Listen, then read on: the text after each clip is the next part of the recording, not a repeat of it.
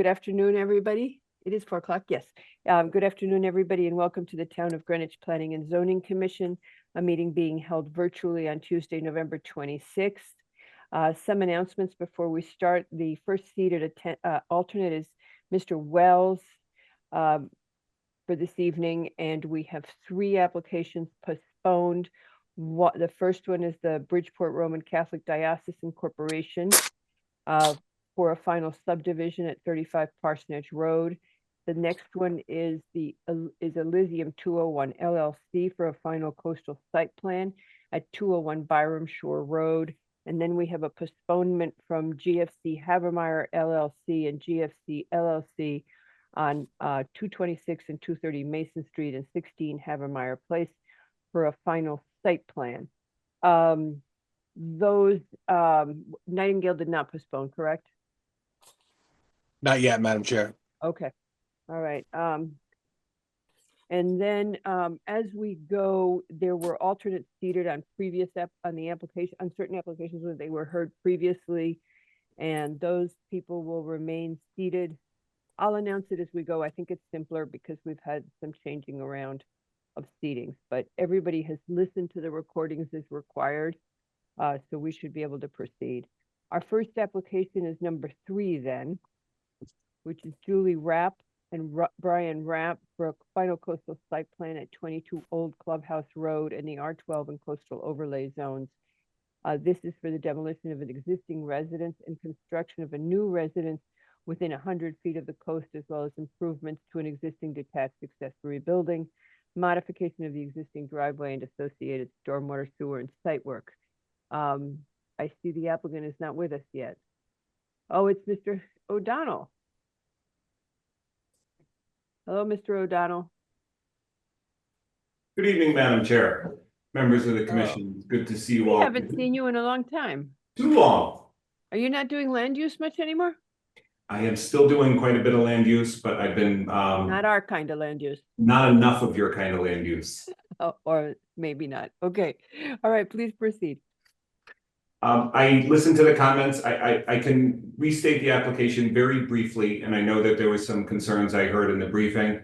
So we're going to demolish an existing single-family dwelling. We're going to replace it with a new single-family dwelling. That'll be a substantial improvement in both flood zone compliance with 2 feet of freeboard to the first floor in the AE 13 flood zone, as well as compliance in substantial improvement in energy efficiency overall for the project. The existing dwelling having been constructed in 1923, adding flood vents, eliminating a partial basement, and adding stormwater treatment to this property for the first time. The garage portions of it are going to be repaired or reconstructed, including adding some livable areas that will also become flood zone compliant. In addition, the garage itself becomes flood zone compliant by the addition of flood vents. That's good news. And finally, the driveway is reoriented. There's 2 parking places added. The entire driveway becomes pervious pavement.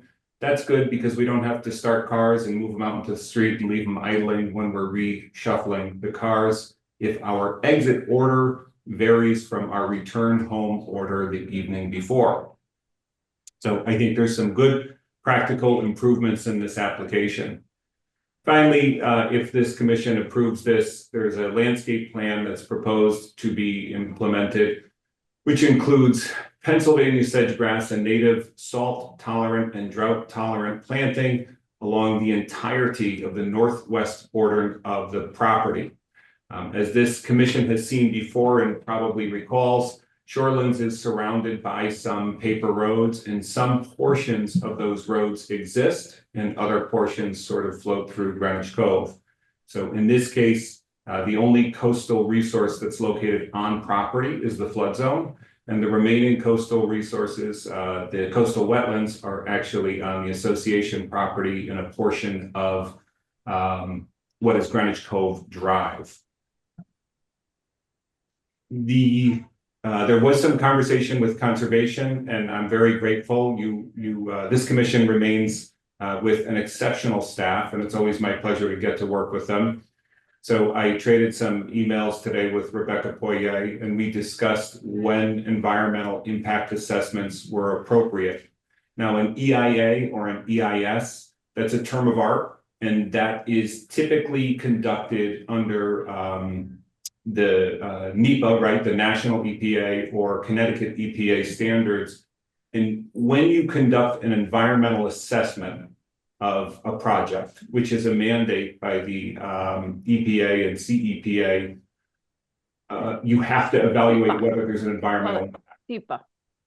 Correct. So if when government's doing something, first you do an EA, and if it's determined that there's an environmental impact, the EA has two possible results.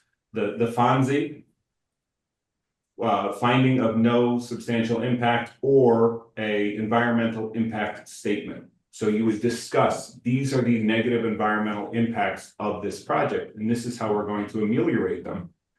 In this case, conceptually, this commission is doing that process. That's our CAM application. And again, hats off to your staff with your updated CAM or coastal overlay zone coastal site plan application, which provides a very detailed environmental assessment of the proposed project, including identification of all coastal resources that are relevant and a discussion of how the project impacts them.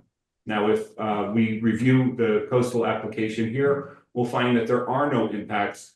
And in fact, there's substantial improvements by way of increased stormwater treatment and of course, the overall efficiency of the structure.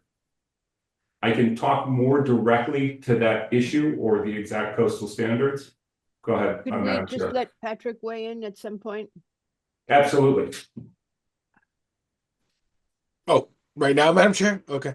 Yeah, I give mean, it a good time, because you said Mr.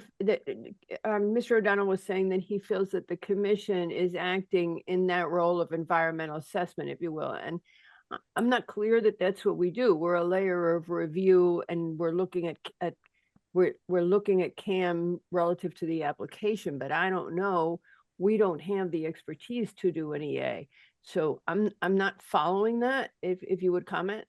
Well, I would say to start at the end, what would an environmental impact assessment Give you.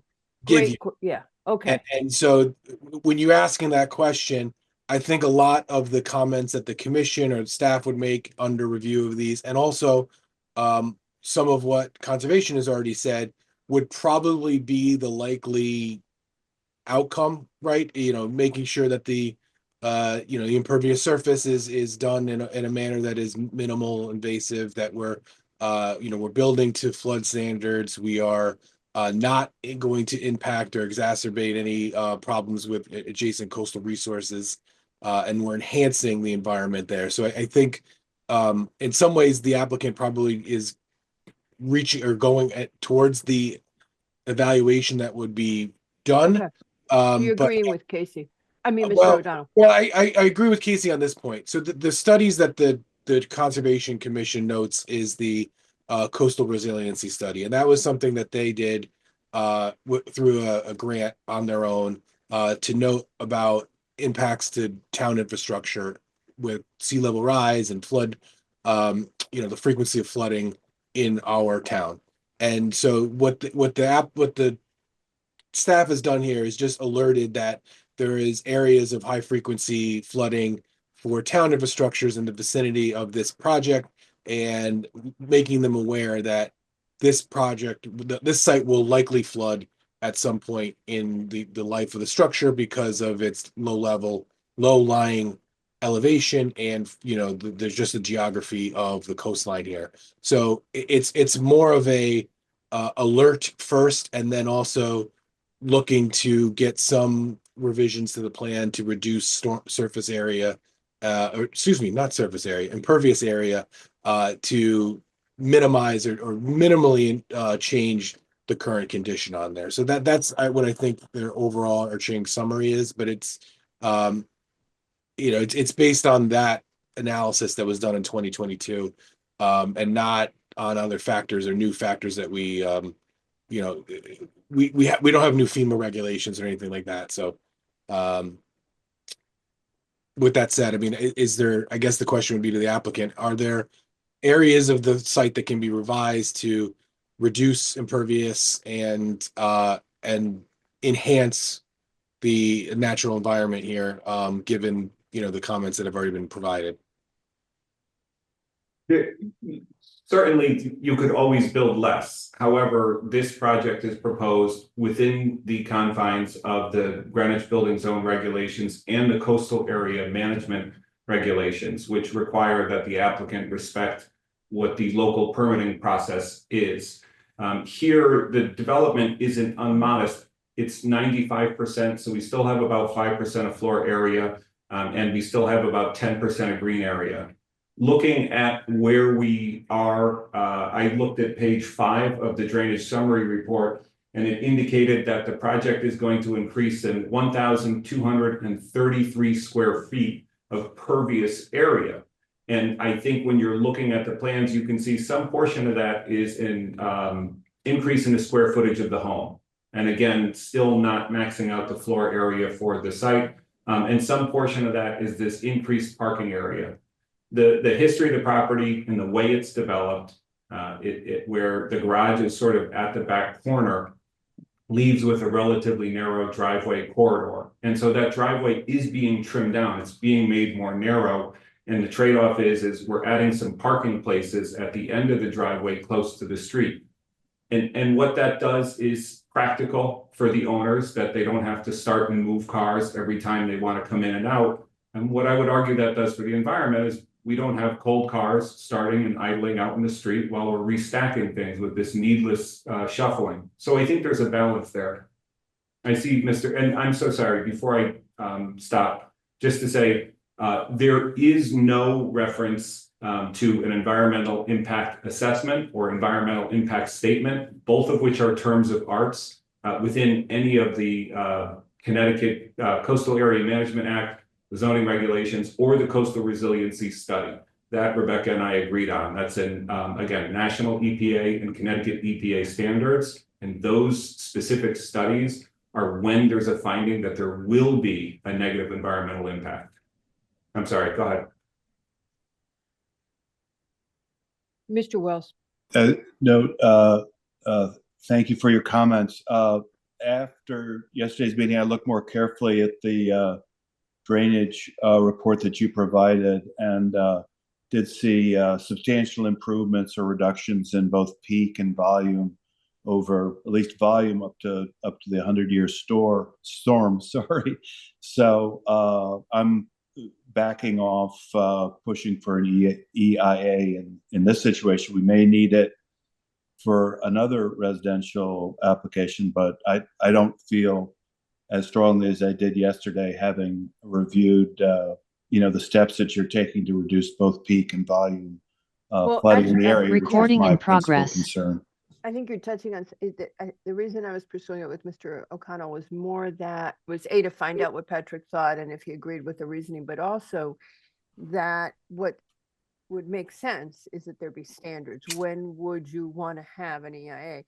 When, and you set a standard so that people know what to expect, because you do want predictability in your zoning, and it is we are hearing a very mixed view from people. Some people want to develop as much as they possibly can, but there are also people who recognize that the increase in impervious and the development near water lines creates more flood risk, et cetera, and they want to see more consideration of that. So we're trying to figure out what our next steps should be to balance the equation. Mr. McRae.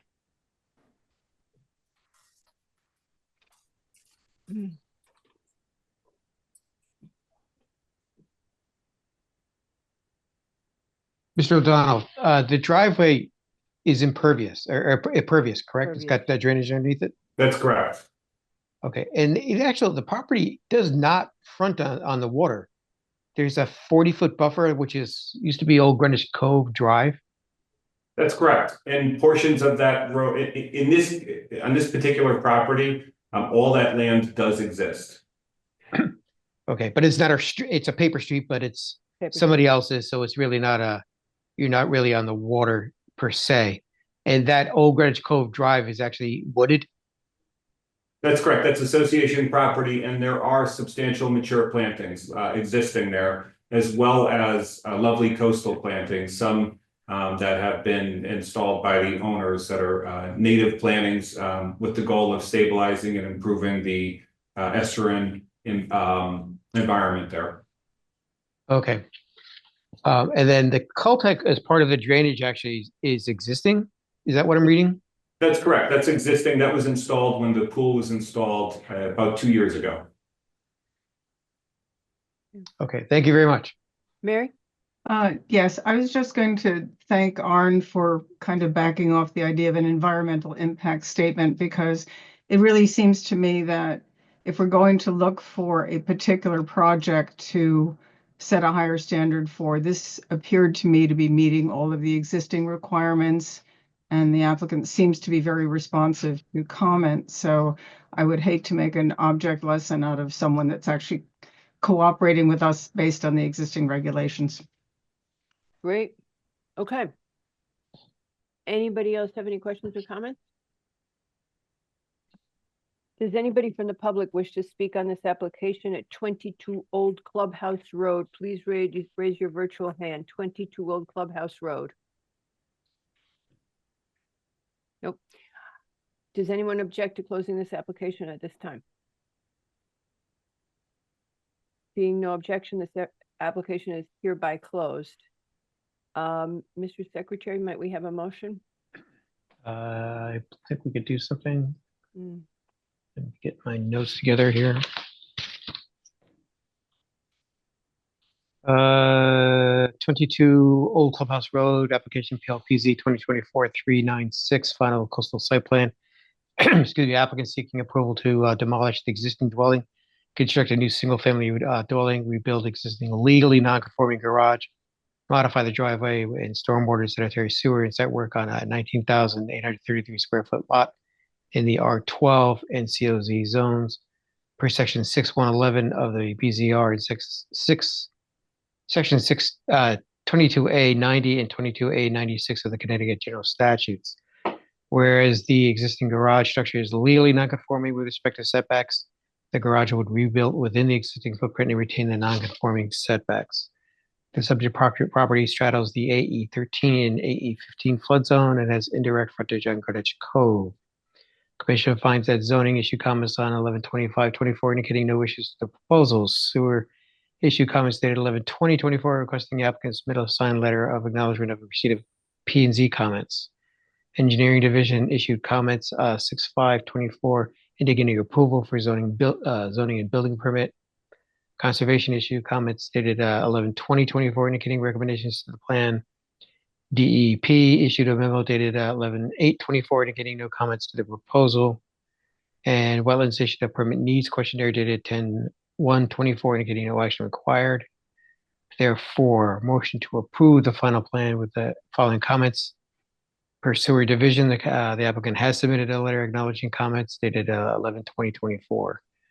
Per conservation comments, the applicant shall aim to restore, enhance habitat, prioritize native species, provide ecological benefits, use native meadow plantings, shrubs, and in-ground covers to be integrated into the landscape, support local ecological diversity.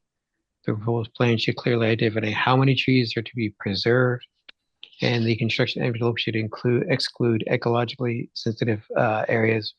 Proposed stockpiling areas of material should be relocated away from the sensitive marsh areas to prevent disruption to the marsh. Prior to zoning permit, all soils and erosion control measures shall be installed and inspected by planning and zoning staff. All soils and erosion controls to be in conformance with Connecticut DEP March 30/24 guidelines for SE and SC. And the applicant shall address any and all remaining staff or interdepartmental issues. Do I have a second for that motion? Second. Mr. Levy has seconded. Is there any discussion on the motion? Nope. Mr. Levy, how do you vote? Aye. Mr. Yeski? Aye. Mr. Lowe? Aye. Mr. McRae? Aye. Albin is also aye, and with that, the motion passes 5-0. Before we move to our next application, Thank you, Mr. O'Donnell. Thank you, Madam Chair. Thank you, members of the commission, and Pat and Jackie, always a pleasure. Before, we have a great staff. They're short staffed, but they're great. Before we move to our next application, there was something very important that I forgot to do at the beginning of the meeting. This evening, we expect it to be Mr. Levy's last meeting with us, as he has decided to step down from P and Z. And his replacement would be before the RTM next week. If that is approved, this would have been Mr. Levy's last meeting because we serve until replaced. Before we continue with the meeting, I just want to thank Mr. Levy for 14 years of service, almost 14 years on the Planning and Zoning Commission. We've probably spent more time together than we have with our families. Mr. Levy has brought a lot to the table. He has a degree in architecture from Columbia and is passionate about preservation and protection of the town. And he has brought a unique perspective that has altered our thinking on many, many occasions. It has surprised us and it has altered our thinking. And we're really going to miss the impact he has in that way. He's been very dedicated. He misses very few meetings. And what can I say? We're really all going to miss him, and we've appreciated his contribution very, very much. So for that, we'll go on. You don't have to make any speeches, Mr. Levy. I meant to say it at the beginning. But I just wanted to tell you how much we're going to miss you. So with that, we'll go on to, or do you want to say something? Is that unfair not to let you? Thank you, Madam Chair. Is that it? Okay. With that, we'll go on to the next application. That's Mr. Hegney, and he likes to be in the meeting before I announce it.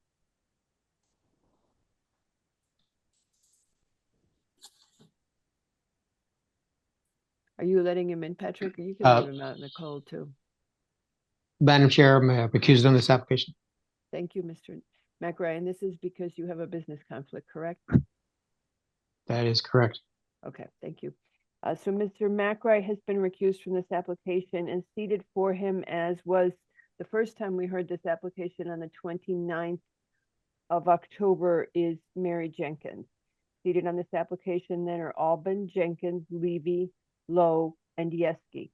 This application is the Berkeley Insurance Company for a final coastal site plan for proposed demolition of the existing structures and construction of a 3-story office building across 5 lots that are going to be combined and which will total 45,659 square feet at 44 to 59 Davenport Avenue and 537 to 545 Steamboat Road in the GB zone. With that, Mr. Hegney, if you may proceed. Thank you, Madam Chair. First, I'd like to congratulate Mr. Levy on the 14 years. It probably seemed more like 40, Peter, but that's a lot of dedication. Having done not even half that, I can't imagine 14. But congratulations, and thank you for everything you've done for the commission over the years. Nice of you to say. So as you indicated, Madam Chair, these are 5 parcels with 5 separate structures that we're looking to demolish and construct a new office building on the property. It's really a conglomeration of buildings that have been built over many decades and many different styles and periods. What we're proposing here is to construct a modern, energy-efficient office building, reducing nonconformities for setbacks, height, stories, floor area, building coverage, lot coverage, increase the parking availability, eliminate all the curb cuts on the east side of Davenport Avenue along the residential portion, and provide landscaping on the site because there's very little right now. We believe what we're proposing is to remove some rather unattractive and outdated buildings with a new modern office building. So the question is, how do we go about doing this? And we rely to a very great extent on the constitutionally protected vested property rights of retaining nonconformities. And this is carried out through Section 8-2 sub D4 of the Connecticut General Statutes, which say zoning regulations shall not prohibit the continuous use of any nonconforming use, building, or structure existing at the time of adoption of the regulations, require a special permit for any continuance, and to prohibit any termination of the nonconforming uses. So that's what we are relying on in bringing this application to you. In the past, case law has sought to reduce or eliminate nonconformities. Based on the new rewrite of Section 8-2D, that's no longer the law. You have vested property rights that you get to retain and to use. And by codifying this vested right in this statute, the legislature has prohibited local ordinances from removing or reducing nonconforming rights. And so what we have and what we've presented to you is a table of what the existing nonconformities are on this site and how we are proposing to reduce each of them, the setbacks, floor area, height, stories, coverage of building and of site, and provide more landscaping on the site as well. There are certain site plan issues that we're happy to go over with you at the next meeting. And that would involve the landscaping, would involve noise issues with the mechanical equipment. It would involve the addressing the lighting concerns that the residents in the neighborhood have expressed, and resolve the outstanding engineering comments that have come from both the traffic and the civil engineering, as well as providing a traffic analysis. So that's why I put that brief together and submit it to you so that you could review it with your counsel.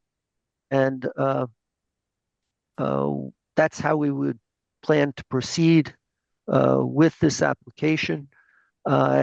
At the next meeting, I would look to bring all of those site plan issues to you after you've had an opportunity to review our comments with counsel and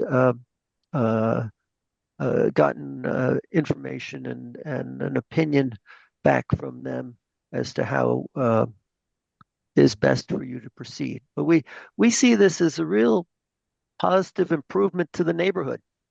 You're removing buildings that are, in some cases, grossly non-conforming, and having a new building constructed that is more non-conforming. So I wanted to explain that to you so that you understand where we're coming from, and then we'll address the site plan issues later. Thank you. Madam Jenkins? Good evening, Mr. Hegney. How are you? Evening, Ms. Jenkins.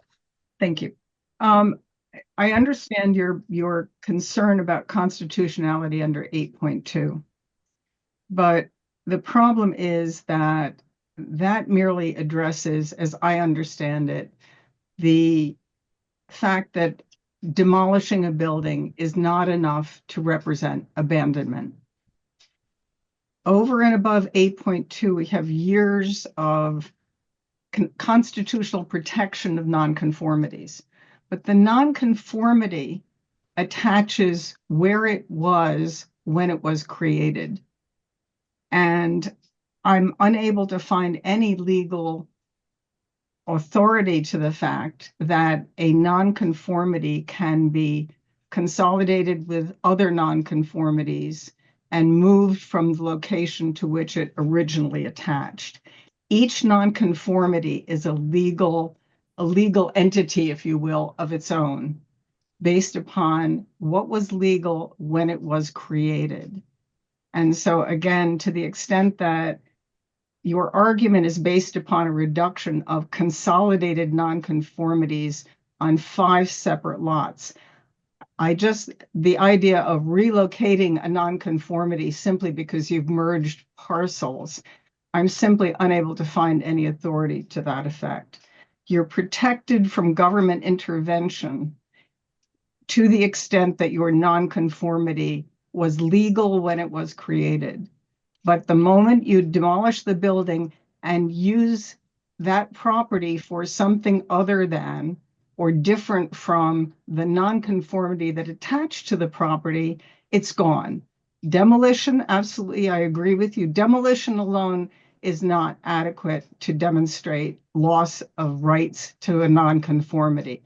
But in this case, unfortunately, you have an indication of intent. And that indication of intent is you're not recreating a nonconformity as it existed. You're moving it somewhere else. You are consolidating it with other nonconformities. And I simply, 8.2 and the case law in Connecticut, I find no substantial support for that use of a nonconformity in a different location from the location where it was created. So your memorandum was impressive, but I'm struggling trying to get to the conclusion that you can consolidate nonconformities simply because you have 5 parcels merging into a single parcel. Shall we continue, Mr. Hegney, or would you like to respond to Madam Jenkins?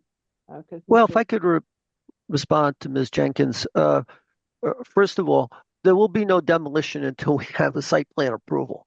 And by the mere filing of the site plan application, although it shows an intent to replace what's there, there are cases that say the mere filing of an application is not an abandonment of what you have already. We're not. And saying so, that. I'm sorry, Very clear. Mr. Hegney, the entire proposal here, whatever the timing is, the entire proposal represents an intent to walk away from the nonconformities that exist today.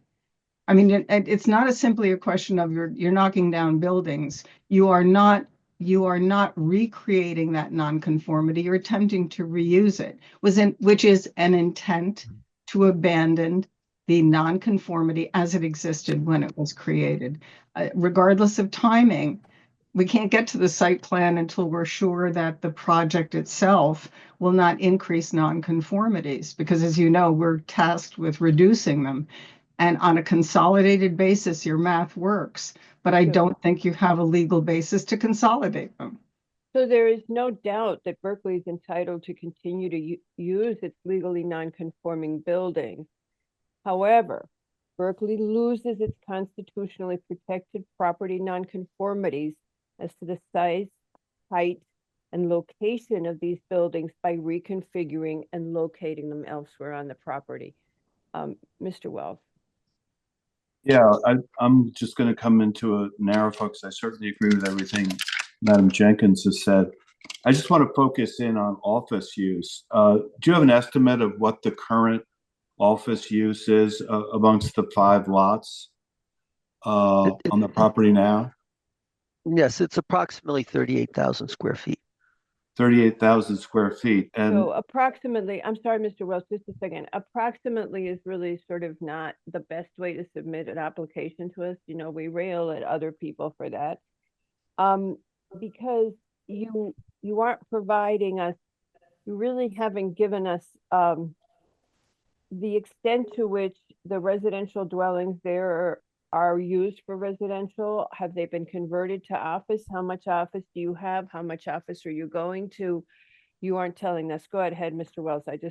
There is data missing in the application still as to setbacks and uses. okay.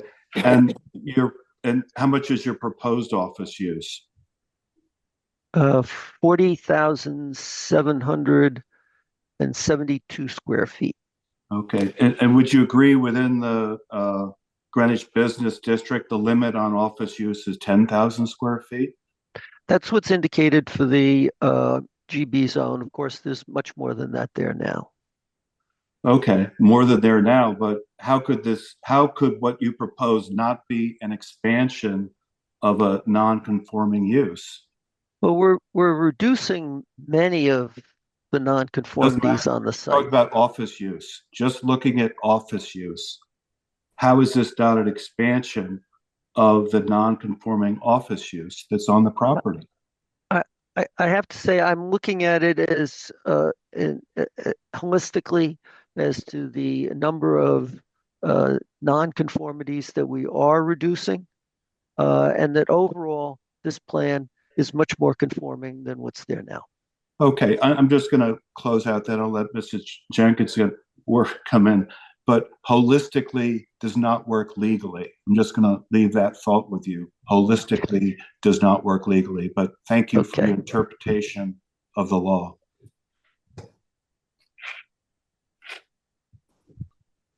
That's it for me.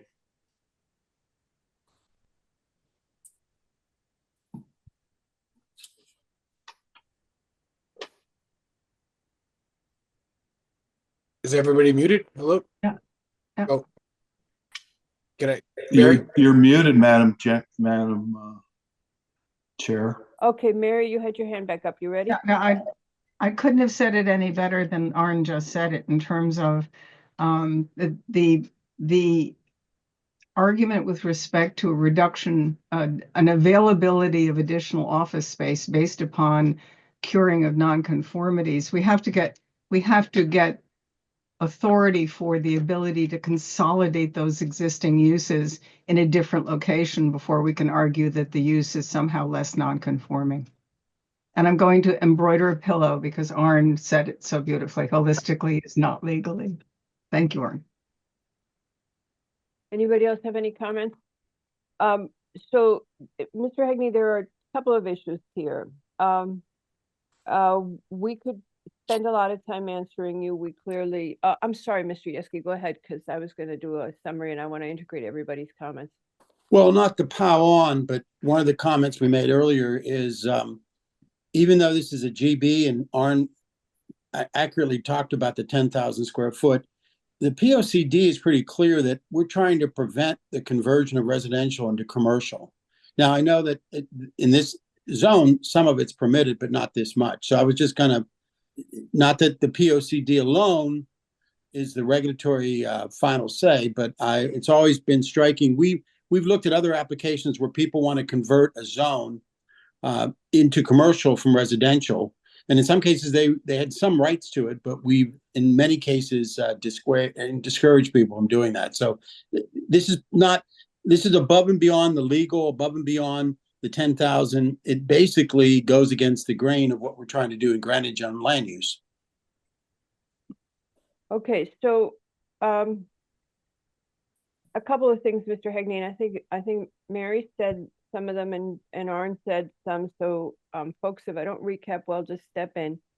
You focused in your brief on uses as opposed to what I would call dimensional nonconformities. And we are raising the issue of dimensional, or shall we say structural nonconformities here, on which you have not focused.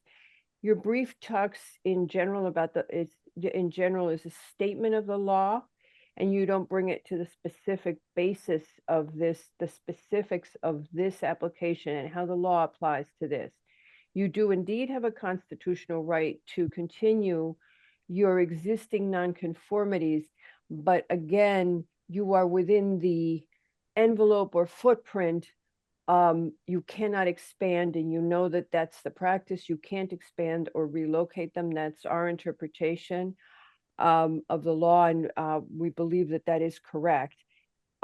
You also have it, and again, coming back to the specific application, it would be helpful to us if you did give us an exact breakdown of every single nonconformity, what the uses are, how they're spread, and what every single one is. It has been difficult to determine what it is you are really trying to, shall we say, reuse or relocate.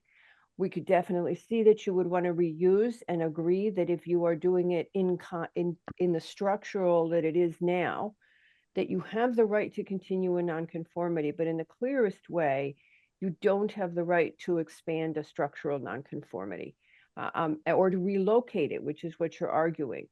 And those are the things I would say that it would be, if you want to pursue this discussion with us, that you give us more application-specific data and more specificity, particularly as to what you have in nonconformity now. I think our planning director, especially, who is data-oriented, was a bit looking for, shall we say, were you frustrated, Patrick? Was it fair to say you were looking for some of that information that you were not able to give us? We're open, of course, to your arguments. You do have to give us an extension, but right now we're not seeing it based on, and there's a case that's still pending, that Avon case is still pending, and I believe it's going to the Supreme Court now. But some of the cases you cite in your brief cases aren't particularly, we weren't clear they were pertinent. So you might want to go back and look at that.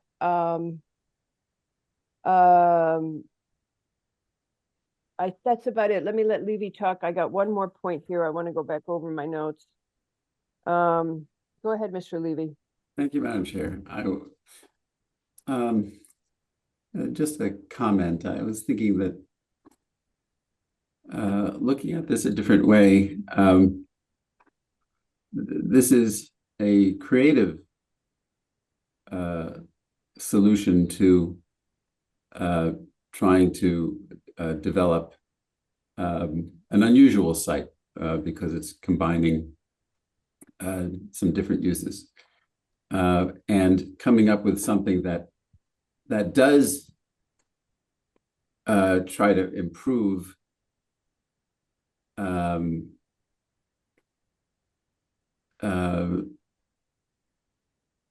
the overall character of this development, these different pieces. The development over time has changed some of the residential over to commercial, and so it's a bit of a hodgepodge. And so it's really quite instructive to come along and say, okay, well, maybe we can kind of come up with a solution that benefits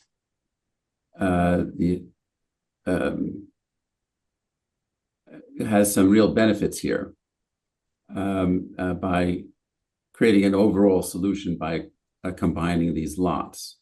But I think that there's the story is half-baked and needs to be put back in the oven a bit.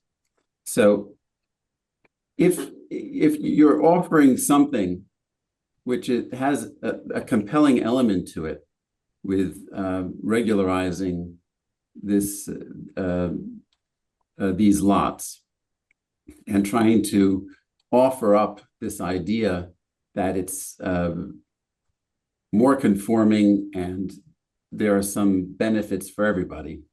But I think that you have to offer a little bit more and make it more clear what those benefits are, because certainly there are some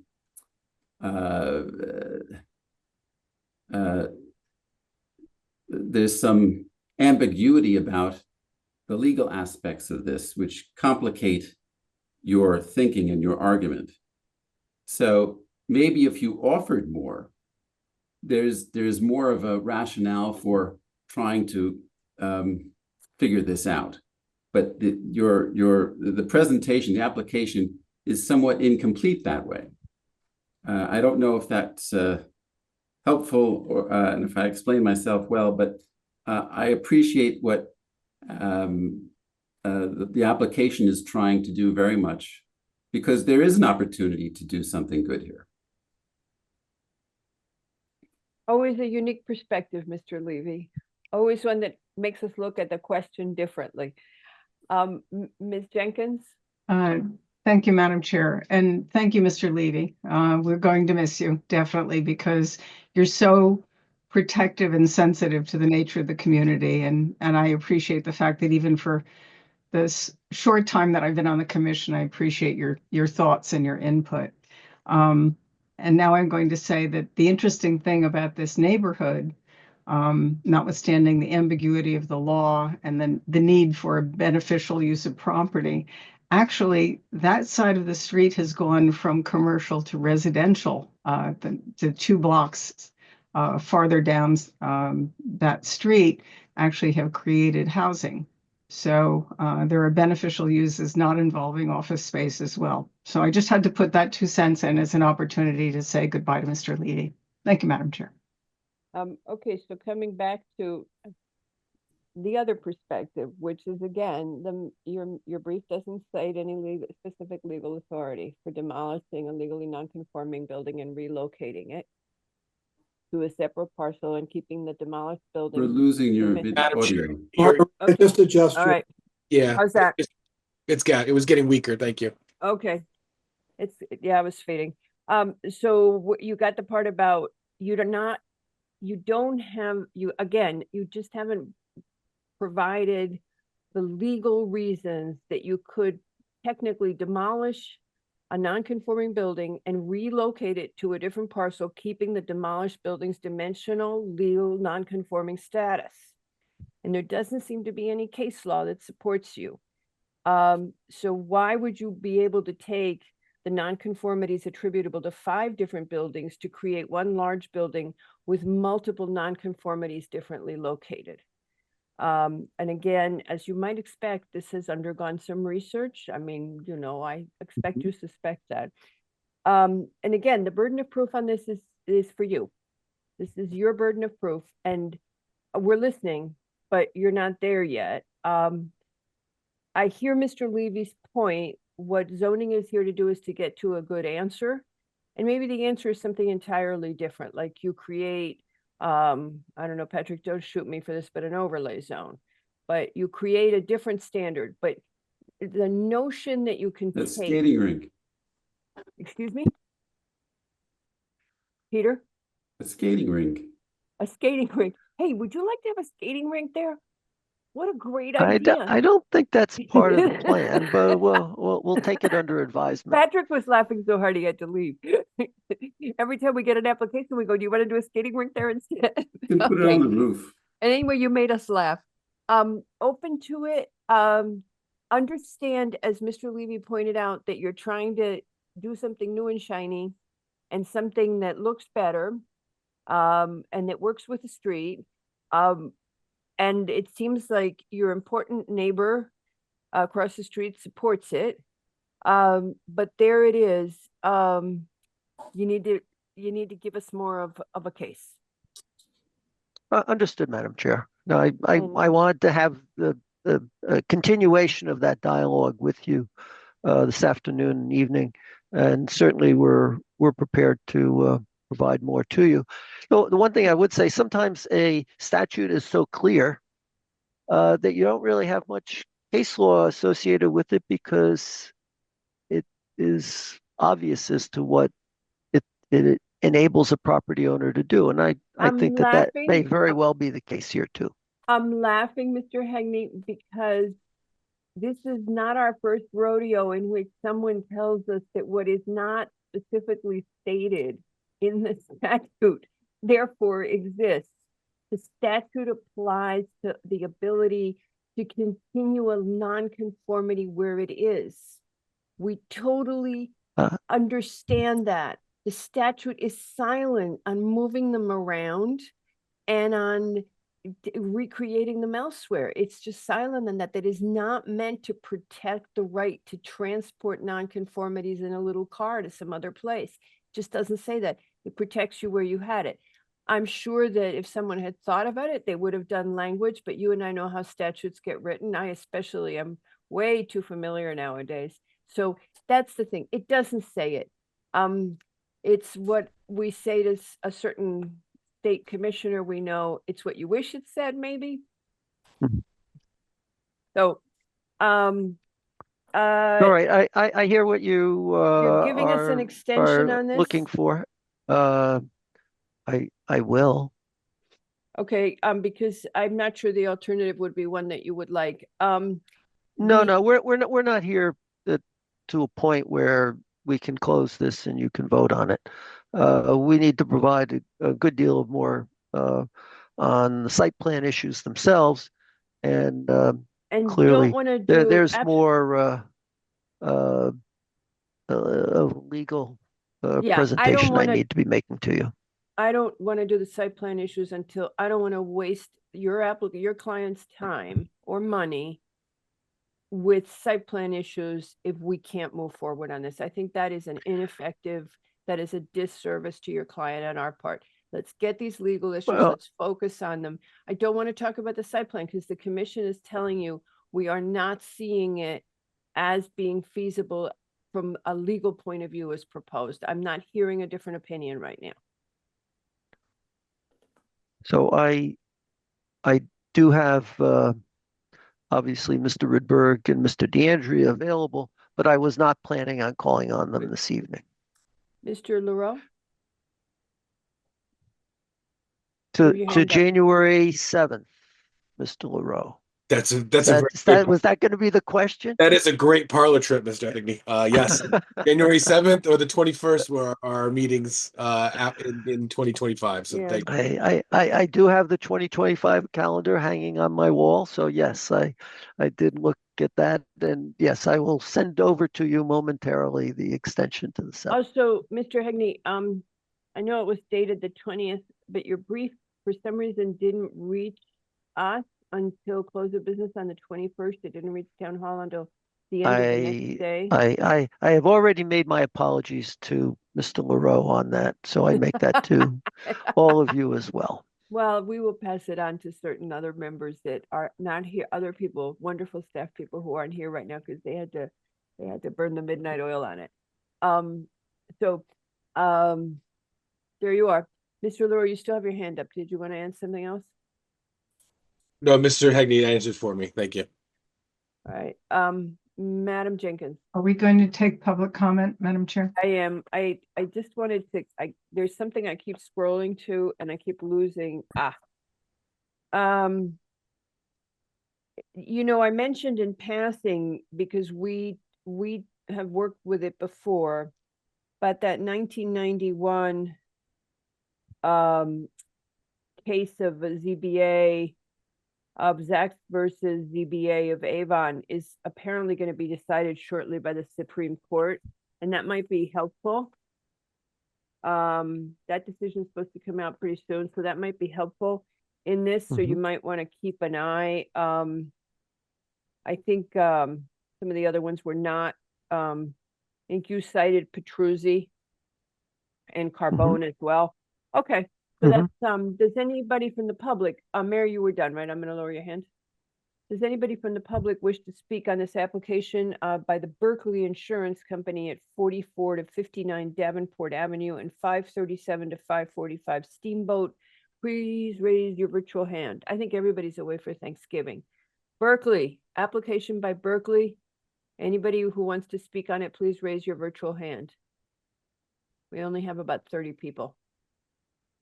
Okay, looks like you don't have any public comment. Madam Chair, you have received written comment from the neighborhood. Yeah. And I just wanted to touch on the two items that I think we are addressing as part of the site plan, and that's noise and light. Thank you very much for that.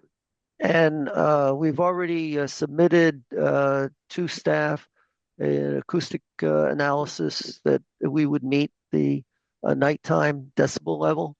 And Mr. Rydberg has prepared a letter on the lighting that we'll also submit to you. I just didn't want to file more things after I filed things late last week. I didn't want to be filing more things late this week. So, and one more thing I wanted to say, at the January 7th meeting, even if we have not resolved and agreed on how we move forward with the legal issue, I do want to be in a position and be able to present the site plan issues to you and continue to do that with various town departments like engineering and traffic, so that if we haven't agreed on how we can move forward with this from a legal standpoint, at least I'll have that in the record so we can move forward in a different direction. Okay, All right. okay. I My just wanted to concern say that is I don't I want to didn't want to do rabbit, that tonight.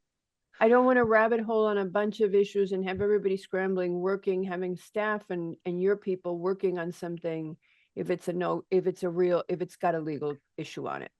Well, over the next month, we will be filing material from our various consultants that I will want to have town departments comment on, so that when we get to January 7th, resolve the legal issue or not, I can have those issues in front of you. All right. I want to be able to put all that out to you, and also for the public to hear that what we intend to do to address the concerns that they've expressed. Okay. I'm a little confused here. Can I speak? Yes, of Yeah. course. And then Mr. Levy, who had his hand up. Let him go first. I didn't put my No, hand up. no. It's okay. It's Go okay. ahead. Go I, ahead. We're I'm just giving conf- you grief. I'm confused because I thought the chair just suggested that we not entertain site plan issues until the resolution of this very weighty legal matter. And to me, that would include taking up the time of the P&Z staff and various departments in advance of clearing this application to move forward. I'll address that to either both the chair and the attorney. So his answer was basically that he wanted to ignore me because he wants the opportunity to put his entire application on the record. Okay. If that's what he wants to do, it's their time. Staff reviews it. Hopefully, no matter, there'll be some path forward, which was what we always try for. If they were to abandon pursuit of nonconformities and they found a path forward where they would recognize that our position of an expansion of non-conforming dimensions not being allowed, I said that badly, then they would be all ready to go. Okay, it's their strategy. I mean, Yeah. their take. So Mr. Lowe, we may not be able to reach a resolution on our position that the particular statute that I cited enables me to do what I'm looking to do, and the commission may disagree with that. And of course, that's the commission's purview to do that. But I also want to include for the record how we have dealt with the other site plan issues such as noise and traffic and light Well, why and don't we, landscaping and those things, This almost drainage. gives me hope that you on your side see light at the end of the tunnel and with some sort of accommodation. I never submit these applications without seeing some glimmer of light at the end of the tunnel. Very good. okay, so very good. Mr. Levy, go ahead. Thank you, Madam Chair.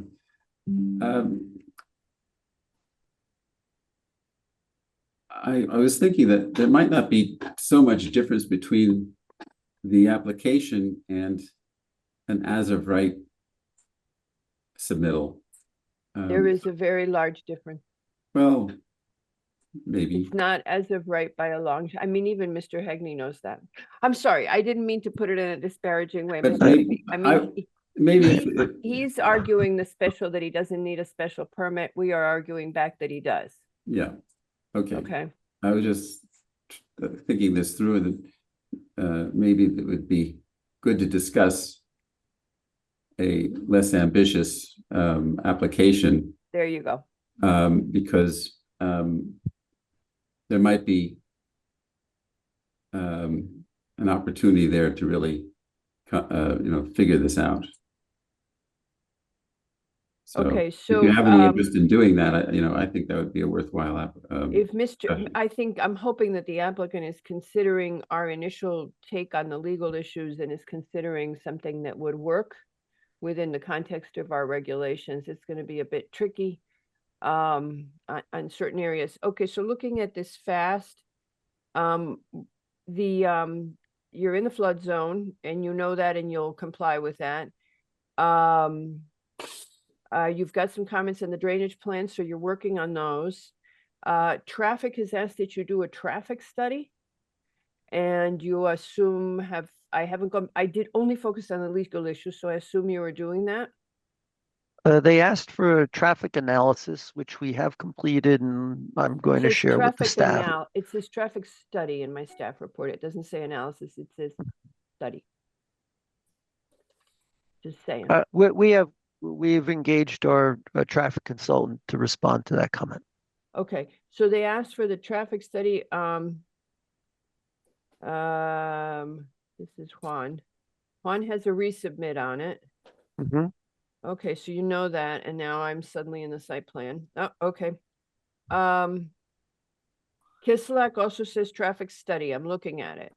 He wants turning movements. So he wants a traffic study. So you're going to go back to him on that. You had done a study already, I take it. We've had a traffic analysis done, which we're going to be filing with staff. Okay, and how are you differentiating between an analysis and a study? A study would be doing counts, and we're analyzing what's there now and what we would be proposing. What's the difference? So that would be a study. So you're doing a study. Sure. That counts. Okay. No, we're not doing the counts. We're doing we're not doing counts.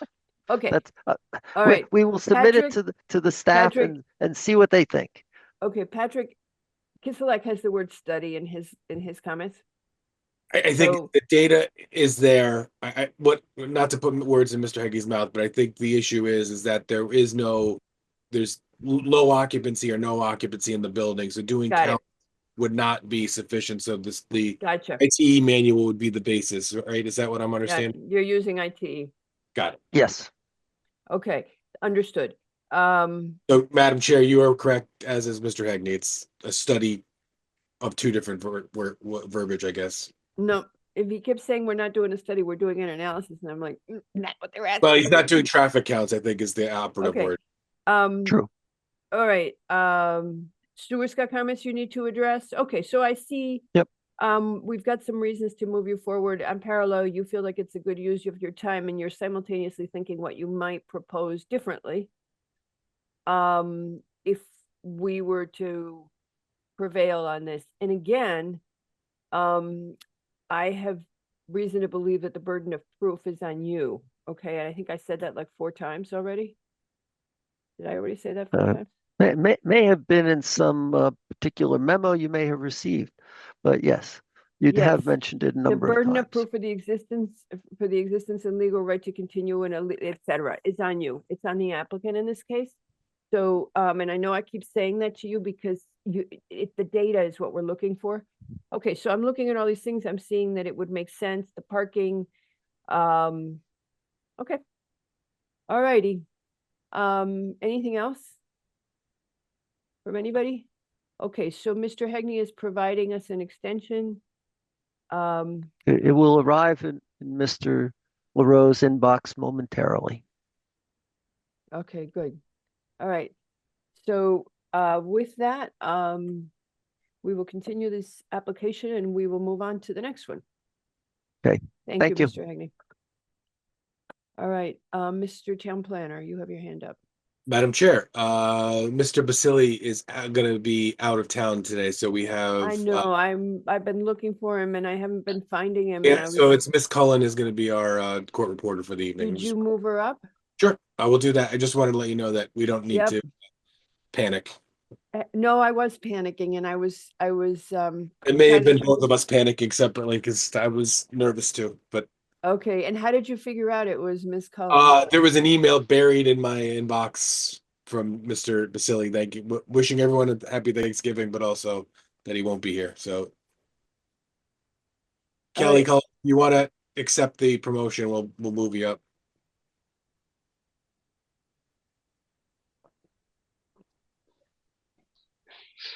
In the Alright, meantime, we can also promote Mr. Carter and Candace if she comes in here.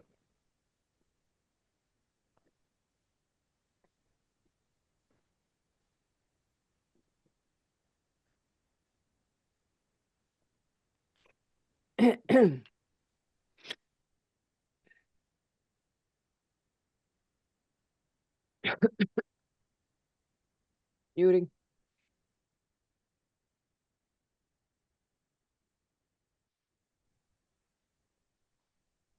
Mr. Carter, Ms. Cullen, please accept the promotions.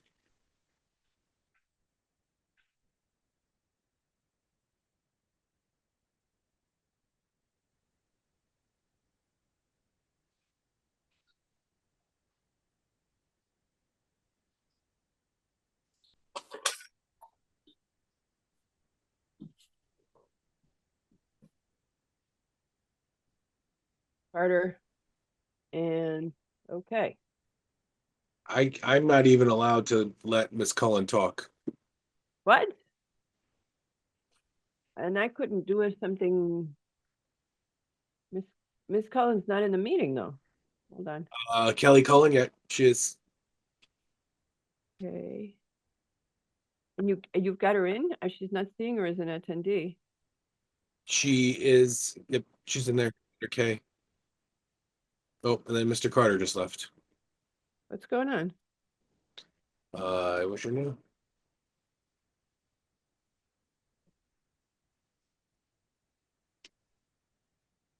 Isn't that interesting? I'm not able to allow Ms. Cullen to talk either. Do Did you she, have her number? did she drop out and then re-enter somehow? No, she's an attendee and we can't get her into the meeting. I mean, it doesn't totally matter because she can raise her hand. Does anybody have her cell phone? I'll look what I have in my contacts. Okay.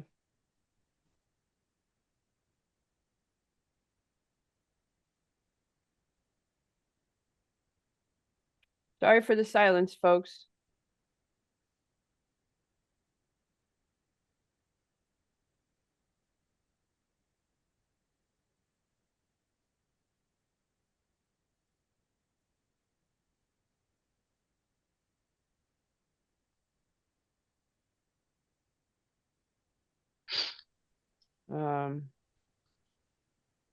All right, and Mr. Carter?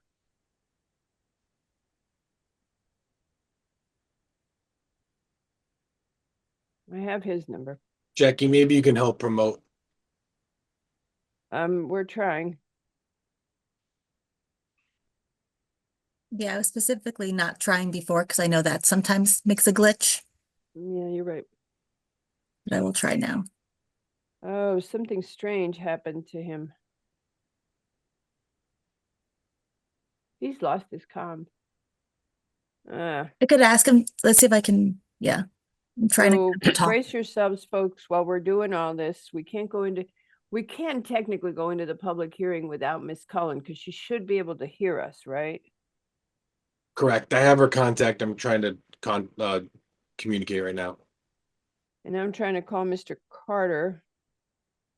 And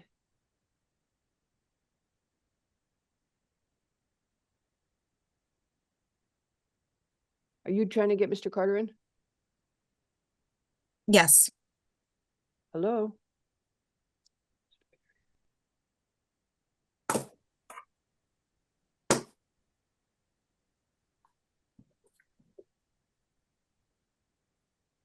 Should we go to the next application and just hope that Ms. Cullen can transcribe as an attendee?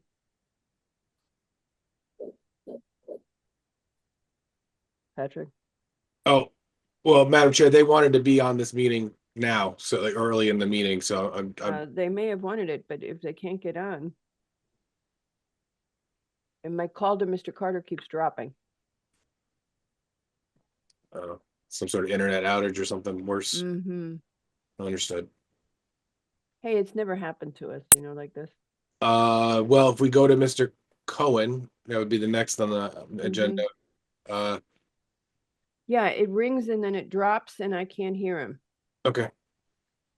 I have his home phone as well. Let me try that.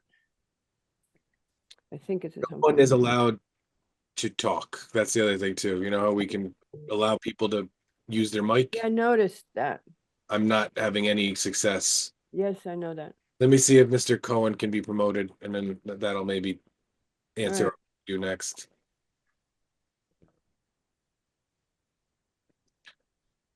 Hello, Michael. I can hear you on the phone, but we can't get you into the meeting.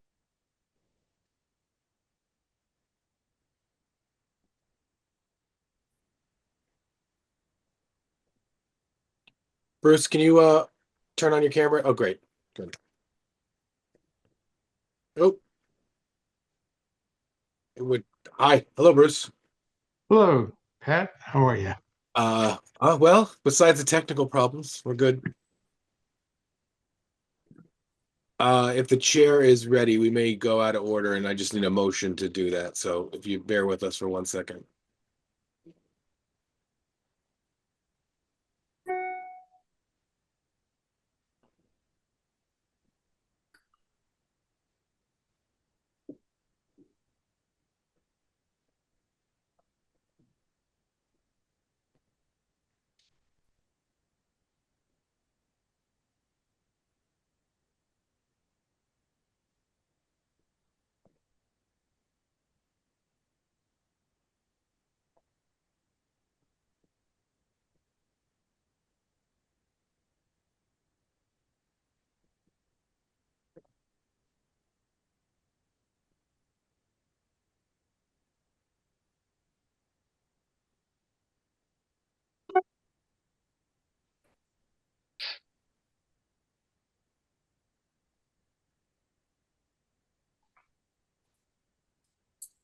Mr. Carter was trying to connect from his car. He fell out. He's almost home, but I'm not seeing Candace.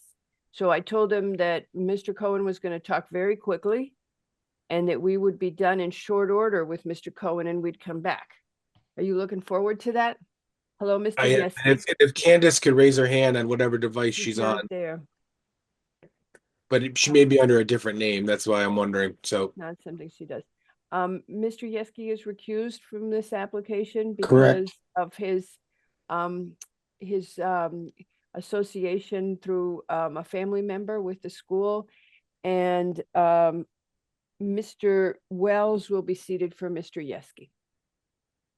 Okay, let's just try to gallop through it and hopefully we'll be able to get Old Greenwich back on.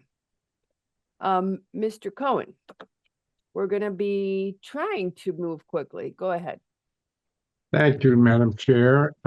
Bruce Cohen, representing Country Day Schools in this application, which relates to its high school campus on Stanwich Road. It's to approve a modification of the design of the Performing Arts Center at the school's campus, which was originally approved by the commission in 2019 as part of the master plan developed by the school for its new high school program. Should there be, I'll make a quick presentation of where we have come from and where we are and what the changes are that we're proposing. Mr. Cohen, I'm so sorry to stop you, but we needed a motion, Madam Chair, to take this out of order. And you're muted. I hereby move that we change the order of the application so that we may accommodate who is at the meeting. Do I have a second? Second. All right. I think Mr. Levy seconded it. All in favor? Aye. Aye. Okay, so we will now take the Greenwich Country Day School for a final site plan and special permit for modifications to the architecture and basement build out of the previously approved Performing Arts Center at 257 Stanwich Road. Sorry for all the mix up, Mr. Cohen. Go ahead. No problem. I'll make a presentation with images that we forwarded to Pat. With me tonight are Adam Rohde, the head of the school, as well as members of the design team from Foster and Partners and from Centerbrook Architects, but I think unless you have questions, I can handle most of the presentation. One unfortunate difference between your briefing yesterday and today's hearing is that we now have gotten an affirmative report from the engineering department, which I hope is in your hands. Yes, we received that. Okay, so Pat, let's turn to the first image and I'll quickly explain where we have come from. The first image is an aerial photograph of the entire campus as it exists now, with the addition of the two parcels recently consolidated into the school's original 32-acre parcel. Do you have that, Pat? Sorry, Mr. Cohen, I'm gonna cull through my files here. Give me 1 second. So, Mr. Cohen, if I could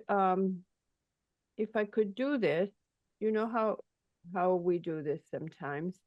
What you've done, because we were here for your original application, and what you've done is you're coming back in with a reduction of the square footage for the theater from 15,296 to 14,305. And you are just an overall reduction in your gross floor area, your FAR, and an increase in your green area from 79.3 to 80.4. You're also giving us 2 more standard parking spaces, and there is no other change in your application. You have received all relevant sign-offs for the wastewater facility, the ARC, at this point, as of today, engineering.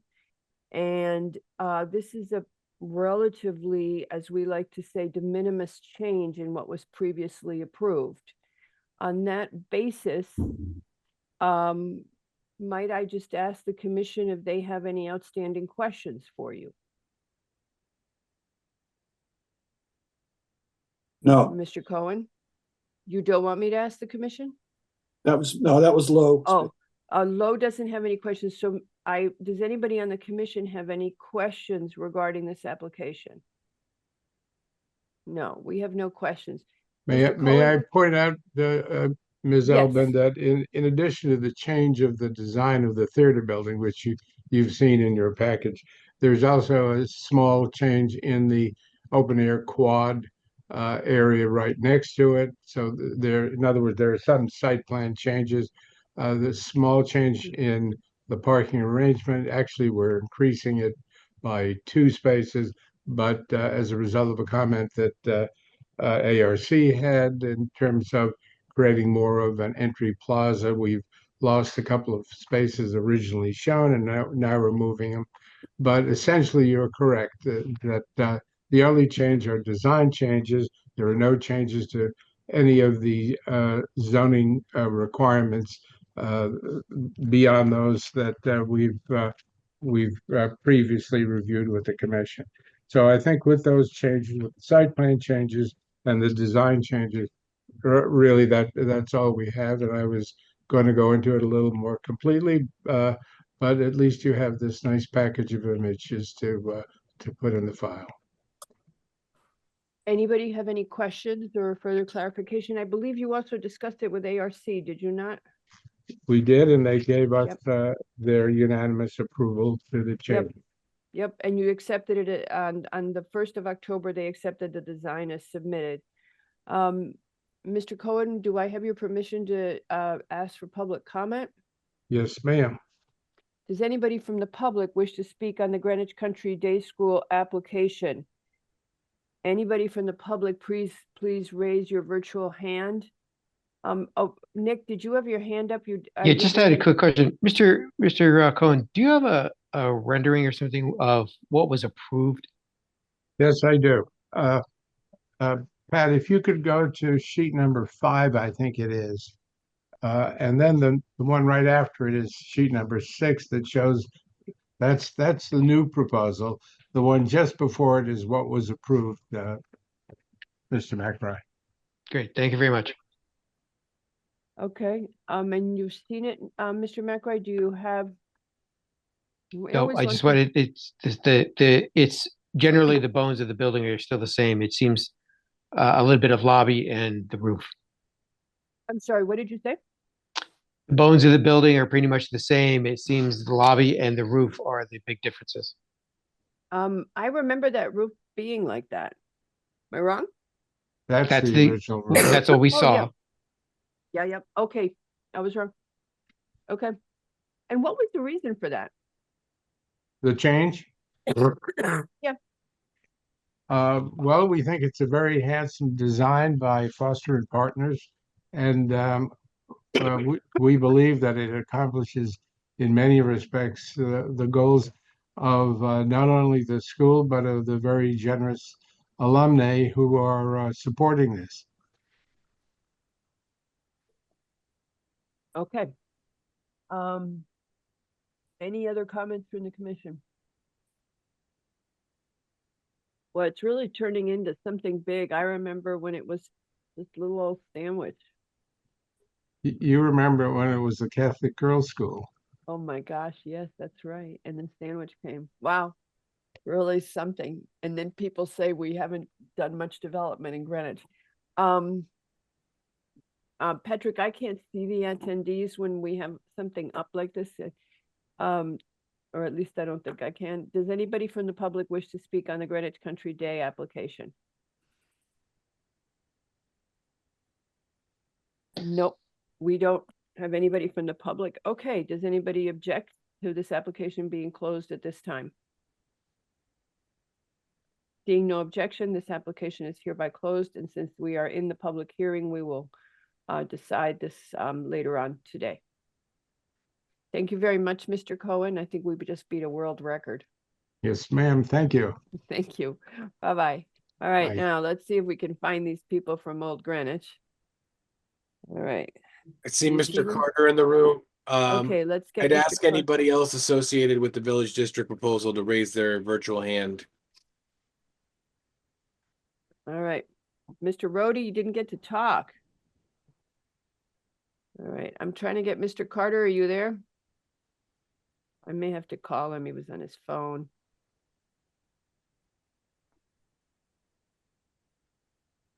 Okay, calling him, muting myself.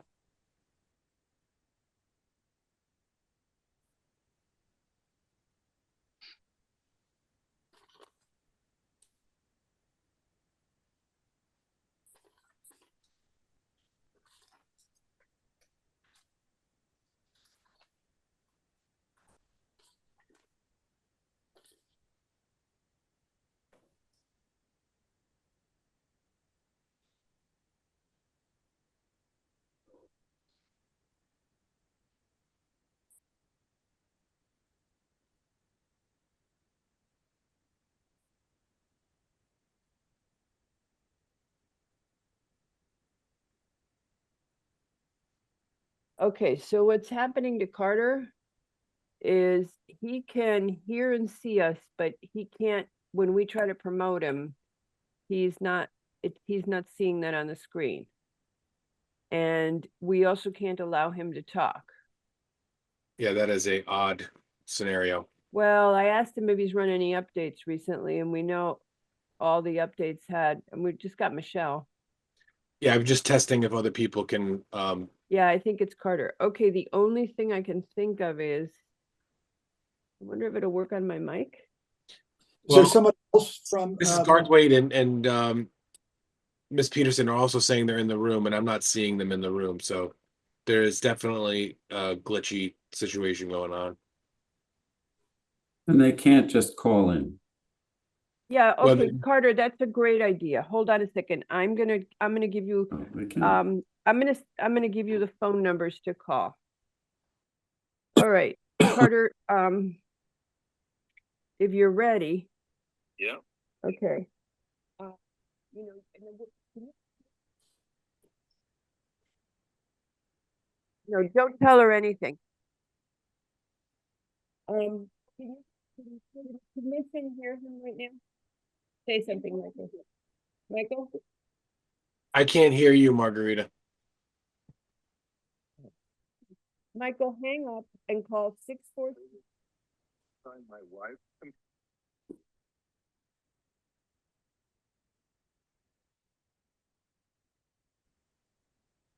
You are muted, Madam Chair.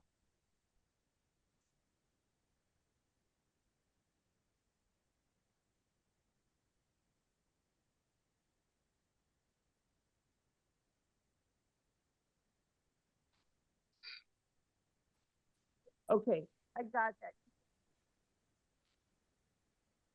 Michael? Could you please- Five. 9805. Now wait. Wait.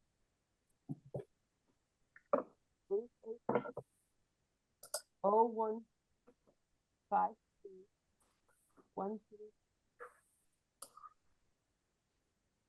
889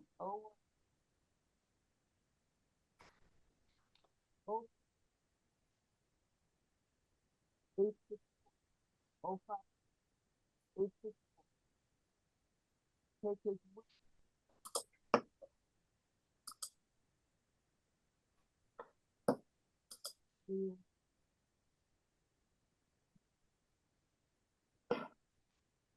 gave him the code.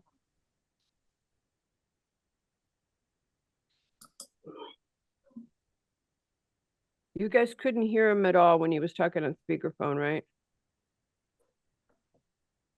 Correct. Thanks for talking to me.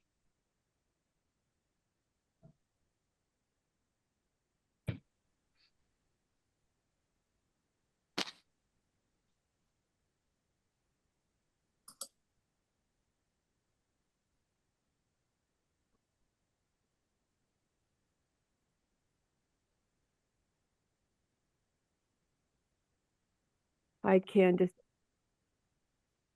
Phone because we're not able to get you in. You got a pen?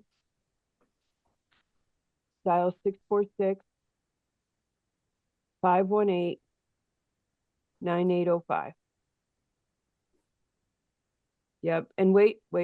Your webinar ID is 889 0152 1350. Your password, and I'm going to say it all over again, is 0518 864. Yes, your webinar ID is 889 0152 1350. And your password is 0518 864. The dial-in is 646 518 9805, and we're waiting for you. Okay, thanks, bye. Technology. Any luck with anybody? Candace and Carolyn say that they're in the meeting with their hand up, which obviously is not happening. I just called Candace. That's Yeah. who the second person I called. Let me try Carolyn. If not, are you in a position to make this presentation? I can certainly summarize it for the Oh, applicant. I don't think I have Carolyn's phone. I was hoping I did.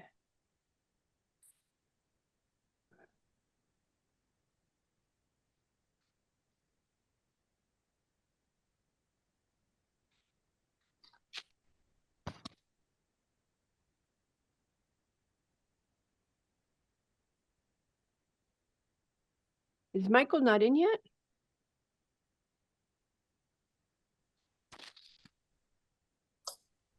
I see his name, but I see nobody, like there's no phone number. So if people are calling in, it's doesn't seem to be the right phone number. Madam Chair, I'm just going to step away from the computer for a minute. There's something going on in my front yard.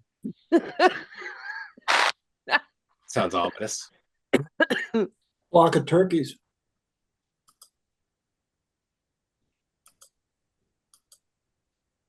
Yeah, the court reporter, Mary, she's listening. Oh, I see on the top, it says total 4 phone call-in listeners, Okay, and where are you seeing that? right under attendees at the top of all the names. I don't see how they have their hands up though. I also only see one call-in listener in there, but I don't see the phone number. So now how do I? Isn't that bizarre? This Well, I is- see, Wait, it just says Patrick. 4. It's the number 4. Patrick, go back and look at how you have the settings on the computer and whether if people don't have their camera on, we can still see them. How you did the settings, because it's normally me that does the settings. Don't hide people who, go back and look at your settings on video settings and make sure it doesn't say hide non-video participants. Oh, understood. Just check that because that may be what's happening since you're the host. Trying to see what else it could be. Nope. So it might be on our end. Because I can't see the phone participants either. Just And look at all your settings on all your video settings and all your audio settings and make sure, well, no. Audio settings. Now I see 4. Now it's updated to 4, but I can't access those numbers. This is great. Look, it's never happened to us before. Listen, we got through almost 5 years of this without a major glitch.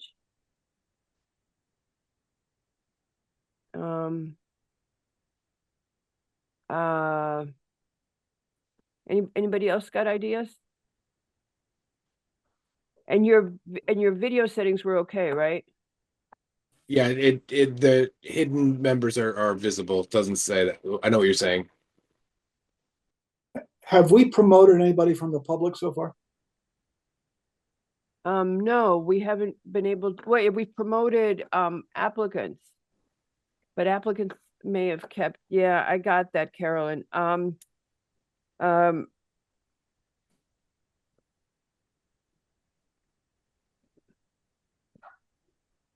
What do you guys think? I can't think of another thing. I have no idea where the settings would be to not see or see the. Okay, click on the chevron for video, hit video settings. No, not that. I'm just saying this setting about participants not being able to be Yes, seen. that's what I'm telling you. Click on the chevron for video. Click on settings at the bottom of that and see if you, and there's a menu on that and it says always display participant name on their video, stop my video when joining, always show video preview. And at the bottom of that, in the middle, it has hide non-video participants. Yeah, that's unchecked. So it's not that. It's Okay. for some reason the call-in listeners are not able to participate, and I don't know what setting that would be. Well, Yeah. So that's a problem. Anybody from the public can't speak. yeah, shoot. All right. Is The this a only problem thing, with cell phones or laptops or? let me call Michael again. Or actually, let me talk to PCs. Candace again. I think at this point, I'm not sure what to do because we just need one of them on. So we It can may only- we may just need to stop the meeting for 10 minutes, reboot the meeting, and come back and just say we'll all come back at 5:45. Yes. All right. We're assuming everybody can hear you. Well, everybody that I've been communicating with can hear me. Okay, And We just can't see them in the room, so it's clearly something okay, The else. reboot. well, if you all shut right. the meeting, people are gonna learn very fast about what's going on.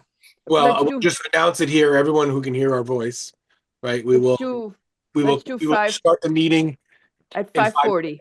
5:40. Okay, and so That we're gives gonna us 5 minutes. Don't come in till 5:40. Everybody leave now. yeah. So Okay. be prepared that it's going to close, everybody, and we'll start it up again. Thank you. So, and the public hearing for this will now continue with application number 5, Old Greenwich Village District Committee for a zoning text amendment to add. Can you hear me now? Yay, hello. To add to the building zone regulations to establish an Old Greenwich. Can you hear me Village- now? We can. Yes, we can hear you. You can stop talking. And see you too. Yes. Can you hear me now? Okay, so I will continue. You can hear us, right? Yes. Okay, so I will go back to the beginning. Application number 5, Old Greenwich Village District Committee for a zoning text amendment to add a proposed section 6117 to the building zone regulations to establish an Old Greenwich Village District overlay zone to apply to properties along Sound Beach Avenue in the Old Greenwich Business District. And there is a map with and also there will be zone boundaries specified in writing. And with that, if I could turn it over to the committee's chair, Candace Garthwaite. Actually, Carolyn's the chair, but yes, you have me. Okay. So thank you, Madam Chair. Yes, I am Candace Garthwaite, a resident of Old Greenwich and member of the Village District Committee. So just, to be brief a little bit, of the background, our work on the Village District began just about a year ago. And in our very first meeting, after we first met, we met with the Preservation Network. And the response there was unanimously positive. And this group did emphasize that they hoped that there would be a balanced framework that could strive to make room for different approaches in the village. And just to give some context briefly for those who might not be totally aware of what this is all about, but the Village District is enabled by Connecticut Statute 8-2J, and it allows municipalities to establish a review process that protects the distinctive look of an area.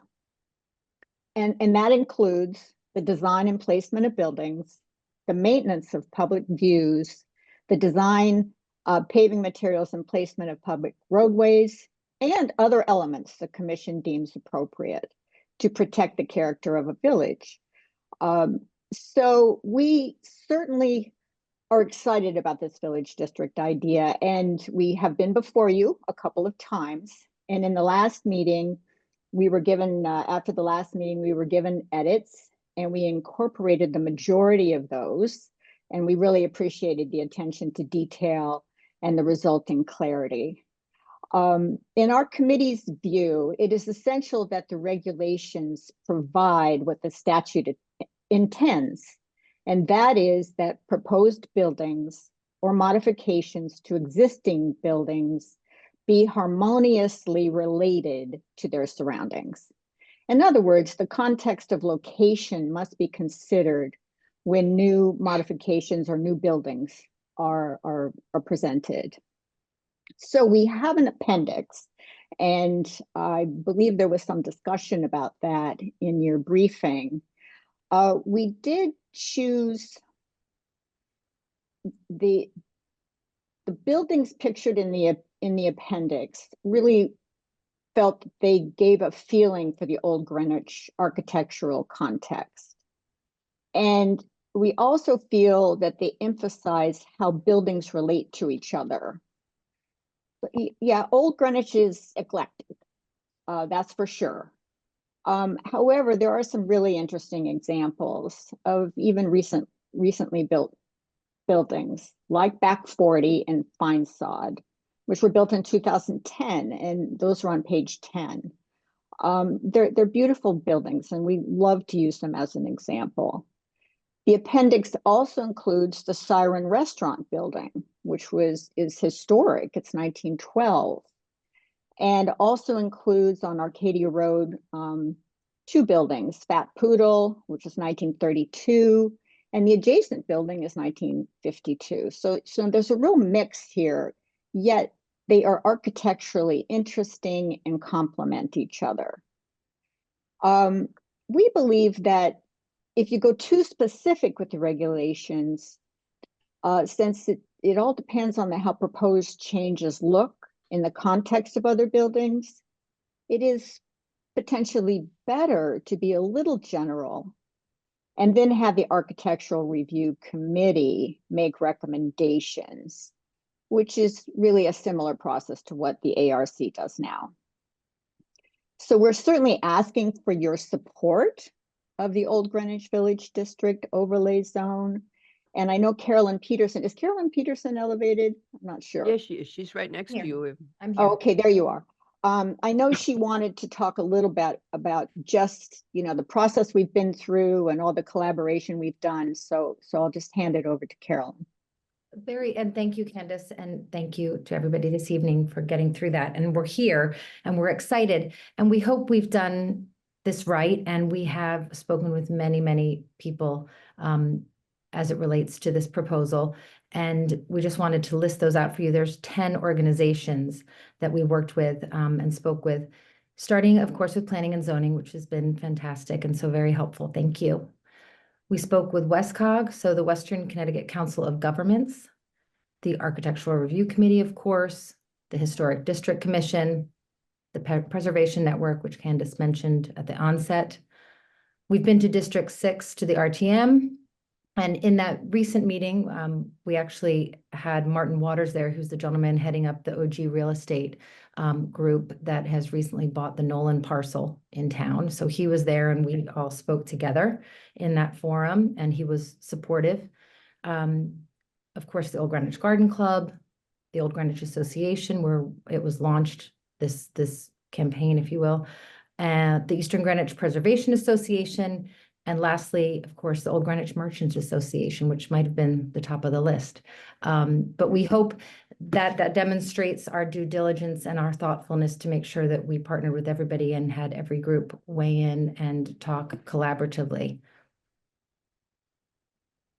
Good, Candace? Yeah, so we're here to hear your questions and try to understand, where we stand at this point. Okay, anybody from the commission have questions or comments? I find that the explanation of the inventory as it's laid out is unclear. When I'm looking at the picture, I don't know, is this a good thing, a bad thing? As I read through most of the revised amendment, I get a sense that this is a vision of a perceived character as opposed to the existing conditioned character. Understanding what the LBR is in Old Greenwich, that it's a mix of various types of buildings, various types of architecture, but I'm not too sure if there's any one consistent architectural theme other than brick.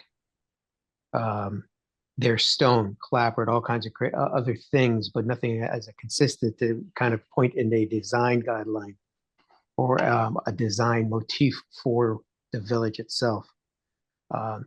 What I'm actually reading, or as I see this, is more of instead of a design district, this is a preservation regulation to preserve what's there, as opposed to kind of provide design professionals a guide as to what would they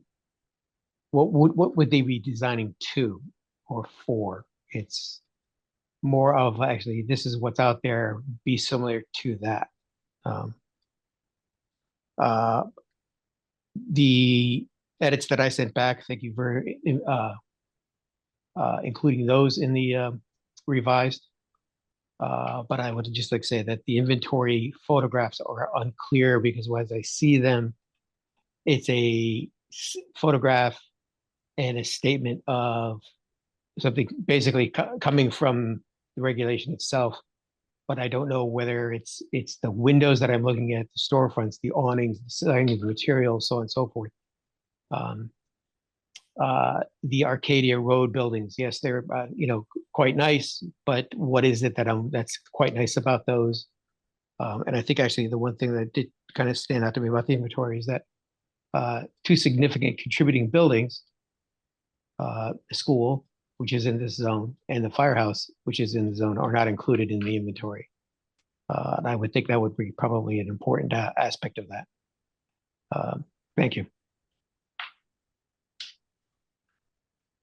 Well, the intention of the photographs, these are all items that we feel are positive visual inventory in town.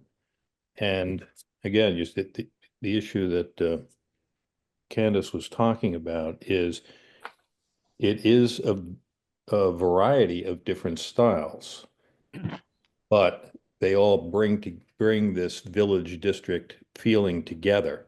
And so we're not trying to say okay, you must be, colonial style, or you must be, classic style or something like that. We're sort of showing all the possible, all the buildings that we thought were good designs and the storefronts that, felt were part of creating the context so that people can use different styles, have different designs, but, where they end up should be something that fits in with the existing buildings, particularly the buildings that are immediately around them or across from them. We could put in the school as part of this. But, it's, in terms of scale, it's sort of much bigger than anything else anybody would be doing, along Sound Beach. So it's not, I don't think it's quite as useful as these various smaller buildings are. Mary? Yes, I like the modifications to the language that you've done. It's a lot clearer, at least for those of us who are not architects and don't look for technical things. Just Thank Mr. Macri. He gave us many of those comments. yeah, he's good, isn't he? I mean, that's why his comments are so valuable. Just two quick questions. Would it be possible to add the Greenwich Tree Conservancy to the list of people that we seek recommendations from, or is this not a place for that to be included? I think we had them, you guys had them in the last meeting, didn't you? Didn't you have them at one point? Did I miss it? I thought they were, and I thought they came out. Which reference, Mary? Greenwich Tree Conservancy is one of the opining. The review process, paragraph small g, listing the 7 recommended agencies. So in the review process, the way it works is that there are a bunch of opinions we can seek in a village district, and then there's a list of people who can provide it. Let me just scroll down to where that is in the rag. That's the map amendment. Okay. I'm sorry, I'm reading from the proposal, not the. Yeah, I'm about to go there. So in the proposal, it lists that the ARC does a written opinion. Darn. You'd think I'd remember exactly where it was. Yeah, it's paragraph C under review. It's after the ARC. The ARC has a list of entities that they can. Okay, so here it is. It is the Greenwich Historical District Commission, WestCog, Greenwich Preservation Trust, the State of Connecticut Historic Preservation Office, the Connecticut Trust for Historic Preservation, the Old Greenwich Resident and Merchants Association, and the Greenwich Arts Council. Okay. I had a memory of having seen the Tree Conservancy in it. I don't know. Yeah, I think At it this came up point, last if time. we made an edit now, that wouldn't be a Scrivener. We'd have to postpone this decision to another meeting. In that case, now, Madam Chair, I withdraw it because then obviously we know that Conservancy can help if needed, but I don't want to change anything that's going to delay the process. Yeah, I don't think it would affect their role in No. any activity involved anyway. Sorry, everybody. The operative word there is limited, but I'm sorry, including but not limited to. So That's what happened. That's what it was. There was a longer list, and then somebody said at the first meeting, not limited to, and you can tap other people. And one of the issues being that you're also obviously always going to have the tree warden involved. Yes. Yeah. Okay. So, okay. Comment withdrawn, Madam Chair. Okay. Madam Garthwaite. Yes, hi. Just in response to Mr. Macri, and I appreciate, his thinking, because I know it's really he's looking to help those who are interested perhaps in coming in and making some changes. Certainly we know the intent often is just to make it better. I don't know if we're asking specifically for brick, for example. But certainly substantial materials definitely have their effect, and brick is one. We have that interesting stone building. It's not historic, but it's stone and it's interesting corner, the and Berkshire Hathaway. Well, actually, everybody who looked at it thought that might be one of your historic structures. Steve Bishop thought that was one of your only historic structures. The funny What's the stone date building on that one, Michael? I wrote that down somewhere. Ironically, that one's 1960. And yeah, okay, but that was that was the one of the ones that Steve Bishop likes. So go figure. So I know that's why the dates sometimes are a little misleading, because you have the new buildings 2010, and then you have the, you know, Fat Poodle, I think is something like 1932 or something. Right. And so you get a real mix. Also, I think the Old Greenwich train station is quite interesting. I think the firehouse and the school are a little oversized to, you know, really use as comparisons, but certainly they are substantial. And I think to some degree, those substantial materials do, you know, affect our views from the roadway. And that really is kind of an operative term for a village district. And again, back to the preservation network. They really liked the idea, and they did want to keep it so that there was room for different applications. Obviously, they go through review so that there may be more distinctive looks, just like we have now, that we hadn't thought of, but yet add to rather than take away. Thanks. Okay, Mr. Levy? I did want to mention that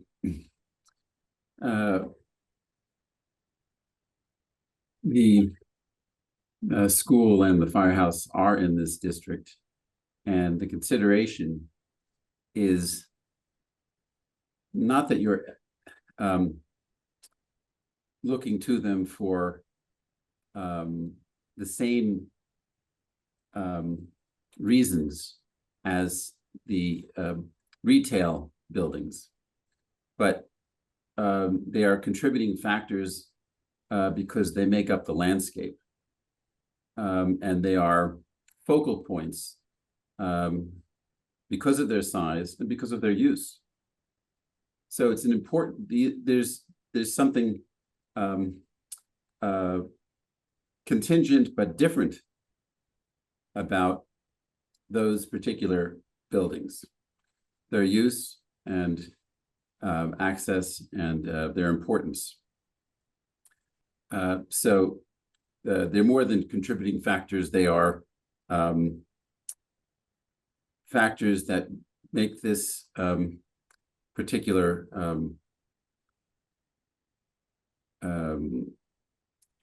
application distinct and important. So by preserving the scale and proportion of this downtown area, you're also revering the monumentality of the other buildings, because it is a neoclassical concept that your municipal structures and things like schools as well have more of a monumental context, which emulates the kind of the what that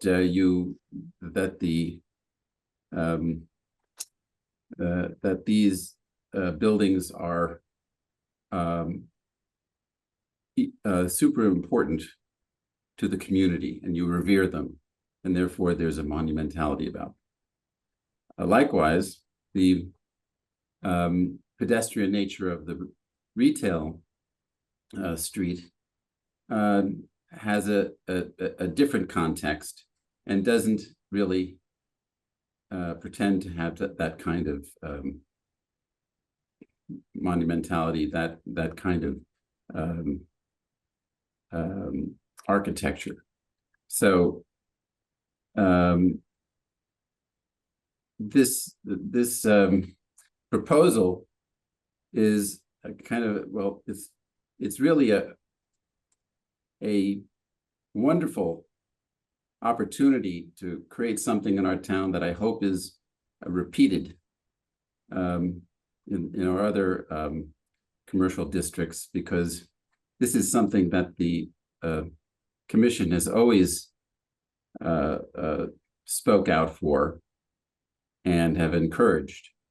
And here, this application has stepped up and has decided that their downtown area is important to them, and they want to create this layer of oversight to preserve it.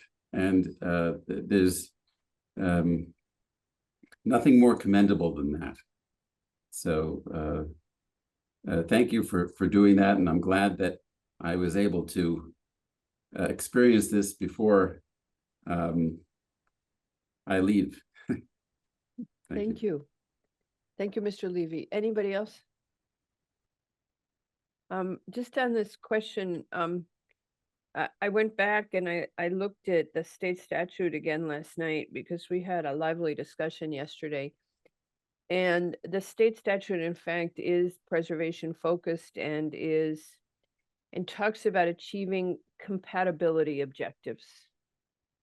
And it's focused on compatibility of what you do. That's going to be an interesting process because sometimes our ARC thinks in terms of a building in and of itself and how it appears. Michael Carter, if you need to jump off, we understand you have another commitment, so feel free. You're muted, but since you I'm turned off good. your okay. Okay. So that's it's the compatibility, and it's so important because we've been talking to ARC about this for years to look at the entire neighborhood, and sometimes architects fall in love with a structure because it's beautiful in and of itself, but it may not fit with a neighborhood. And now we're giving them a whole, like, okay, here you just think about compatibility and scale. So it's an interesting thing. Paul Pugliese, who used to be a member of the ARC and is also on the Preservation Trust, correct? That's who you spoke with, one of the people you spoke with, is very supportive of the preservation objectives of this. He also made some edits into the language, and one of the only concerns he raised is that the process not add hurdles as people go forward for development. And so in our minds, what has to be clear and what's spelled out here is ARC gets an application first. They then do a letter of recommendation. It then comes into P&Z. We still have the same role. We are not adding layers of complexity to an application, but what we're adding is, if you will, more thoughtfulness. That's my take on what our objective is. Anybody else? Mr. Leroux. Yeah, I would just add that the process itself also limits the amount of time in which a comment is to be received. So my interpretation of the regulation would be when an application is made for the village district and there's not a response in 35 days, it just goes to the commission and the commission acts on their Normally. own. Right. Yes. Okay. Acts normally. Okay, does anybody from the public wish to speak about the proposal to have a village district in Old Greenwich? The proposed village district in Old Greenwich. Does anybody from the public wish to speak? And we purposely closed and opened the meeting to make sure everybody in the public could raise their hands. Okay, Mr. Shahadi. I'm going to promote you now.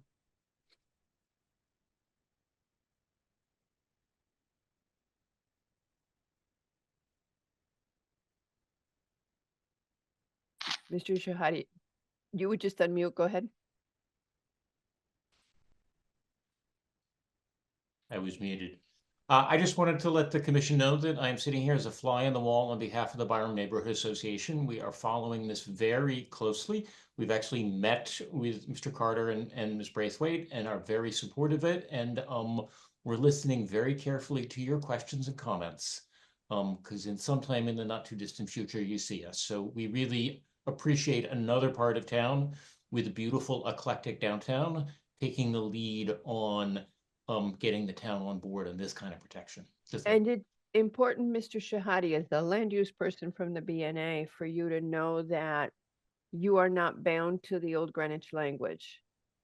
So I've looked at different places, and even within one town, people have different language to reflect what they want to preserve, protect, and enhance in their village district. So you and Byram might want a totally different thing, and that is feasible because it's a different overlay and can have different regulations. We understand that. We are just grateful that somebody else is taking the lead in exploring this process, and we hope to come with our own version that builds on what they've done, but maybe somewhat different. Great. And the other thing is you'll give us a chance to learn from mistakes, because the rest of the state has been doing this for years and years. And there's Candace and Carolyn, do you remember how many there are in the whole state? I couldn't remember if it was 39 or 43, or it was a lot. And but we've got to learn, as you know, everybody in Greenwich has an opinion. So we have to learn how to administer this smoothly as we try to, if we are going to try to do this. So you can let Old Greenwich stumble around for a while if we happen to vote in favor, and then you can come in with the knowledge that their experience gives you. So you don't even have to, it'll be good learning for us if we were to move it forward. Thank you, Mr. Shahadi. Anything else? That's all. I've been asking everybody else who came before us if we want a skating rink. No, if they want a skating rink, and we've offered every location that came in tonight. No, don't mix apples and oranges. This is good. Thank you, sir. Bye-bye. Thank you. All right. Okay, anybody else from the public wish to speak on this application? No. All right, does anybody on the commission have any further questions or comments? Hand up.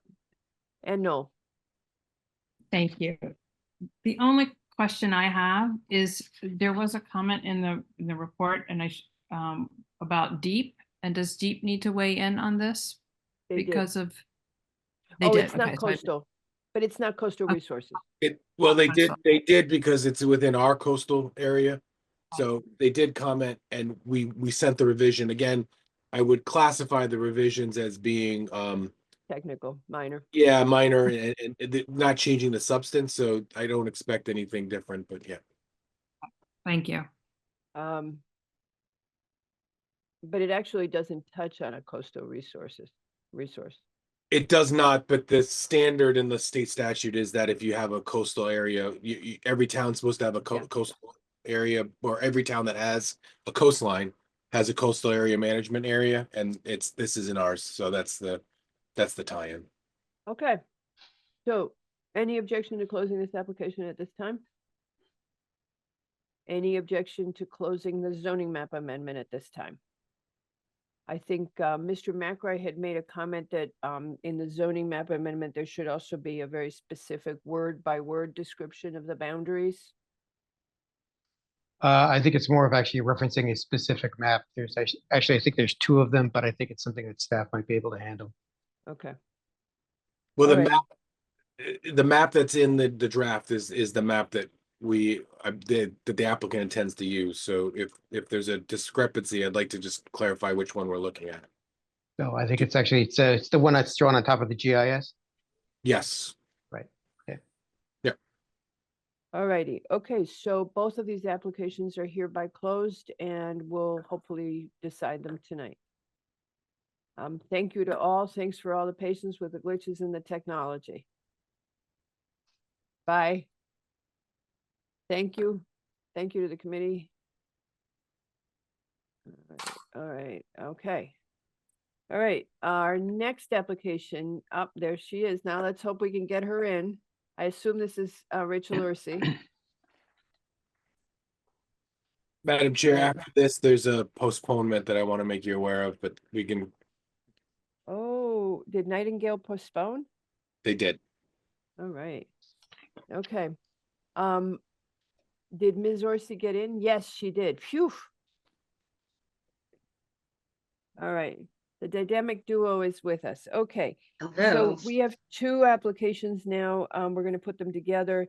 JH Builders LLC for a final site plan and special permit to make alterations to convert an existing single-family home into a two-family home and remove two accessory structures, reconstructing a new detached structure for a total of 3 units on site. This is at 49 Sherwood Place. And then for a zoning map amendment to rezone the property for an HO, an R6 HO at 49 Sherwood Place. Patrick, when we make the decision, if we make a decision on this at some point, wouldn't we make we would make the zoning map amendment first. We can't approve the, But you would have, you have to apply the zone Yeah. to allow for the so site. there it's out of order right now, technically. On the agenda there? Yeah, it should be first the zoning map amendment and then no? You're, well, That doesn't matter. if it's not in that order, it should be, but the order of decision should be the map amendment. First the map amendment. Okie dokie. Sorry, the little technical issue. We can't approve a site plan that isn't allowed in the zone. So we have to do the zone first. Okay, so Ms. Orsi, if you would go ahead. Thank you very much. Good evening, everyone. Rachel Orsi from SE Minor on behalf of the applicant for 49 Sherwood Place. We are here tonight seeking to rezone the property for historic overlay, as well as seeking approval of site plan special permit. With us tonight is Gigi Ma, CEO of SE Minor, Robert Flood, project engineer from SE Minor, Lou Contandino from Contandino Architects. Lou is an established and award-winning Greenwich architect and also a member of the ARC. And also Matt Pop, who is a licensed landscape architect. He is a professional wetland scientist, and he has previously sat on the Wetland Agency and is currently a member of the board member of the Parks and Recreation Board. I'm Thank not you. seeing Matt Pop. Oh, nope, I'm not seeing Matt Pop, but we got Lou in. Okay. Okay, So, all right, thank you. okay, go ahead. Patrick, I'm not sure if you're running point tonight on the presentations. I know Bianca was out. If you wouldn't mind bringing up our presentation materials. And while he's bringing that up, I'm going to turn it over to Gigi Ma to provide an overview on the project. Great, thank you, Rachel.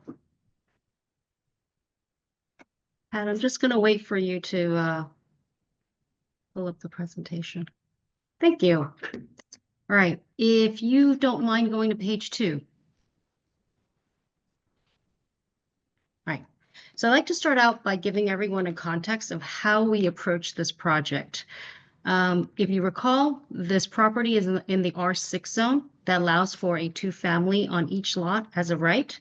The property is large and it's oversized. As a matter of fact, if you see on row 1, it's almost double sized. We're just 500 square feet short of a double sized lot, which then would imply we can fit in 4 units.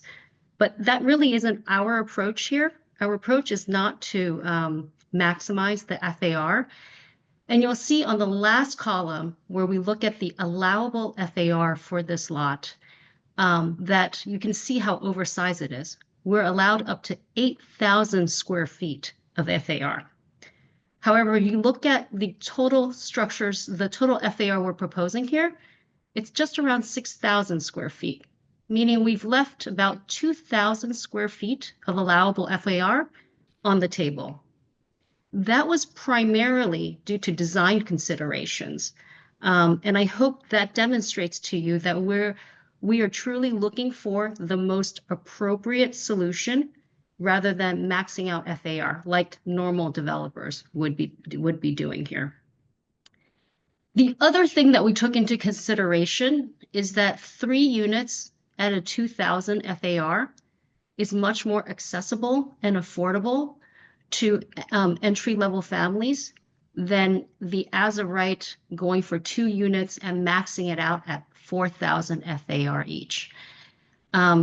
This also aligns with the original ethos of this 4th ward to have more accessible, affordable housing. And so we thought that was an attractive feature to go for 3 units versus just maxing out FAR at 2. The other things that we left on the table in terms of not maxing out is lot coverage square footage. You'll note we are allowed 9,400 square feet, and we're using about 8,200 square feet. We're leaving another 1,000 on the table. And also for buildable coverage, we are only increasing it by 2%, and you'll see that later in the proposal, in the presentation. And then the cherry on top, just a happenstance, we happen to resolve, you'll see highlighted in green, two non-conformings, two existing non-conformities on site, which was just a nice bonus to have as we're proposing this project. If we could go to page 3, Pat. Okay. This provides you just an overview of the existing structures on site, the main residence, which we'll talk about shortly. But the key thing to remember about the main residence is it has been, while the original was built in 1860, it has been expanded on tremendously since 1950. And you'll hear that in our proposal, and why we are proposing to preserve the most historically relevant part of the main residence. 2 is the dilapidated rear cottage.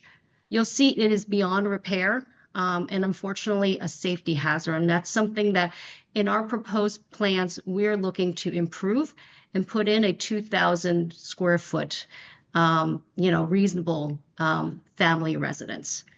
3 is a garage that's in disrepair. That has no historical contributing factor. And we're going to remove that and add in some more native planting and screening. And Matt will go through that as well in terms of how we've enhanced the plan, both from an architectural perspective, but also from a landscape perspective. Pat, if you can go to the next page. Briefly touching on the main original main residence. Really only the front of the main residence was original in 1860. And our proposal in this current project proposes to preserve close to 40% of what was originally built.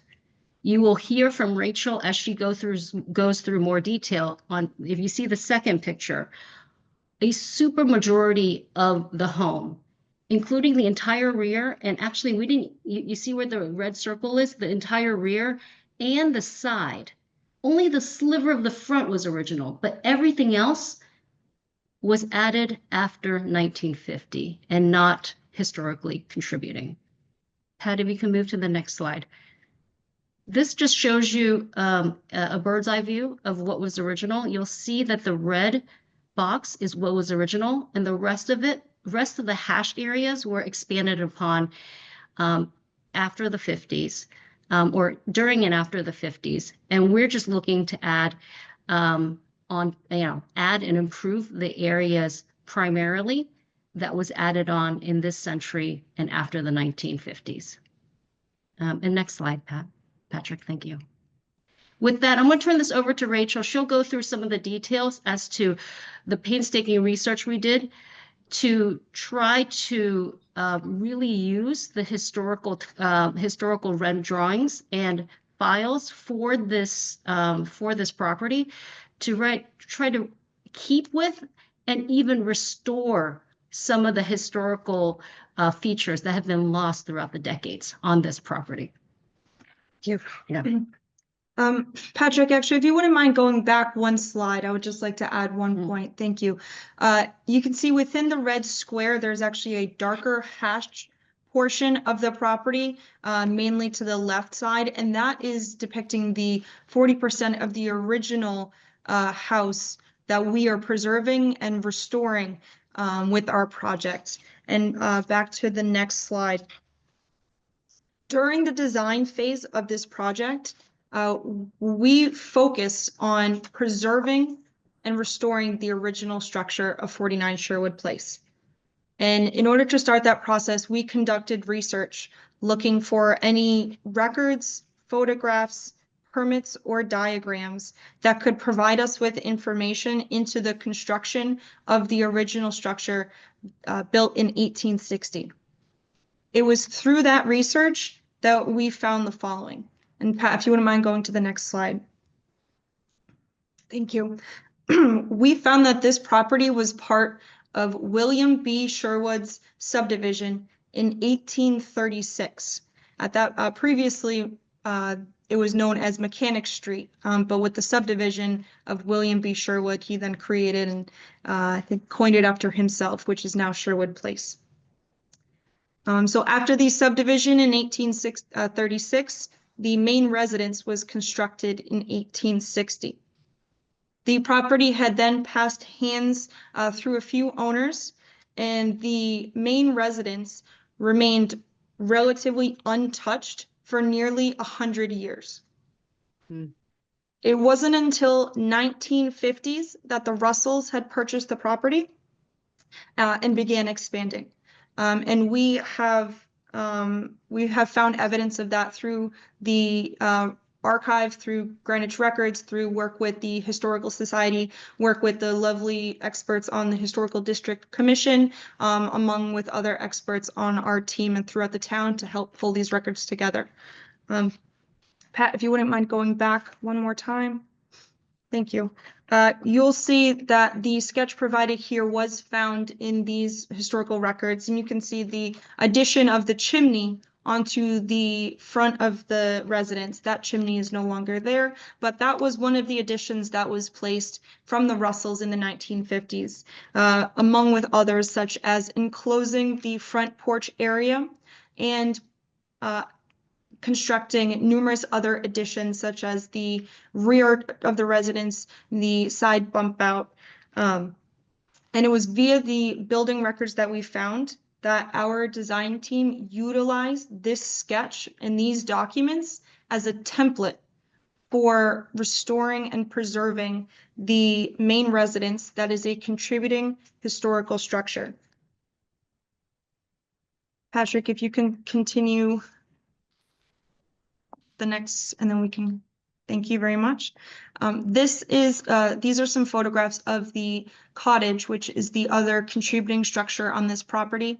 As you can see, unfortunately, it is in severe disrepair. While taking these photographs, our team had to be very careful. It's actually currently a safety hazard. And our project proposes to replace this cottage with a modest residence of, this says approximately 2,000 square feet. The actual footprint is just over 1,000.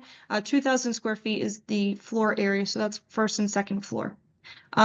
Ultimately, being able to remove this safety hazard on property and replace it with a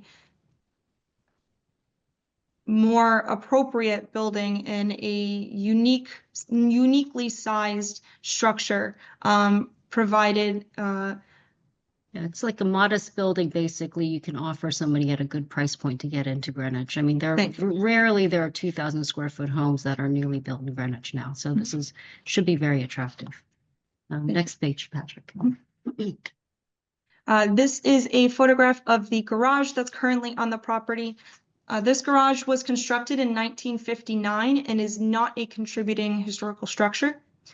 This is being removed and being replaced. A majority of this area taken up by the garage is being replaced with native plantings. Those plantings will not only provide screening, specifically just behind this property and to the side of this property, there is a commercial property. And so I think providing a landscaping plan and providing screening between residential and commercial was a great point that we were able to provide with this project. But removing this garage would also provide usable lawn area for the rear unit that we're proposing. And finally, it would provide habitat for native species in the surrounding neighborhood. But I will let Matt Pop speak more on that later. If you can continue to the next slide. Thank you. Just wanted to provide a brief building coverage analysis. So overall, the project has a net increase of building coverage by only about 300 square feet. You can see that the main residence is being added to just around 650 square feet. And the accessory structures that are currently there, so the existing cottage and the existing garage, result in about 1,500 square feet of coverage, and we're actually reducing that with our proposed rear unit. So ultimately, in terms of building coverage, we're only adding about 2% to the site. And continue to the next slide, please. Thank you. I would now like to turn it over to Lou Contandino to speak on his design and his preservation approach. Okay, good evening all. When we were hired to sort of design a complex here in the Fourth Ward, I asked myself, what makes the Fourth Ward the Fourth Ward? How can I contribute, to it? How can what I do become part of the fabric of the Fourth Ward? And what makes it special? Why does it have the character that it has? And a lot of it, my analysis, kind of said that, it's the scale of the principal structures that are on the street and the streetscape itself. I think one of the most critical things here, and you saw it probably in Rachel's zoning regulations, is that, this thing's only 5 feet off the property line. And most of the buildings in the Fourth Quarter are the same, most of the historic buildings. And that really gives it a sense of enclosure and gives it a sense of streetscape that makes this extremely charming, to me, and hopefully to you as well. The other thing that I said to myself in designing this was, once I did what I do, someone walking by on the sidewalk or someone driving slowly, in the Fourth Ward, will just sort of not even notice our intervention. It'll just look like a building that's always been there, possibly remodeled slightly and expanded upon, to reflect the time and era that we're currently in. And one of the requirements, or one of the discussions we had with HDC, was to preserve the front piece, which is truly the only historic part of the building. Whether the building was 100 feet long, 20 feet long, whatever, it's only that front piece. The pretty configuration of the arched window, the doors on the second floor, the porch, which is prevalent throughout the Fourth Ward. That was the most important part to sort of preserve. And just like many of the other buildings in the neighborhood, they were expanded upon, and it's expanded upon, in the rear, or where it's has minimal impact sort of on the streetscape. So we followed suit. If you'd like to go to the next slide, Patrick. I'm sorry, Mr. Contandino. Mary Jenkins has her hand up. Mary, if you would go ahead.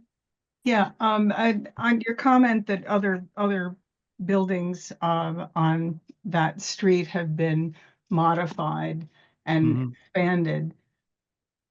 The other buildings on that street do not overwhelm that classic frontage that you are proposing to preserve, to the extent that you are with the large roof mass behind it. Now, it's already got a large roof mass behind it that very few houses, if any, on that street have.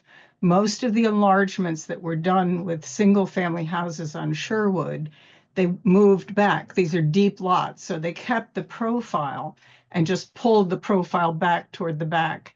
You already have a side bump out. You already have a higher secondary roof line. I'm saying secondary meaning not the one on the street. And now you're going to add presumably even more. You have a dormer that you're adding and a third story on the duplex addition.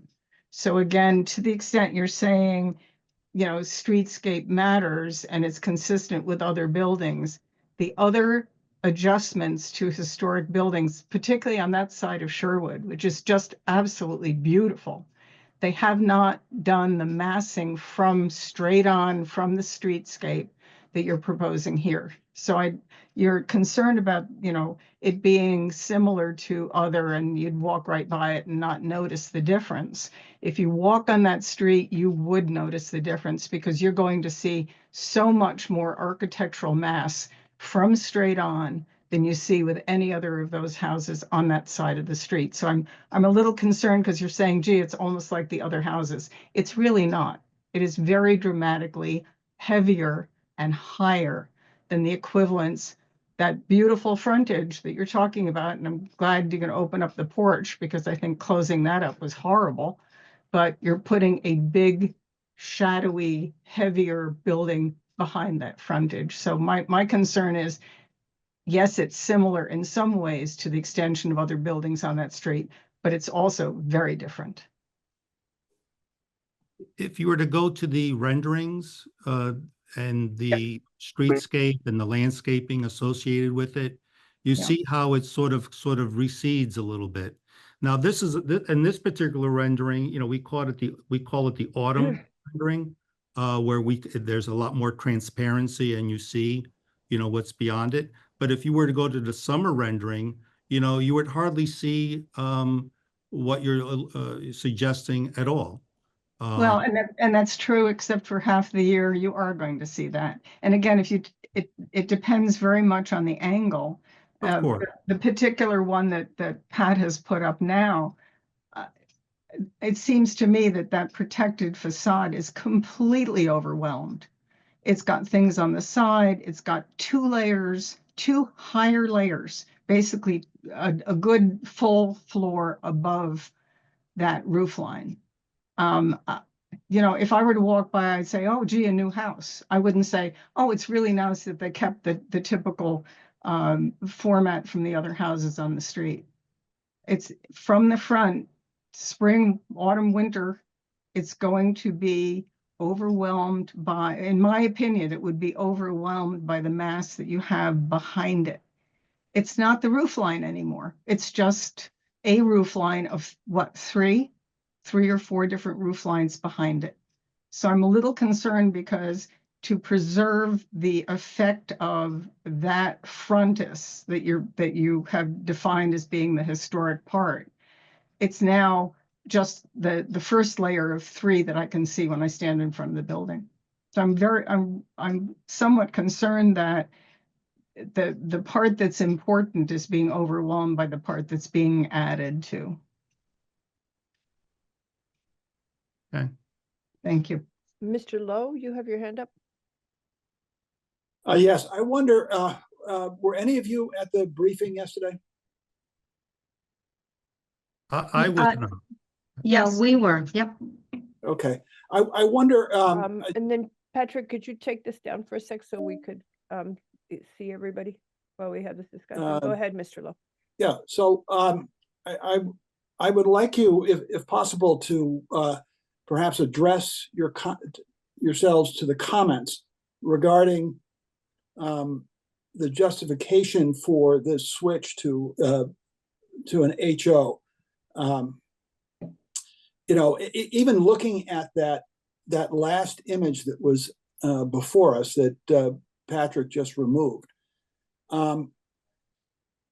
it doesn't look, to me, it doesn't look like anything like what is there now. And I agree with my fellow commissioner. What you're showing in that image is a wholly new front or facade, completely dwarfed by what's behind it. And I don't know where the preservation comes from. I don't know what the criteria that we are applying here that would make this deserving of an HO designation. So I'd like you to, rather than get too much in the weeds about what's going on behind there and everything, there is this massive building that seems to be attached to this front facade, and the front's not being, the facade doesn't, really isn't being preserved in my mind. It seems like you've completely recreated it. So perhaps talk about that. Yeah, I think that's a great question. So the front is actually, it is being preserved, but more importantly, as we actually had a conversation with Lou earlier today, you know, the front has unfortunately been bastardized from an architectural perspective. Because of the enclosure of the porch, because of the trim around the windows since 1950, those alterations have taken away the historical preservation. It looks different because we're putting back some of the historical preservation, and that's probably why it looks more attractive to the eye.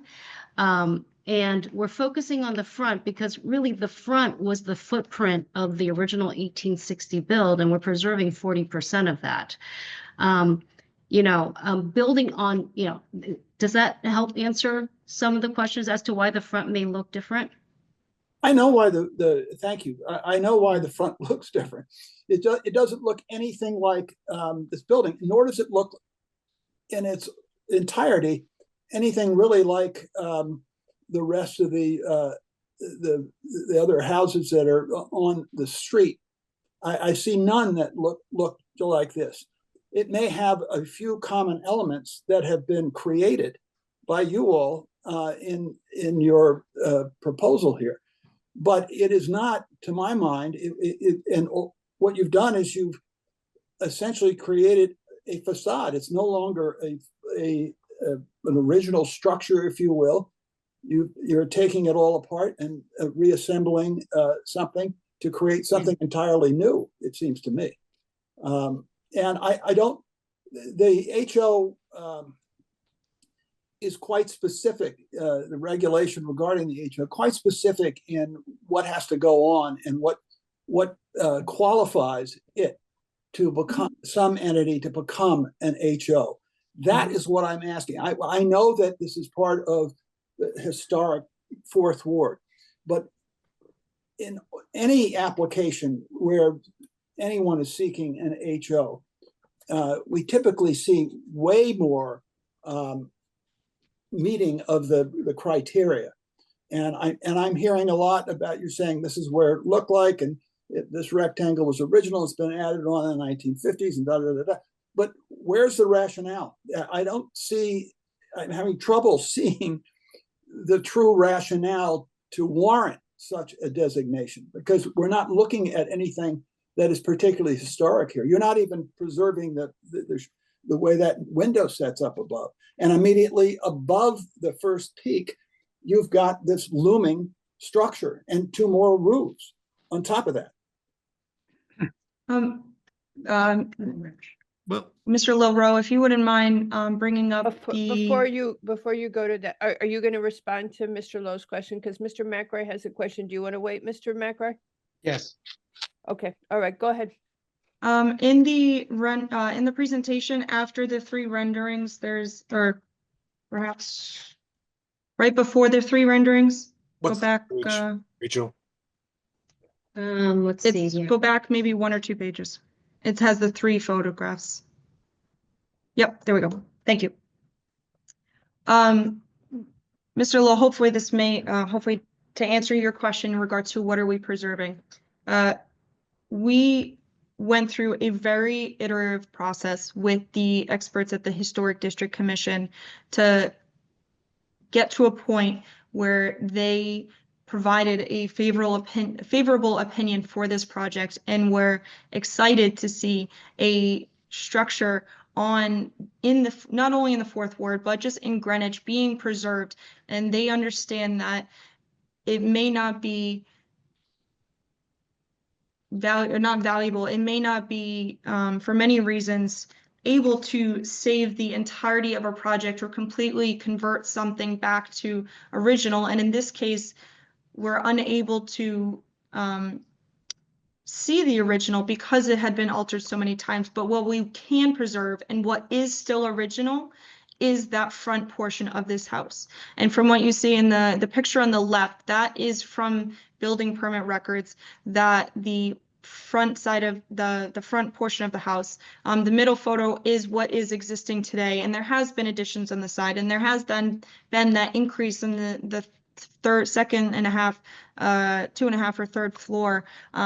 Essentially, what we're doing with the proposed rendering on the right and with our proposed design that we spent months tweaking with Historic District Commission so that they felt that we were preserving really what is the historic element, is that front face. And although that top portion is being slightly pulled forward toward the street, they felt that preserving the front portion, which I understand you're also wondering what we are actually preserving.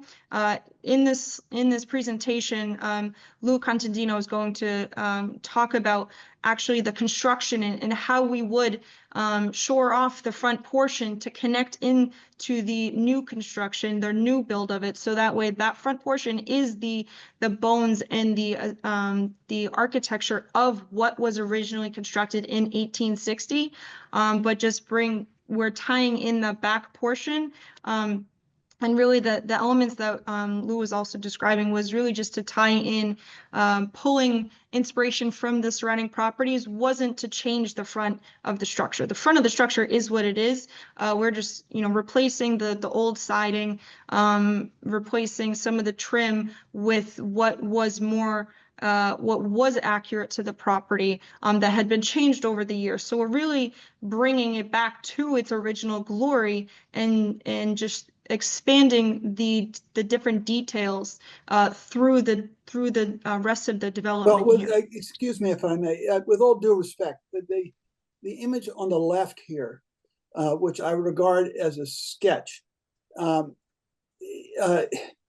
it's very difficult to see or compare that to an actual building. And when you say you're restoring, I don't know other than some perceived rectangles representing windows, etc. I don't know how you move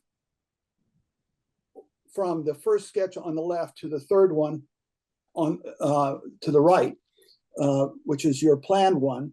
I don't see, if you put those up next to one another and said, don't you see how similar these two are? I would say, well, I guess you've got some openings, and I don't know about the dimensions or anything, and I don't know about certain features here, because the one on the left is largely bereft of any identifiable features. So I keep thinking, well, what we're doing is we're recreating the features that we've identified that were common on this street at a certain time. But in terms of preservation, it's kind of a leap of faith here, or a suspension of disbelief, if you will. It has to be on my part, because I'm having trouble seeing it. And so again, typically with HOs, we are preserving something that has high artistic values and language right out of the regulations that represent significant distinguishable components. And it also says, as I mentioned in the briefing yesterday, that the removal of distinctive materials or alterations of features, all these things should be avoided. And I'm still having a lot of trouble understanding what we're preserving. I see what we're creating, and the final result on the image at the right, we're creating something much larger, much different in my mind in terms of its appearance than what was ever there before. I think the key is that, Commissioner Lowe, I think the key is that we're preserving almost 40% of the original building, which is a very small building. The rest of it, if you look through the building permit history, there's been 5, 6, 7 building permits since the 1950s. And so there's no one theme. And by this renovation, we will have pulled together one theme to make it more attractive versus having a hodgepodge of different themes since the 50s. That's how we're looking to improve this. Well, and do you feel that the last 60, 70 years constitutes a historical record and significance with regard to this particular structure. I mean, I'm having, typically we look at structures that have been in place for a long time and have not changed a whole lot. This structure that is being proposed, in my mind, is quite different from what is there now, and that sketch, I have to use my imagination to figure out how these things might, what you're proposing might be representative of something that might have been there. Lou, would you be able to perhaps Yes, better please. answer? Or, I sorry, think Mr. Chairman. I think everyone's getting bogged down in the superficials. Okay, the skin of this building. What excites me, what blows my mind, is that I'm saving the heart, the structure of this building that is over. Abe Lincoln was running for the presidency of the United States when this house was being built. No, the tax card, no, I'm sorry, sir. I don't know why you guys have that in your application, but the tax card says it was built in 1920. No Abe Lincoln. I don't know why it says. Sorry, Chair, that's for the cottage. The front part, the front part, 1860. I'm know- not, yeah, I couldn't find 1860 in the tax record, so I will look again now. It should be the first page is the, yeah. It's in the Okay. All right, so you're Connecticut saving, historic- something about where Abe Lincoln was running for president. Go ahead. You know, Marguerite, the structure, the wood of this house dates back to whatever date you want to be able to sort of say, okay? I think the Connecticut Historic Society, labels it at 1860, okay? Maybe not be on the tax card, but they go back that far. And that to me really runs my engine. And that's what I'm saving. And then unfortunately, over the course of time, people stripped the skin and what made this really charming off the building.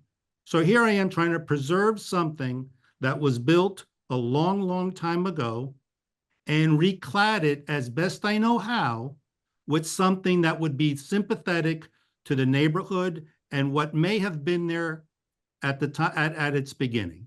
Okay. But All right, so that's wait, if we could just stop everybody for 1 second. We have 4 commissioners with their hands raised who would like to participate in this dialogue. So Okay. I'm just gonna let Mr. McRae come in, Ms. Jenkins, Mr. Yeski, and Mr. Levy. And I believe that where we're headed on this right now is Mr. Lowe has raised concerns about the streetscape of the HO, as has Mary Jenkins. And I hear them talking about that second level. In other words, your attic bedrooms. And just what I hear is, you have an application with arguably 13 to 15 bedrooms in total. And I want to come back to that. And Mr. McRae, go ahead. It's my understanding the HTC has opined and given a favorable approval to this. Mr. LaRoe, is there any nonconformity to this particular lot? I don't see anything except No. for the right of way, but that's not a particular aspect of this. I'm not understanding the right of way comment. In other No, words, is the right of way is deficient, so the application house conforming- has got to go push back. So, Oh, but there's you- actually no nonconformity. The application, he's asking you a question if the application conforms with the regulation. Well, no, the front setback and the side yard setback are non-compliant from the analysis that we have. I think Mr. McRae, you're muted.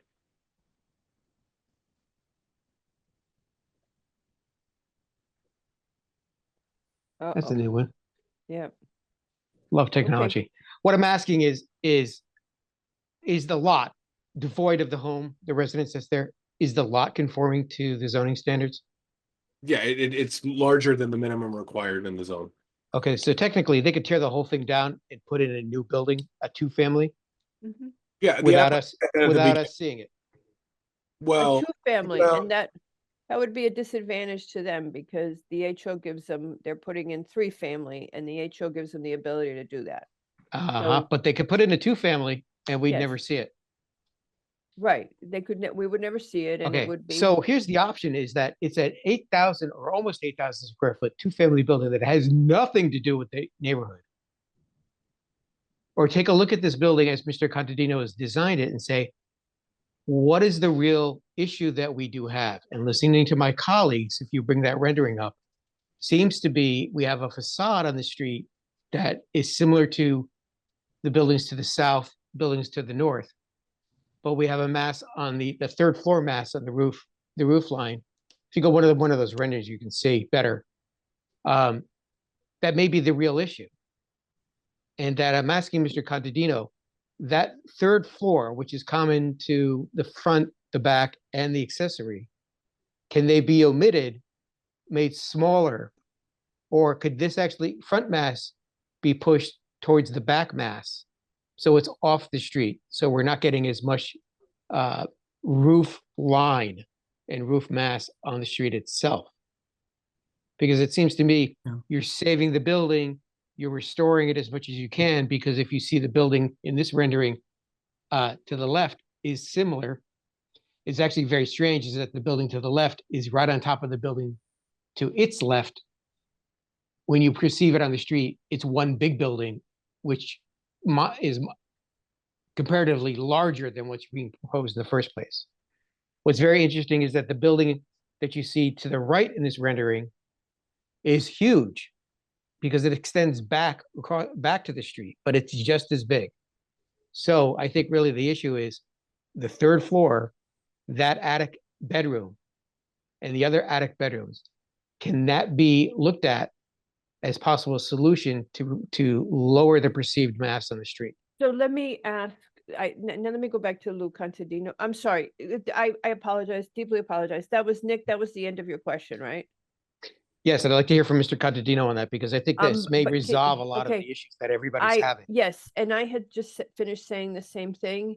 Could we reconsider? Because I believe that they have 15 bedrooms.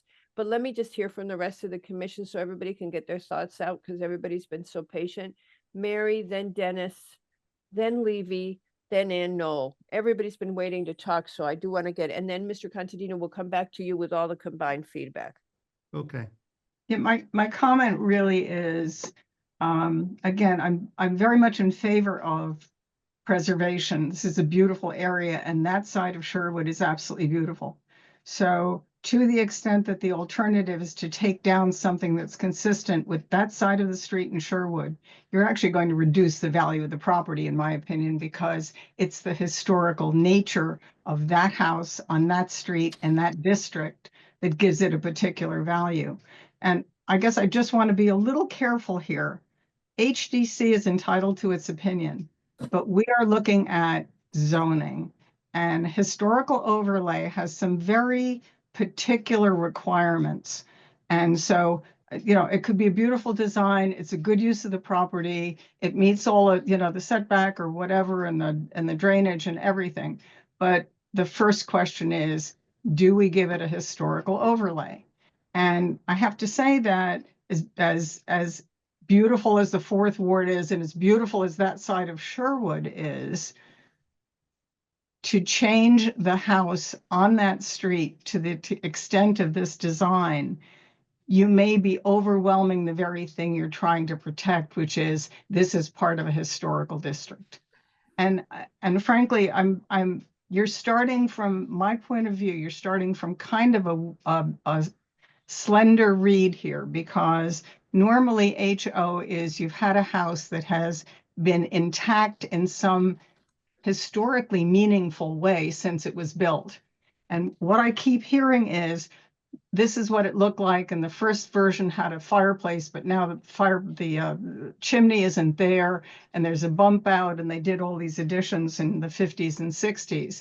So again, you know, compare this to the Gimbel estate, if you will, where you have a house of historical or architectural value.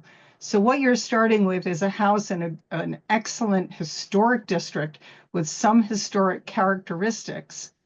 but you haven't really established some of the characteristics for an HO, which is a historically or architecturally unique building that deserves to be protected, and it deserves to be protected that we're going to put an overlay. It's not just, oh, that's a really great building, take good care of it.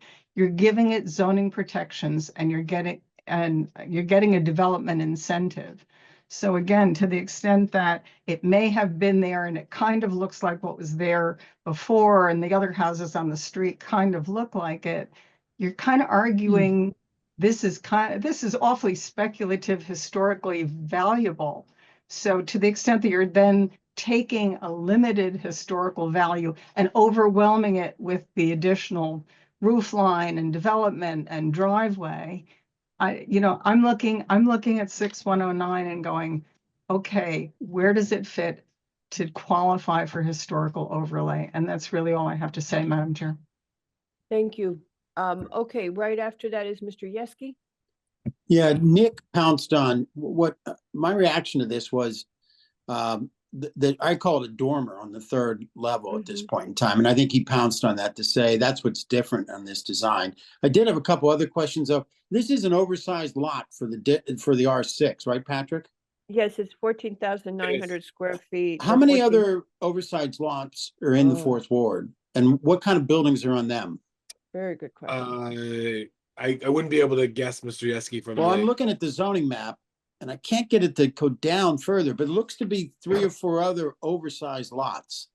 I can't tell because I don't know how current this is. You know, the big map you use all the time, but there just seems to be some other, I'd love to know what those buildings look like, because the issue here is the same issue we've always had in R6s, like on Millbank.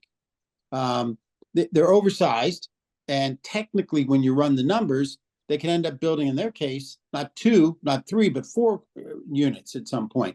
And it got to the size of the lot. I'd be curious to see what those other buildings are in the oversized lot, not only in the fourth ward, but there's a bunch of R6s too. I get it, but I think Nick really hit on my personal, that dormer on the top level really makes the bulk of this building, and the idea of moving it back somehow, I don't know if that messes up the calculations for the other units or not, but that seems to be something they seriously ought to consider.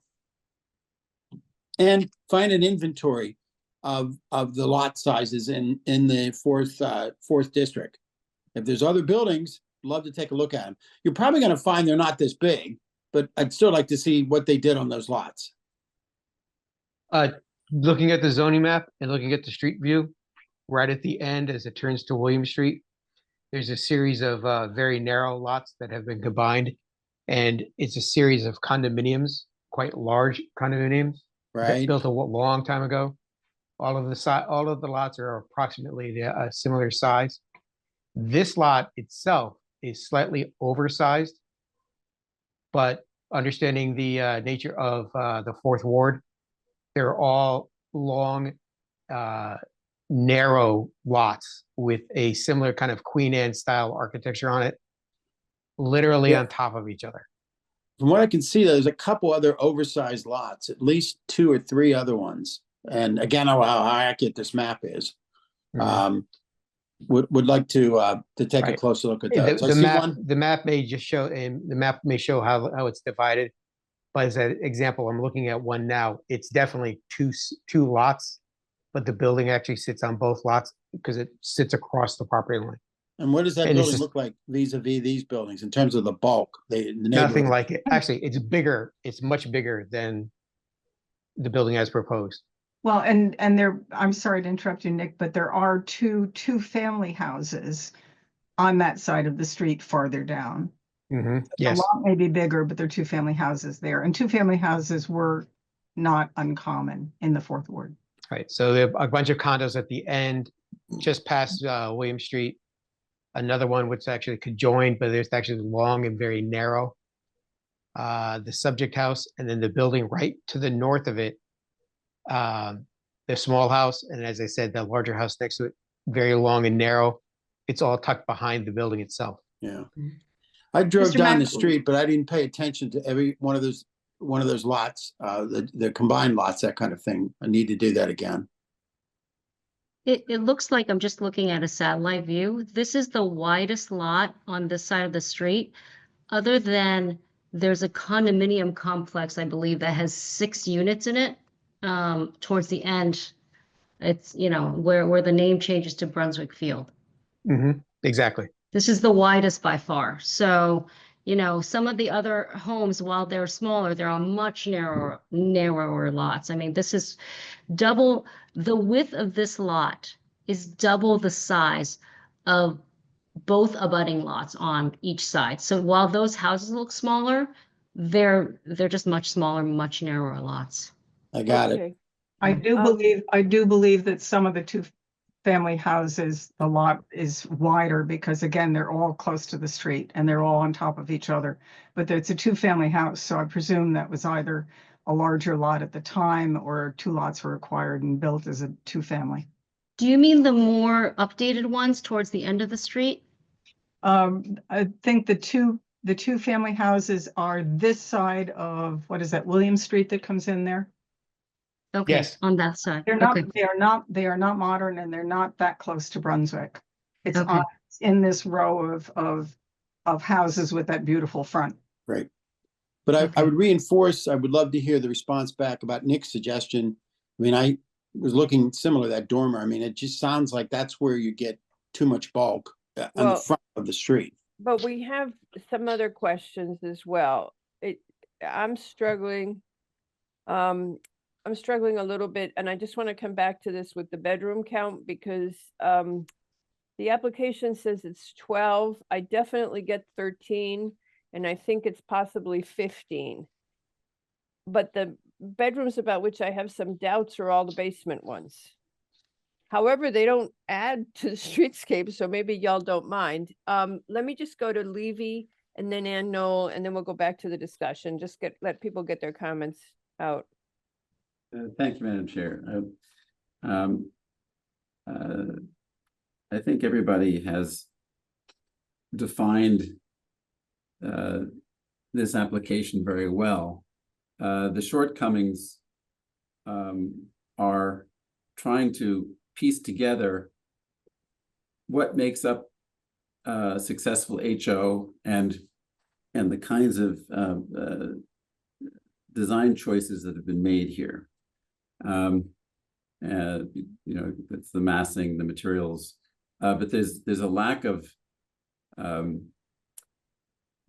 definition of this historical context here, and it's not just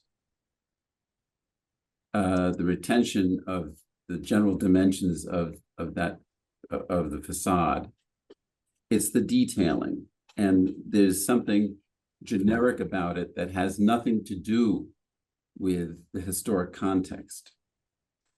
And that needs to be re-examined. There is nothing distinctly different from the facade and the rest of the building. You know, just because it has a porch and it has a certain height and width, which may be similar to other properties along the street, that is not a historical context. If you look at the definition of historic preservation, as far as the way it's been defined by the federal government when you're doing landmark status projects, this doesn't fit the bill.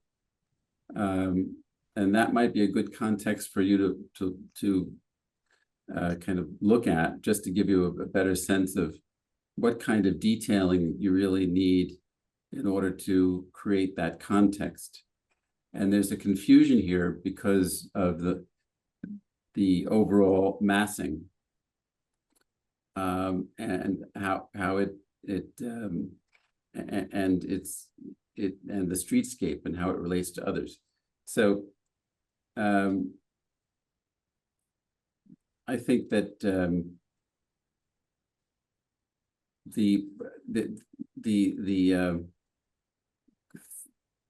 narrative that you're trying to construct is a good start, but you have to go much further with it, and you have to connect the dots. There has to be a drawing or a narrative which is much more specific and detailed, which describes what this HO is all about, because I just don't see anything of that I can hang my hat on here and say, oh, okay, well, I can see what they're preserving. If I mentioned Venturi Scott Brown, if you go to Philadelphia and to Benjamin Franklin's home, you notice that it is a frame house that's only frame, but the house hasn't existed for 200 years. So their solution was to create some kind of context and a narrative which allows us to honor the memory of one of the great founding fathers. And it's really a quite a brilliant design solution to an intractable problem where nothing existed. Here you have something that exists, and it shouldn't be so intractable. It should be much more straightforward, and it deserves a kind of a more thoughtful solution. And I think that what I'm very encouraged by in this application is the fact that there is a real interest in understanding the history and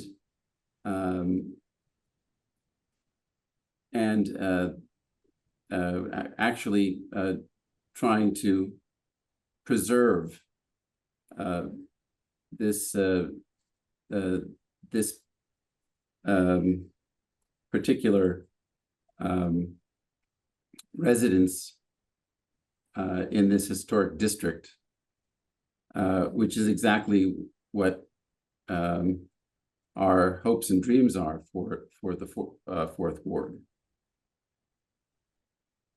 Thank you, Mr. Levy. And no. Thank you. I just want to say that I agree with many of the comments that my fellow commissioners have made regarding questions about whether this, I guess, meets the HO definition, given some of the kind of, what's happened to this building over the years. But also, I think the real concern I have is that massing that moves towards the street front and that dormer, which also adds to that. And I don't know, I mean, Mr. McRae had a, suggestion where we could, could that somehow be modified so that we're not sort of imposing on that street front. But I think okay, it's really a lot what I agree with. Thank you. Just to get to that point, because I hate looking at those rendering things. Patrick or Jackie, in the Contadino plans that have the date of 5/29 in A2.0, in the Contadino 5/29 plans, it said issued for HDC approval 6/26/2024. If we could share that plan, there's some inconsistency between what's in our agenda and what's in the OneDrive, what's in the agenda and what's in the OneDrive, like all the bedrooms in the basements. Oh, perfect. Okay, so here you have, just stop before you scroll on down to 2.0. So there's a rec room and a bedroom. This is the basement, the new addition in the existing house. There's a rec room and a bedroom. I believe that rec room on the right constitutes a bedroom because it has egress. It looks like it has 2 windows and it also has a closet. The bedroom's obviously a bedroom. On the left, I'm not that clear. There looks to be an egress window on the bedroom on the left. And the rec room doesn't seem to have an egress, although it has access to its garage, and I Just don't know saying if, this is a bedroom. I'm sorry, are someone talking over me? Yes, I am saying those are bedrooms, whoever was asking. Yes, I am saying that those could constitute bedrooms. I believe at least the one on the right does. Scroll on down, Jackie. So, if you stop at the attic floor for a sec before you get to this one. So here you have at the attic floor, you have, no, that's the foundation in the first floor on the accessory structure. That's the roof plan. Go back up one, no, there you're good. So on the attic floor, what everybody's talking about is these two bedrooms on the top floor that have the outdoor space in between them. And that bedroom on the front is what's giving everything the massing. Okay, now you can go to 2.0. Oh, stop. Go back. That's 2.0. Okay, so what everybody's talking about, it's just easier to see here.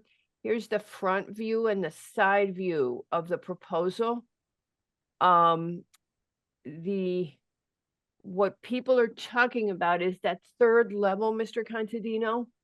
And then look at how the roof's on the left. That's what they're talking about. That's what I'm hearing the commission say, that they feel the HO would be more fitting for an HO if we didn't have that extra. Then and then you have this appearance, the 4 front entries into the duplex.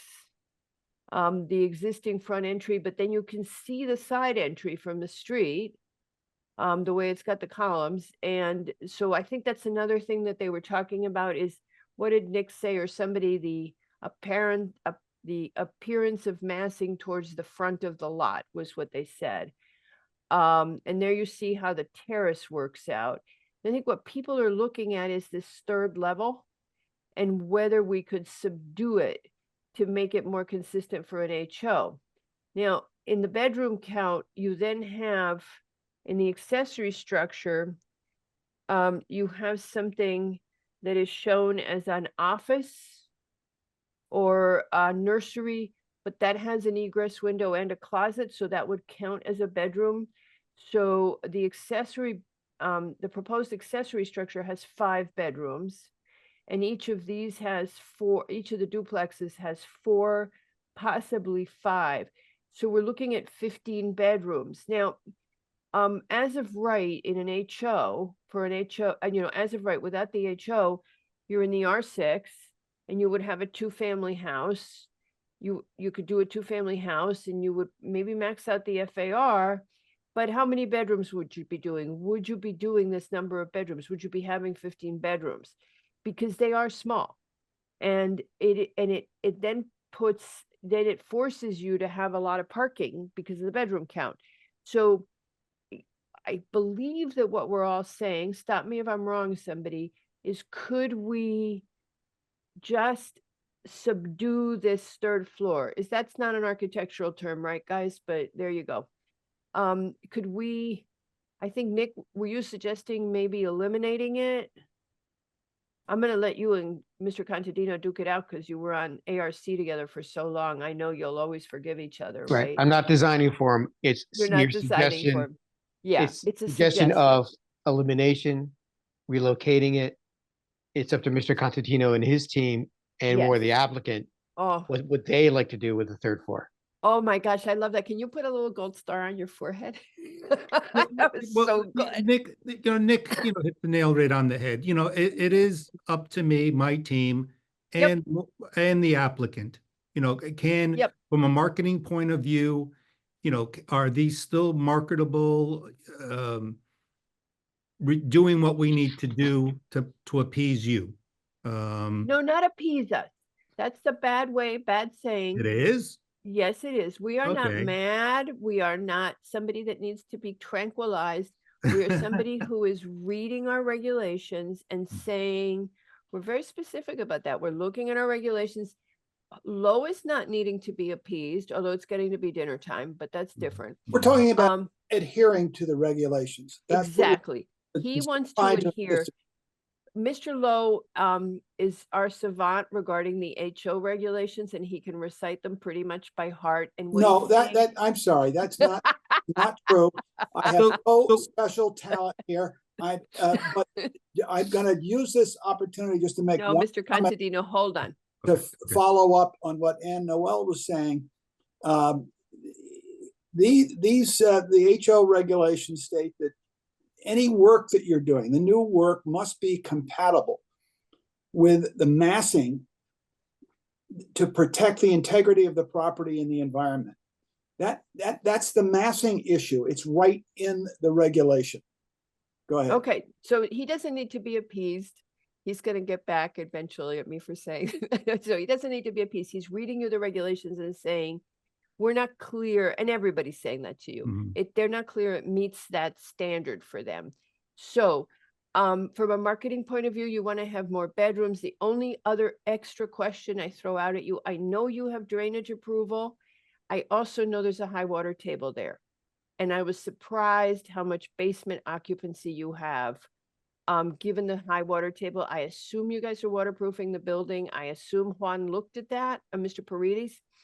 But if Mr. Paredes looked at that, it's, I just am raising it again that I was surprised to see because it was an anguish in every building we've done. But what you're hearing is, as we read our regulation, this is different. I mean, we're not like, we like it, we don't like it. It's our regulation or it isn't. And we're saying it could get closer. That said, I enormously appreciate the language I'm hearing from you guys about wanting to preserve the history. I'm also appreciating that you are within the regulations in what you're doing. That's great. And that this is a project that looks like it would work as an HO, except that the commission is having this visual question. So if we could send you back with that homework, that's pretty much what I would suggest based on listening to everybody. So just to clarify in my mind's eye, it's the massing that you guys are having an issue with? So Mr. McRae, talk architecture to Mr. Contadino. Let's talk architecture. Everyone else is all asleep. We'll be all excited. No, I think, so If, in very one of the specific staff could terms, bring before up, you guys talk architecture, Nick, hold on a second. Go back and look at the 6109 language. You know where it is. Just go back and look at it because we hang our hat on that language in 6109. And then Nick can speak to you in architectese, but we're looking at the language in 6109, compatibility.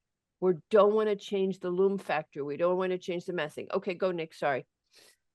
Staff, if you can bring up it's drawing A 2.0. I don't know what page it is on the No, she just brought it up. We just shared 2.0. She knows exactly where it is. That's the Great. one we were just looking Okay, at. so Mr. Contadino, you have the gable end of the original facade. You've restored the porch, restoring the materials, the windows, the shutters, etc. Okay, then you have actually now the gable end that pops up to provide for the third floor. Yes. And then the shed dormers themselves that actually add height to that. I think actually concentrating on the shed dormers and trying to either want to eliminate that kind of a mass or push it back towards the center, or even the whole second gable end of the third floor, pushing it back off the street. It's actually just checking with your geometry through the floors, your stair core, those things, as they present themselves. But I think looking at just the outline of the existing building as it is now, and then pushing all of that roof away from it, I think actually we'll get back to where everybody's saying on the street, you see a restored building that doesn't have a loom factor, and that may be the simplest solution to get to that point. Yeah. As I said, it's up to your team There you go. and the applicant himself. If he actually, to me, just personally, I would actually say, do I really need the third floor? Do I need the amenity space on the third floor? or can I make something that actually is an amenity space within, remove the bedroom? I do have one question. You have the front door off the porch, Mm. and then you have another door from the side. I'm just wondering if that was a specific decision from the applicant, your client, or was something added just for convenience? Well, the front porch, obviously, if you have a porch, you need access to the porch, and it's part of the streetscape scenario. Every Yes. porch on that street has a doorway. That's a given. Mhm. The other doorway was really a convenience factor. You Okay. park your car and you just walk up the steps to your front door instead of going all the way around onto the I'll take me. sidewalk and enter Got your it. dwelling. Zoom, Okay. how many feet is that? 10 feet, it looks like, 9 something? What was that? What distance? I'm sorry, Madam Chair. Yeah, what's the distance? What's that? It's 9 is the first distance, and what's the second distance? No, it's all of the parking is in the Oh, back of left. the building. Move to the right, okay. So you have 6, 6, and about, what do you figure, another quarter of it? Yeah, it's about, Another it's 12. about, yeah, it's a wow. I mean, again, go back to 2.0, Yeah, I think Mr. stop. Yeah, Okay, so see yeah. in 2.0, look at the top half of 2.0. That's what Nick and I are both asking you about. So because if everybody, just scroll it down just a tiny bit, Jackie, or Patrick, or whoever is the magic person. No, go back to 2.0. No. I lost it. 2.0. Sorry. 2.0. That's 1.6. And there you go. Okay. Oh, there you go. So on that one, just stop right there. Yep, don't lose the roof. So that side entrance, when you look at the plans, that's what I asked about, and then Nick followed up and repeated the question, is it's I think that's what's another factor, just listening closely to the commission, that's another factor that they're seeing as increasing that massing on the street. Now, we don't normally design, so I'm going to stop, but I'm trying to get to the commission's comments about compatibility and sort of the change in scale that you're getting. Mr. Levy, did I do okay on not redesigning, since I always punish you for designing? Thanks, Madam Chair. I did want to just emphasize that the difference between renovation and restoration, this is not a restoration. No. This is, I would say, it's a renovation, and the generic nature of it makes it look new. It doesn't look old, and the massing blends into the greater structure of the building. So if you wanted to be much more representative of an era, then you wouldn't use these postmodern motifs on this, as you say, historic facade. You would use more descriptive elements that are referential to Queen Anne, or whatever style it is. It can be a mix, but it should be looking backwards. It shouldn't be looking forwards, which this is. This is simply just a kind of a generic language of from postmodern. So I think that the eaves are not consistent.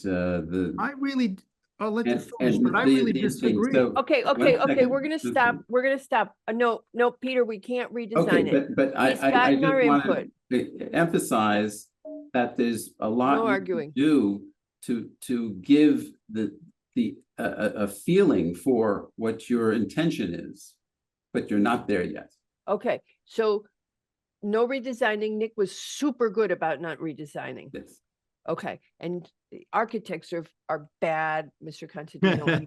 Okay, everybody wants to redesign, and even I tried. You know what's bothering us. You know what you can come back with, what the ideas that are concerning us relative to the application of our HO. we commend you for staying within the FAR. We commend you for a lot of the dimensions, but it's not quite what we think is consistent with the intent of the HO. Work for you? And I just double checked that water table too. And all those bedrooms in the basement, and just make sure, because the set of plans that I saw, there's one set of plans that says signed set of plans, and it doesn't have all those, the basements never come in. Yep. Marguerite, Okay. we will check the water table for sure. And then I was just on the phone with the applicant, mentioned there should be no egress showing off of the rec room. So if there is, then it's just an error in the plan and we'll correct that. So Okay, those well, are, there's 2 windows, but it may be, you may be stuck anyway. You have to ask, I don't know about building code, so you'll have to ask because you have egress through the garage. So at that point, you know, and there's no limit on how many bedrooms like you can have. It's just that if you're gonna have that many bedrooms, you're now stuck for parking. So that's what you need to think through. If you For did sure. Okay, on the, sure. what I'm wondering about is if Mr. Paredes even saw the, I'm wondering when he saw the drainage plan, did he get the set of plans that has the bedrooms in the basements? Rob Flood is on. He's the engineer. Do you Hello, know, Rob Flood? Rob Flood, can you unmute yourself? Yes, hi, can everyone hear me? Yeah, Yep. we can hear you. So, Go Mr. ahead. Flood, Yes. my question was, there's 3 different sets of plans in our application, and only one of them showed the basement levels. And I Mhm. had to go to what was in what we call the OneDrive. And I don't know how that happened, but in the staff report, I couldn't find it. And then I found it in the OneDrive in the staff, it was weird. But my question is, do you know that Mr. Paredes knows that your basement level will be occupied? That is something I think we would have to verify with him. Yeah, I just do know verify. that typically on our site plans, we do include, and it's more typical, we do reference the architectural plans normally, on our LID concept sheet. On there, we normally show this, what the first floor elevation will be, the basement elevation, and then, as well, the elevations of like footing drains and things like that. But we would have to just verify with him that he has seen those So, plans in the layout. sewer, and I guess sewer did definitely see that you have basement level floor plan, basement level bathrooms. Okay. Because he always comments on that. Patrick, did you want to add something? Yeah, Mr. Paredes would usually have the foundation plans, but his concern would not be the base, the occupancy of it. It's the elevation of it would typically be his concern. So Yeah, but you we know c- what, do or- you remember when we did Central Middle, he commented a lot about waterproofing the basement. right, because the water table was the soil testing there was shown to be a high water table. So if there's not, So our engineer, so SE Miners got that.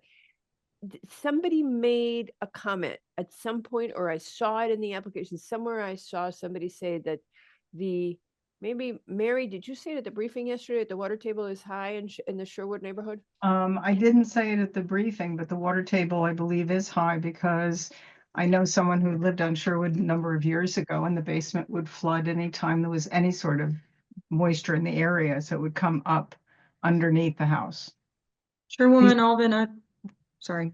No, please, go ahead, Rachel. Go ahead. I recall, Mr. Wells had a question about one of the, POCs, and I know our engineer would be able to speak to that. He had a question at the briefing yesterday. Mr. Wells. Yeah, my question was, you've got 3 point of concerns in your drainage study. And at least my reading of is the catch basin in point of concern catch basin in Sherwood Place. For all storms 1 to 100 years, the volume increases from existing to proposed. And I was wondering if you could improve on that, i.e., to reduce by some amount the volume increase from existing, because high water table flooding, Greenwich So the has water flooding table problems. is the question, and I assume that Mr. Paredes knows about it, but it's worth checking out because it concerned me that I had heard it at some point. I don't know where my memory is. But That okay. wasn't my question Okay. about high water table, but I'm asking about, can they Okay. improve on the volume of On the water volume of water. on that catch basin? from existing to proposed. Thank you. All right, okay, I So- think Rob from our team would be able to address that question. okay. Mhm. So Rob can look at whether it's fixable at something that is reasonable. Well, Mr. yes, Flood. but just speaking about the stormwater design that you see now, we did meet after we received our first memo from Juan. He did request that we had a meeting. He believed that we had an opportunity to fix drainage hardship in that area. So there is a low point that actually falls on Right. our property. So And we you're in gonna, agree. and you're addressing that. Yes, so Yes. That's in the plans that have fantastic. been approved, and that you've last seen, that issue is addressed. And again, we're in agreement with him that what we have shown now is a fix to that low point issue on the site. That's great. Okay, Rob, is so it, I think it was actually Mr. Paredes' suggestion to connect to that catch basin, which is how you get those numbers in regard to the volume. Rob, you're professional, I'll let you speak on that, but that was actually part of, that was the town engineer's suggestion to connect to that catch basin, to connect to the town drainage system. Okay, got it. Yes. Makes sense. Thank you. okay. All right, so just checking here. So you have this is a must open. And so we've opened it tonight. And so you've got time to address these issues Yeah. and you can come back when you're ready. And Chairwoman, I think hopefully we've buttoned up the DPW questions. We will go back to Juan and confirm the water table.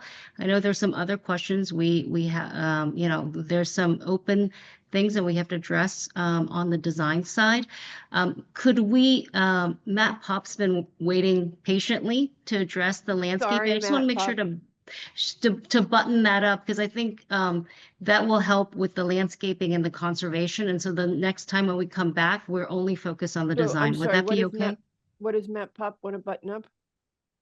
Oh, just to address the landscaping plan and I don't the think we're ready for that. conservation Mr. aspect Pop, I'm of not it. sure. Is anybody ready to address the landscaping plan?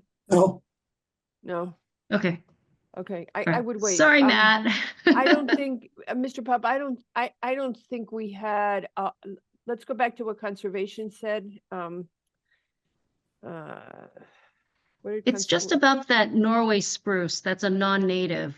Yes, and And- then you were preserving an additional tree versus the first plan that we had discussed with Yeah. you. And of course, we were concerned about whether you'd be able to, and and there's one you wanna remove, and you're saying it's because it's a non-native, but you know, everybody wants to keep trees. Anything else, Mr. Pop? No, we are replacing that Norway a spruce with another Norway spruce kind of tucked in the corner. And we're adding additional trees. But maybe we could review it at the next meeting.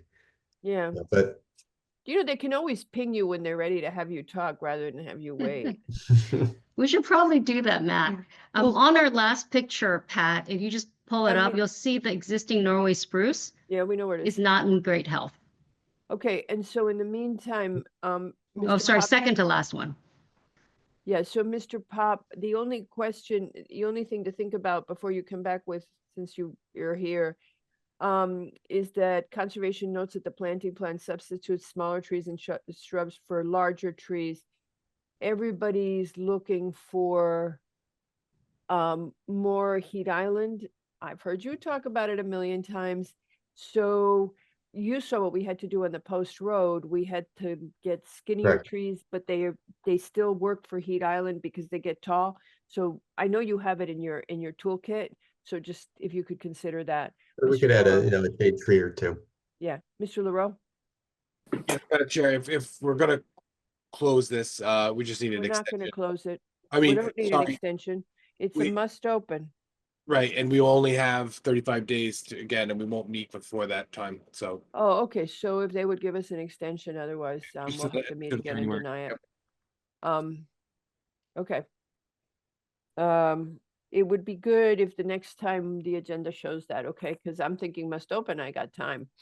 No, that's just state statute, 35 days. I once you- know, but it's good if it then says must close such and such a date to remind us. Okay. All right, so, they're gonna give us an extension, and you want the extension to when? Well, our first meeting of the new year is the 7th, so at least to then. Is that gonna be enough time for you guys to address the design issues? You had any Christmas plans, Mr. Contadino? No, not right now. I Okay. had some. Okay, so Not anymore. 1/7. So SE Minor will request will grant an extension to January 7th? Yep. Okie dokie. And you're sending that to Mr. LaRoe now? Okay. Not as quick. I'm not as quick as Mr. Hegney, but we'll No, get it to you for by how tomorrow. Hegney normally is. I was surprised when he said that. He's normally. I know he had it ready. And we were also on our toes with the swapping of the applications. You guys were like, oh. Yeah, that was hot tough. potato. Sorry. We've never had that problem before in all these years. That was weird. And then when we came back in, everything was peachy. And it was perfectly fine. Thank you to the court reporter. Okay, so we'll see you when you come back. Thank you. Thank you, everyone. Thank you. Thank you. Have a good evening. You too. Yeah. All righty. So folks, bye, Mr. Pop. Sorry. Bye, Mr. Contadino. We'll see you at 8 o'clock, Madam Chair. Is it 8 o'clock? Is that? Yes, 8 o'clock works. Okay. Thank you. Don't beat me. He's chewing. Do we have the applicants here? I think it's just gonna be Francia tonight, so I'll promote her. Okay. Exactly what they did to toys. Can someone who's got the radio on turn it off?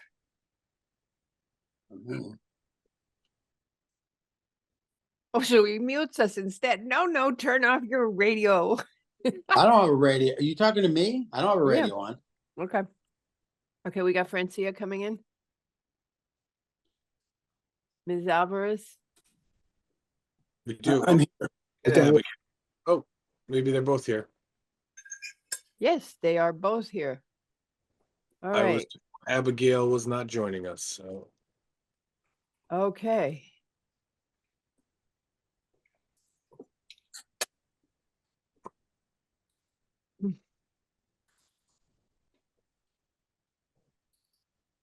Okay. Okay, Francia, if you want to accept promotion. There we go.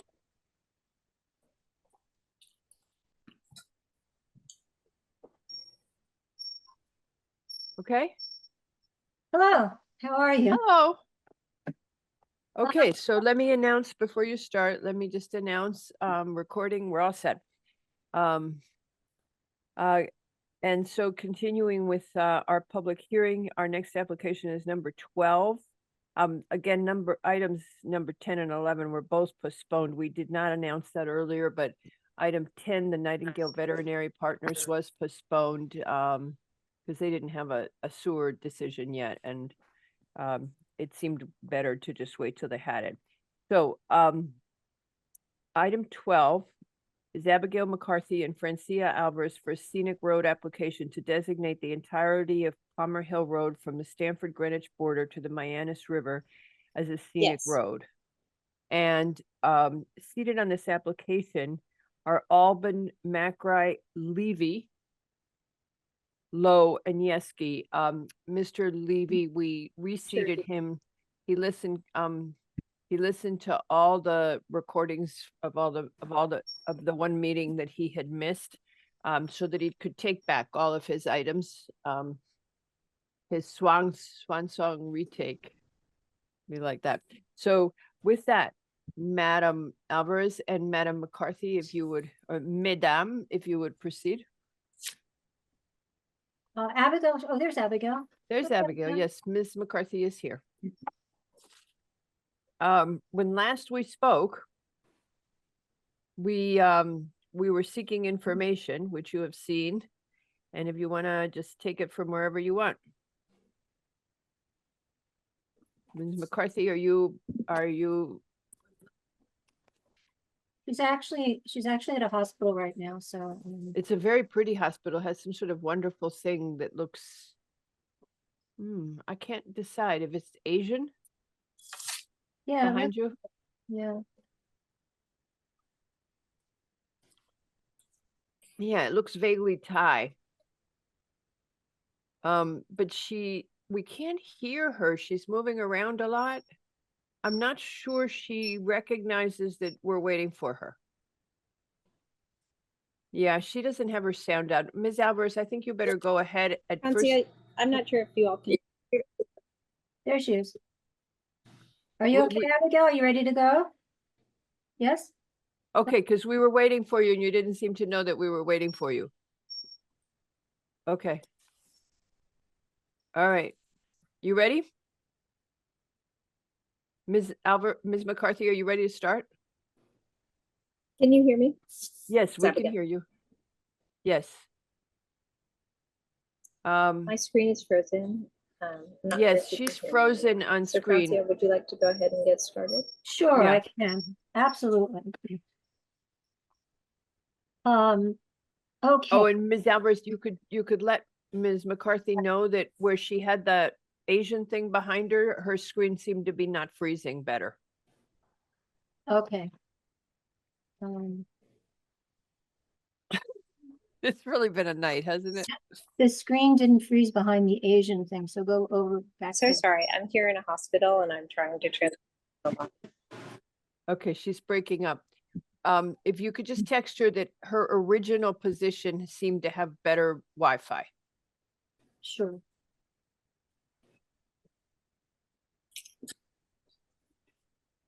And then Ms. Alvarez, we're just gonna count on you. Yeah, I have it all. So if she can't get on now, I will go ahead and start. Okay.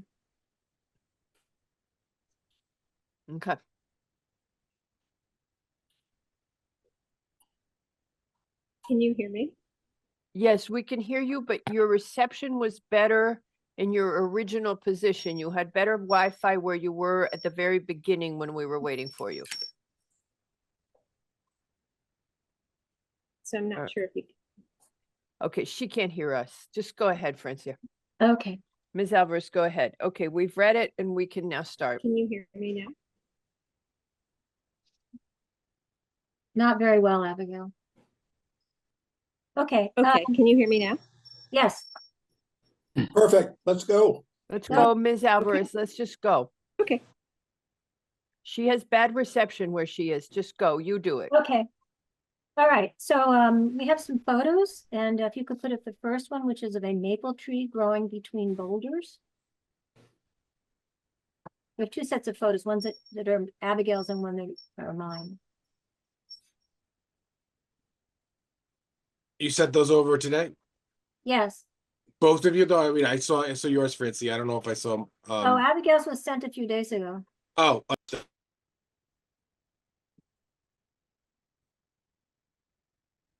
Okay. So while Patrick looks for that, the issues before us, the last time there were several issues that were left open. The first question was, there was some ambiguity as to whether or not they had a majority of the owners of the linear footage. I believe we have now received confirmation that they have 58%. Ms. Alvarez? Yes, I believe it's 56.6%. Okay, our staff report, I think so. Okay, okay, I'm sorry, 55% is what's in our staff report. Yes, I'm sorry, 55.06. Yes, 55% is in. The second question, so it's been confirmed, there were some rescissions. Yes. And there were some new signatures, and now they have 55%. So they have a majority. They have the majority required.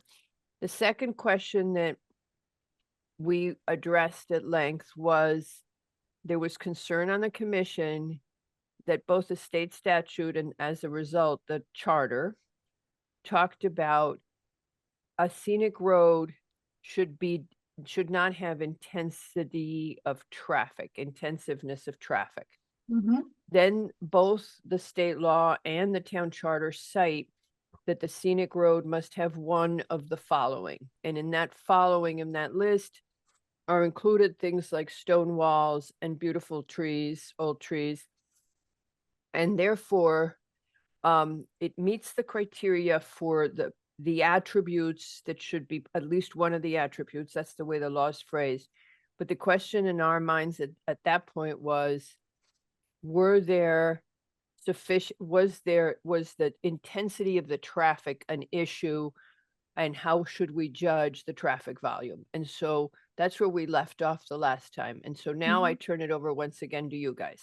Okay, so do you want to pick up from there on the? No, I was actually just buying time while Patrick found the pictures. It's what Okay. I do. It's kind of like, you know, Patrick's looking for what he's going to project, and Yeah, those I- are the wrong ones, Patrick. It's the other set of photos. The ones that were sent in before mine with Abigail's speech. Got it. Got it?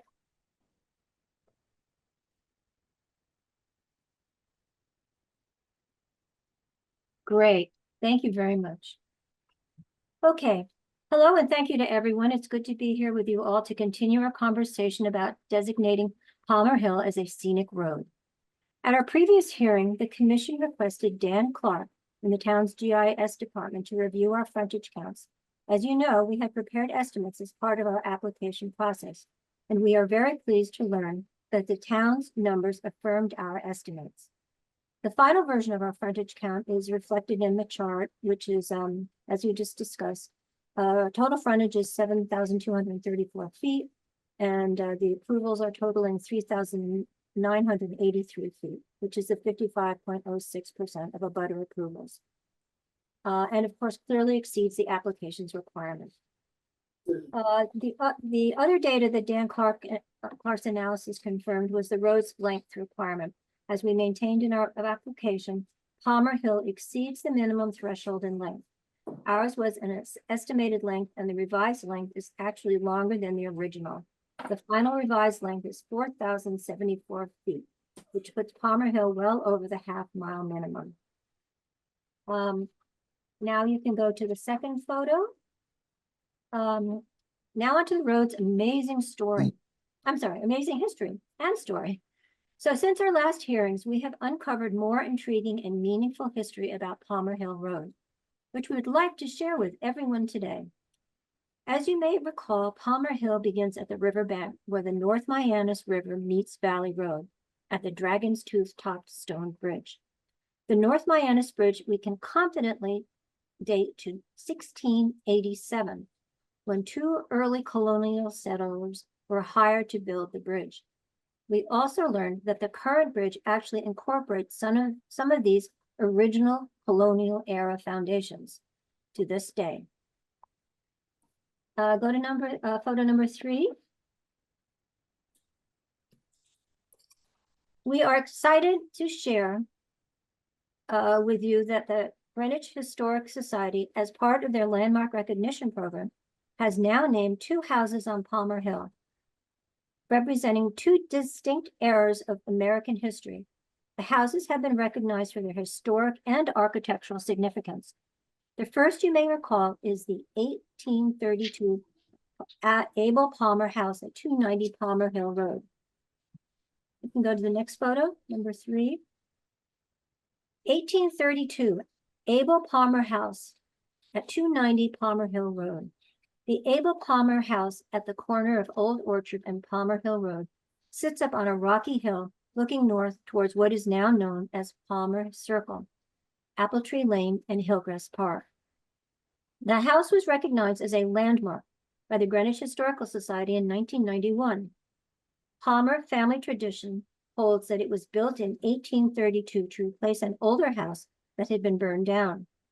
The first known owner of this house and its surrounding acreage is Abel Palmer, who was born in 1773 and died in 1860. Abel was the 4th and youngest son of John and Hannah Palmer. Abel married Sarah Davis in 1796 and 1797, and Sarah lived from 1779 to 1872. Rex L. Palmer, Abel's son, inherited a portion of the Palmer estate, which included at least 5 acres and the house from his father in 1860. The homestead and buildings were then valued at $1,500. So records show 2 acres and the house were inherited by Rex's son. and Frank Palmer in 1909. In 1932, Frank Palmer's son, Everett E. Palmer, inherited the house and land which abutted what is now known as the North Miami Elementary School. The current school building was built in 1925 on land owned by Peter Mitchell and the town of Greenwich. The old North Miami School building is located at 296 Valley Road, just opposite the bridge. Its current tenant is the Bridges School. The first one-room Miami School building once stood at the corner of Cognywald and Valley Road. The second house, Stony Crest, was just plaqued in September, dates to 1897.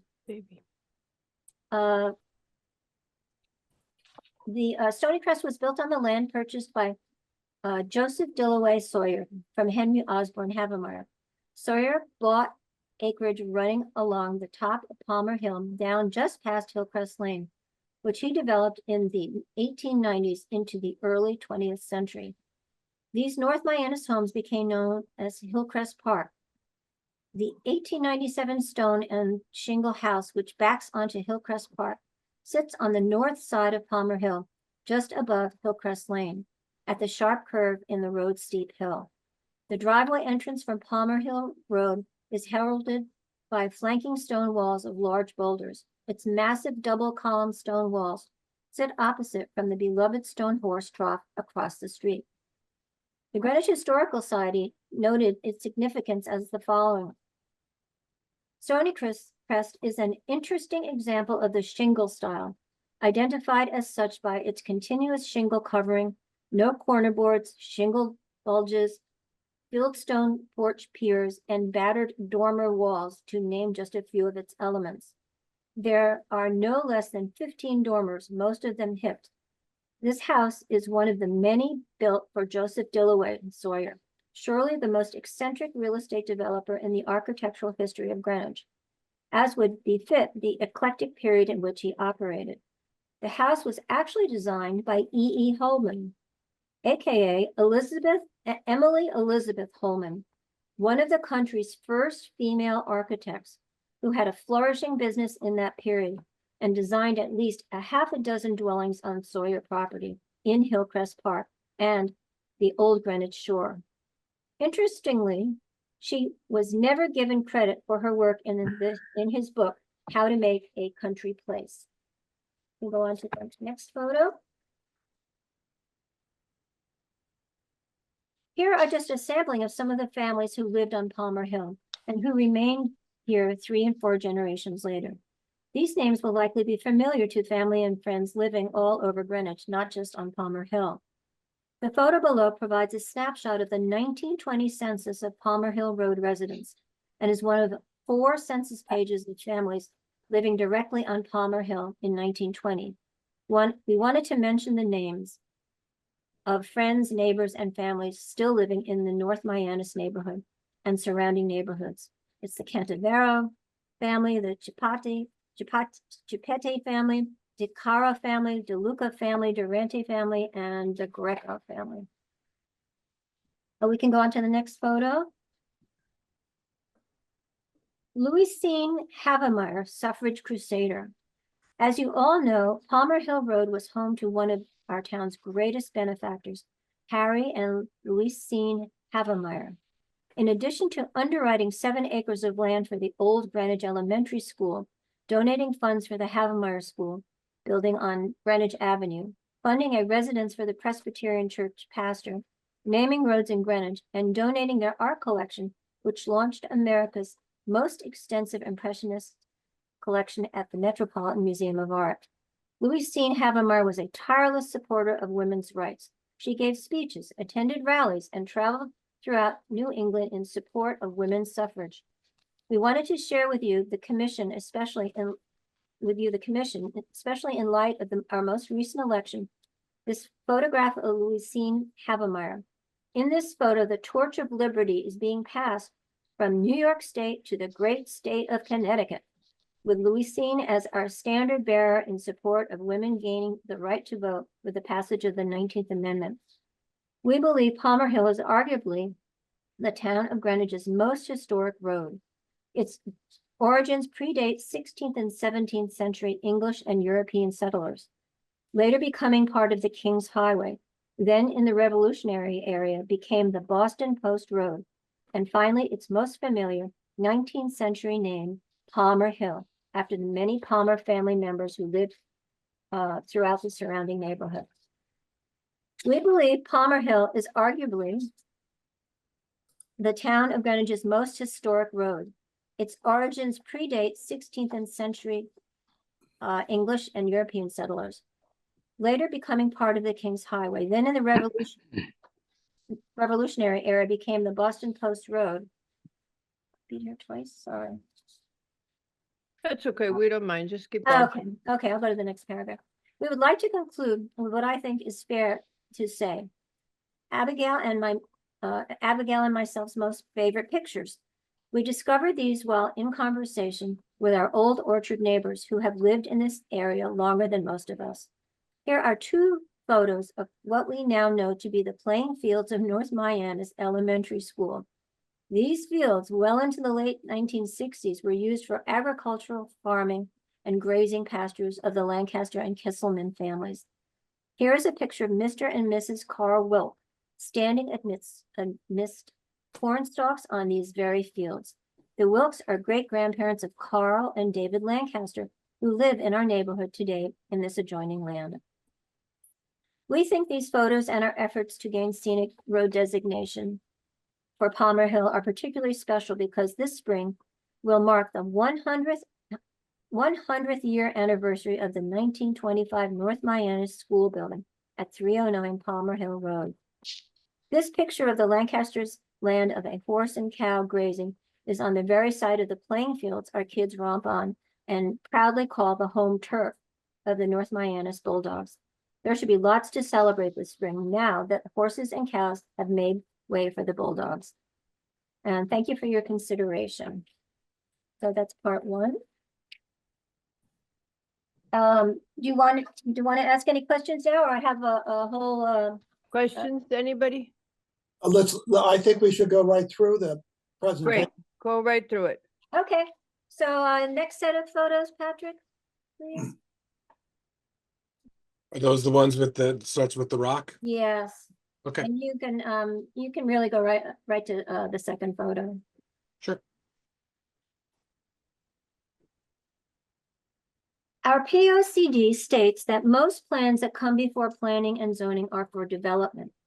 While a scenic, no, the one before that.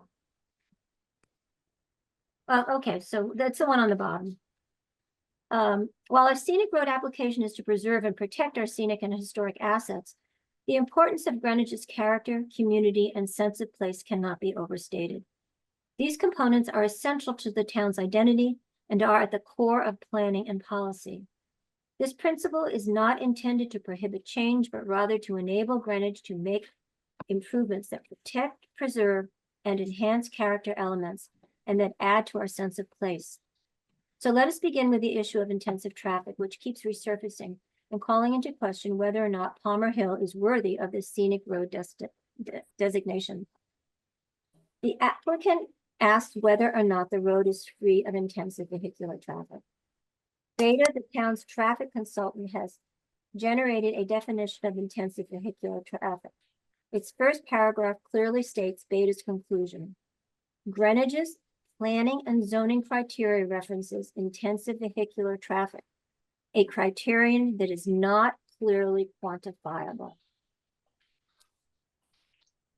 I would ask. Oh, yes, but you have to go to the rest of it, right? Yes, I have. Okay. Intensive vehicular traffic compared to what?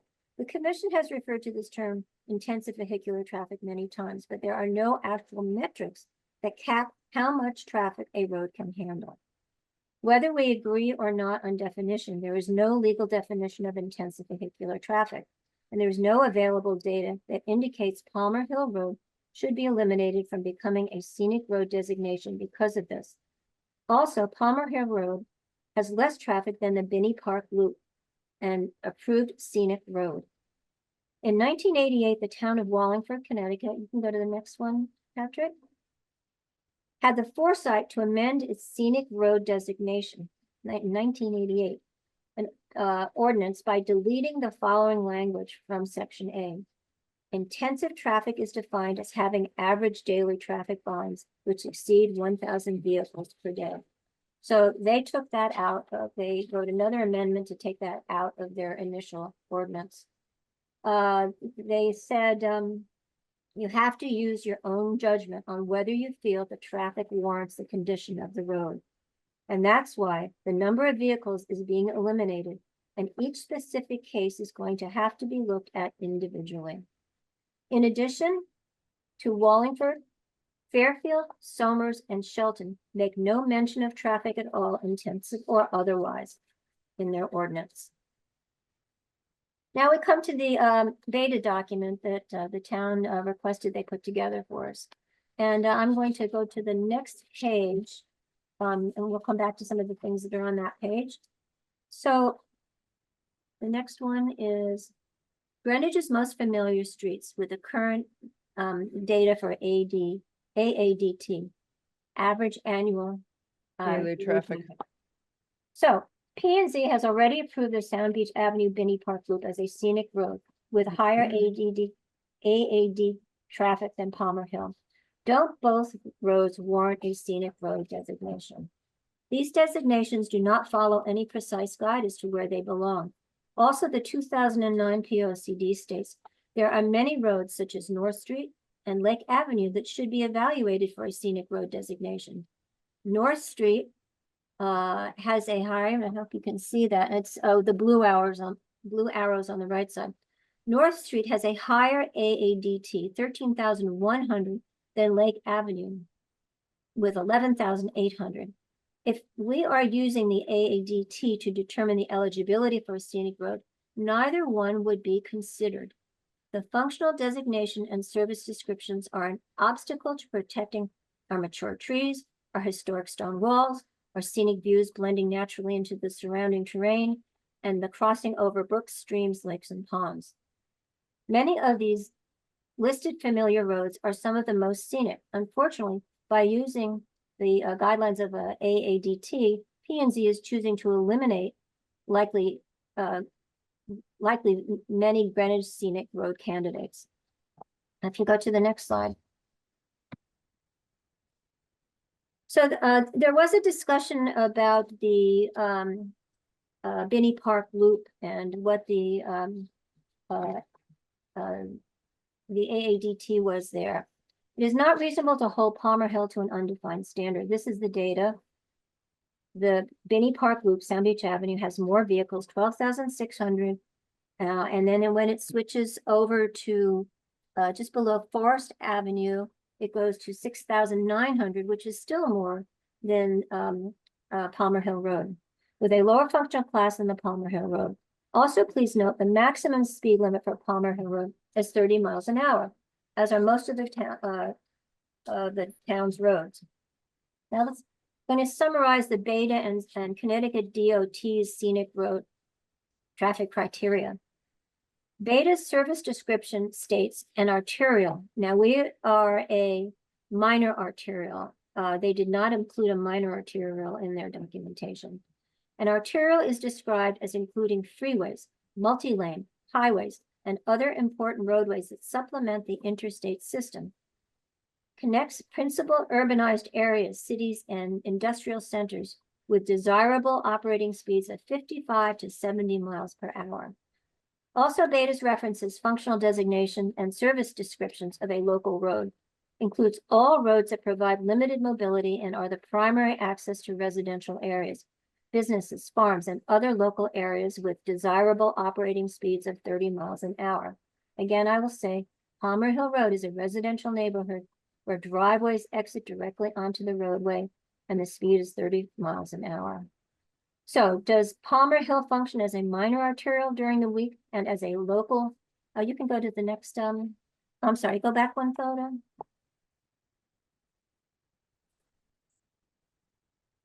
Yeah, the one on the bottom. So does Palmer Hill function as a minor arterial during the week and as a local road on the weekend and holidays?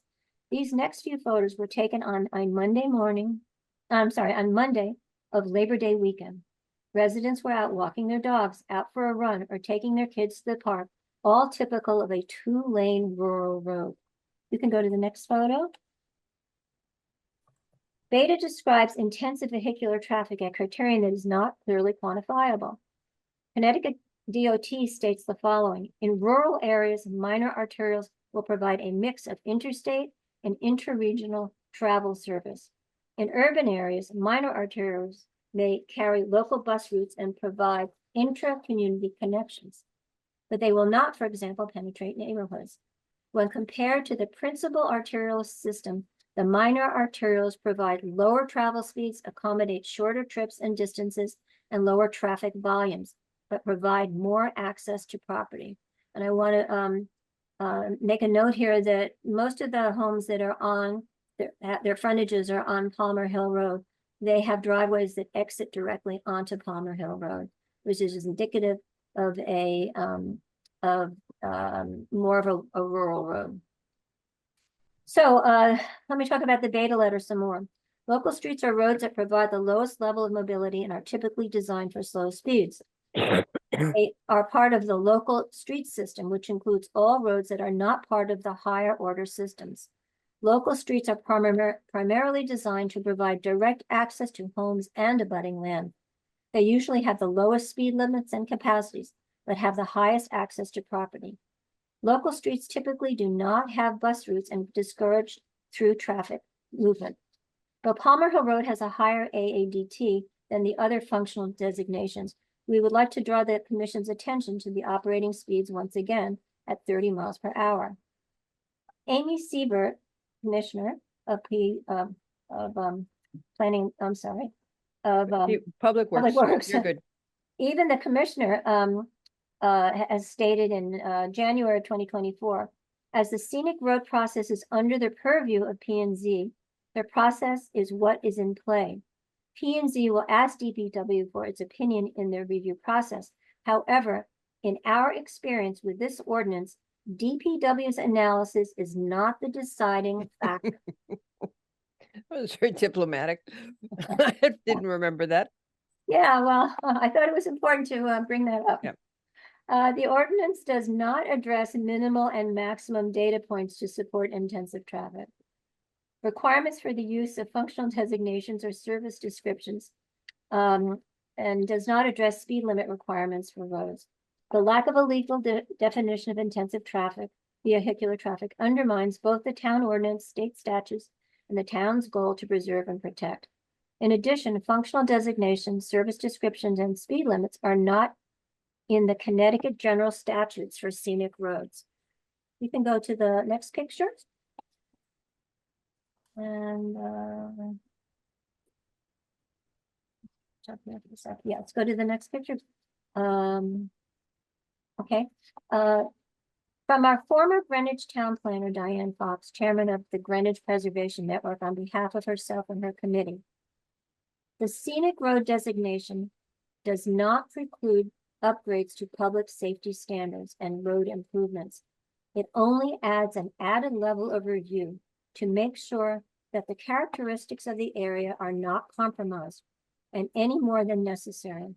That proposed changes have been well thought out and that prudent alternatives have been considered prior to making significant changes. This is not unlike the added protection afforded to our natural resources by the Wetlands and Conservation Commissions, our historic resources by the historic resources by the Historic District Commission. The Preservation Network supports this application and will continue to support the efforts to protect and enhance our town. And if you could go to the next photo. And I'm almost done. Up, and you can go to one more. What? That's the last slide. That's a slide, okay. Now it is up to the members of this commission to find resolution. You are being asked to follow the law and protect the scenic qualities, both natural and built, of this beautiful town we call home. In essence, you are being asked to be the stewards of Palmer Hill and to protect this historic scenic country road for future generations. It is your thoughtfulness and consideration about our community that is so important. Planning and zoning has the power to wisely assess and consider moving the Palmer Hill Scenic Road designation forward. as well as new scenic road designations to benefit our town and our community. Thank you very much. And back to Hollywood Squares. Okay, Madam Jenkins, you have your hand up. Yes, and again, the passion and the precision of your presentation is very impressive, and I do appreciate it. But unfortunately, we are bound by the terms of what we use to determine scenic roads. And it's quite clear to me that Palmer Hill has all of at least 4 of the 6 qualifications for a scenic road. It is beautiful. It has scenic views. It has tremendous history. But I have to look at intensive vehicle traffic the way anyone would. In the absence of a legal definition, we have to use basically the normal meaning of the words as they appear in every context, not only ordinances and laws, but just in general conversation and in non-legal terms. And there are beautiful roads. I live just off Lake Avenue. Lake Avenue is a beautiful road, but I could not honestly, with all due respect to residents of Lake Avenue, say that it does not have intensive traffic because of the observed volume of traffic virtually any time. You can always find quiet times, especially on 3-day weekends. But the number that we have is 6,600. And I know it's less than Binney Park, but it's very hard for me to be able to say that 6,600 vehicles does not represent intensive traffic. Maybe not on the George Washington Bridge, but certainly to the extent that the local roads, the local scenic roads don't carry that much traffic. I really have to say the lack of a legal definition does not stop me from, in fact, requires me to exercise judgment about whether that's intensive. And I think that's the position we're all in on this.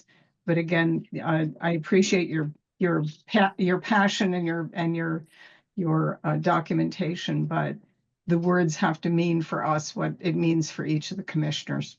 And again, the number is pretty overwhelming.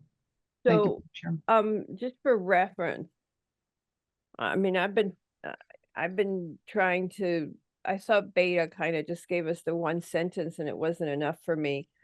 An arterial road is actually the typical daily volume for an arterial is between 15,000 and 25,000 a day.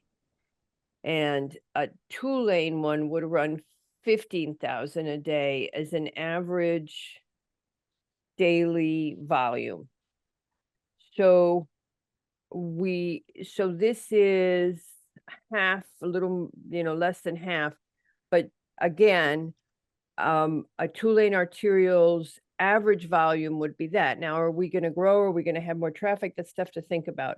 But thank you, Mary, then Mr. McRae, and then Mr. Lowe. So other municipalities remove the free of intensive traffic and indicate that they should be using their own judgment. Now, I'm agreeing with Ms. Jenkins on this. The 6,600 number coming from the state of Connecticut as part of their AADT count in February of this year. That's the technical aspect. Actually, that counter was sitting in front of 290 Palmer Hill Road, by the way. I found that many times using Palmer Hill Road, especially when there's other issues in town, becomes a major arterial. It's the relief valve, if you would, when things are not going well on the Post Road or things are not going on 95 and people are trying to pass through Stamford. In regards to the Binney Loop, a good portion of that were actually the park streets. But Sound Beach Avenue, again, kind of situation, in my opinion, and I remember this, again, was not free of intensive traffic, in my opinion.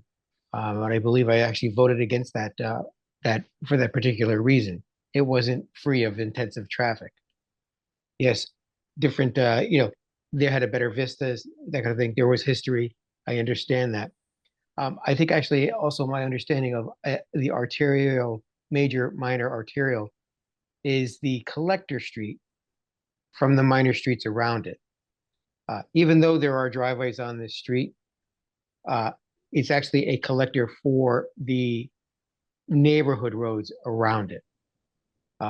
So we're actually not one or two cars, we're collecting all of the cars from all of the neighborhoods going in both directions. But I'm sorry, Nick, Beta's actually suggesting that collectors are appropriate for scenic roads. Yes, but I don't believe that Palmer Hill Road as a collector road with its It's not a traffic. collector. It's actually not classified as a collector. It's classified as an arterial. Minor. Minor arterial. Minor arterial. Minor arterial, not Which as is a collector. Right, it's collecting up the neighborhoods into its minor arterial classification. So that's pretty much all I have to say. Okay, actually, collector streets are a different category, is just what I'm trying to say, and it's different from an arterial. Mr. Lowe. Thank you. There was a distinction made by Ms. Alvarez, I think, between, I believe she said that there's no distinction between there's a mention of arterial, but not a distinction between minor or major arterial. Perhaps could we clarify that? Is the designation arterial, or is it minor arterial that is material to this? It's minor arterial. It is a minor arterial, Mr. Lowe. I That's was just pointing out that Beta did not include that in the report. Oh. They only mentioned an arterial, not a minor arterial. Okay, and I wonder, does the Binney Park Loop provide us with any kind of template here or guidance with regard to this, even though it's very different? It's unusual in its aspects of being a loop, the components of which are very different from one another, but there is arguably also intensive traffic on Sound Beach Avenue, I think. But again, we are going to be at odds here discussing what constitutes intensive. So I wonder about that. And the charter says we should create scenic roads. And it makes me wonder, as I did from the very beginning when this application came before us, why don't we have more scenic roads? And with regard to this application, I wonder what is the downside of declaring this a scenic road? And I would ask anybody in attendance here to please help me with this question.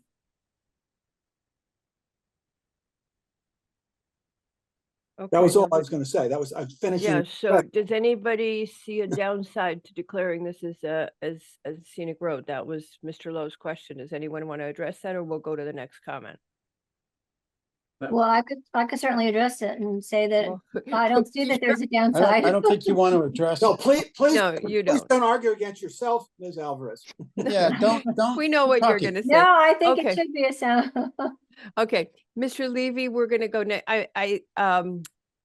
Mr. Levy, you're next. Does Sorry, anybody want to? No one responded to respond to my Well, question. that was the corollary of what I was going to ask. So I would say that there is possibly some pushback, as I understand it, from the town that now has certain responsibilities in maintaining it, and then there's extra oversight. But beyond that, I don't see that there's any downside to it. So let me make a suggestion, Mr. Yeski, before you speak. I did spend some time, I was trying not to answer Mr. Lowe. I did spend some time on that. There are, from what the applicant has said, okay, so we know DPW road, and they said when it's a scenic road, it's extra. We don't want it to be a scenic road because then we got to go ask P&Z for permission. Patrick has identified that we could, in designating a scenic road, say that DPW is authorized to proceed with any and all road safety improvements it deems necessary, as long as they don't involve the removal of trees or stone walls. And I believe we would add to that replacement of bridges. And not that I want to bring up the North Street Bridge, please, nobody.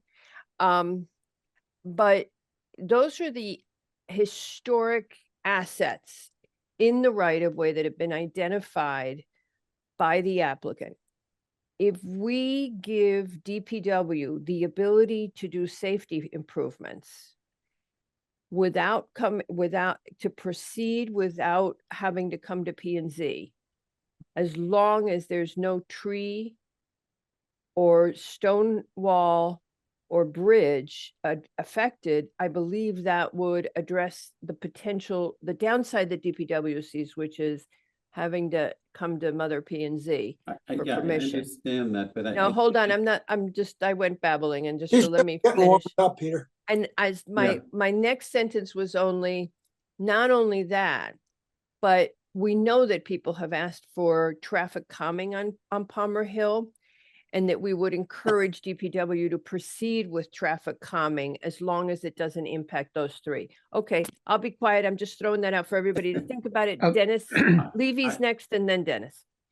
Yes, so I would say that the objective is really to understand what is important to our town, and I think the POCD has identified things that are important to us. And that sensibility is something that builds what's important about our town by preserving it, and by preserving it, it's something that we covet. And the fact that residents are coming to us showing that kind of spirit is exactly what we are hoping for. And I certainly don't want to discourage those sentiments by just looking at a statistic, a single statistic, and saying, oh, that's a bridge too far. I think that so to speak, what's commendable here is that this is a grassroots effort to bring attention to the town,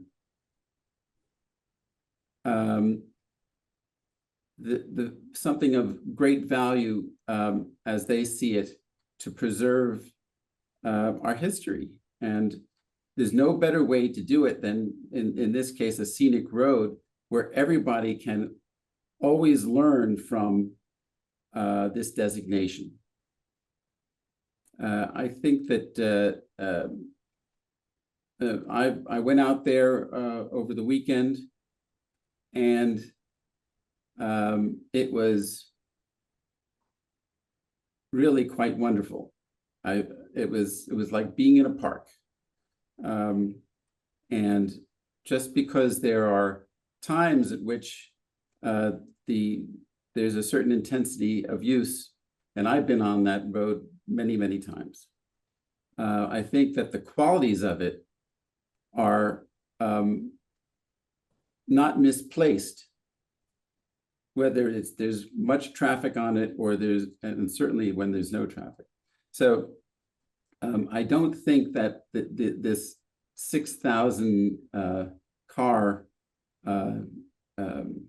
statistic should be a craw in our gut saying, how can we do this? Because it sounds, I don't think, this is not a country road that a dirt country road that can't take the traffic. This is been well maintained and is very capable of handling that traffic, and does very well. And I think that it's nonetheless not less, the value of it is not lessened by the fact that it's well appreciated and needed as an arterial connection. And how wonderful that throughout all of these years, it's still an important and vital part of our road network. And of course, the intensity is going to continue to rise over time. Our population has risen over time.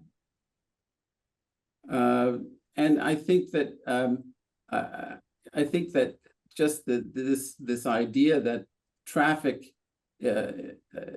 is it's certainly a consideration, but the upgrades to the roadway have already been taken in order to accommodate such traffic. And I think that that's a vitally important aspect of understanding this application. Thank you. Mr. Yeski? I feel like I need to get my Jeopardy button working faster because a lot has been said, but I'll be brief.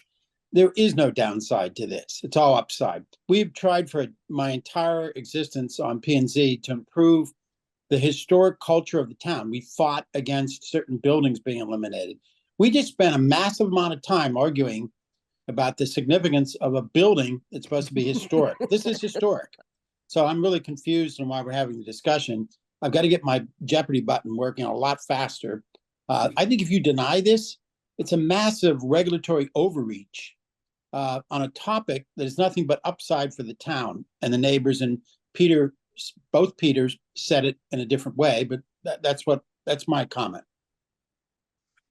Mr. Wells, just to add, we do have a duty here because the question of intensiveness Okay, of traffic is in the law, and in the ordinance, so we do have to consider it. Mr. Wells. Well, Can I add to that? I'm sorry, he's not done yet. Yeski's hitting his Jeopardy button again. Sorry, Wells. Yeah.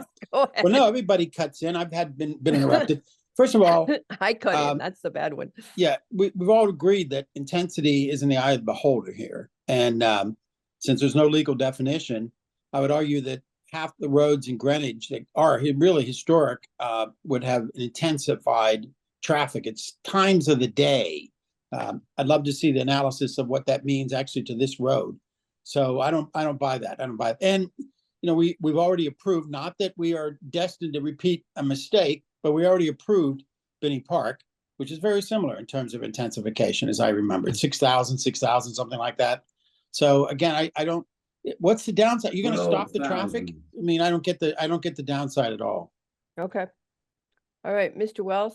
Yeah, I'm going to agree with Dennis and both Peters and just turn Peter Lowe's question around and saying, what is the downside of turning this down? And the downside of turning this down is obviously not protecting this roadway. But I'll just go back to, I would describe this as intermittently intensive traffic. Right.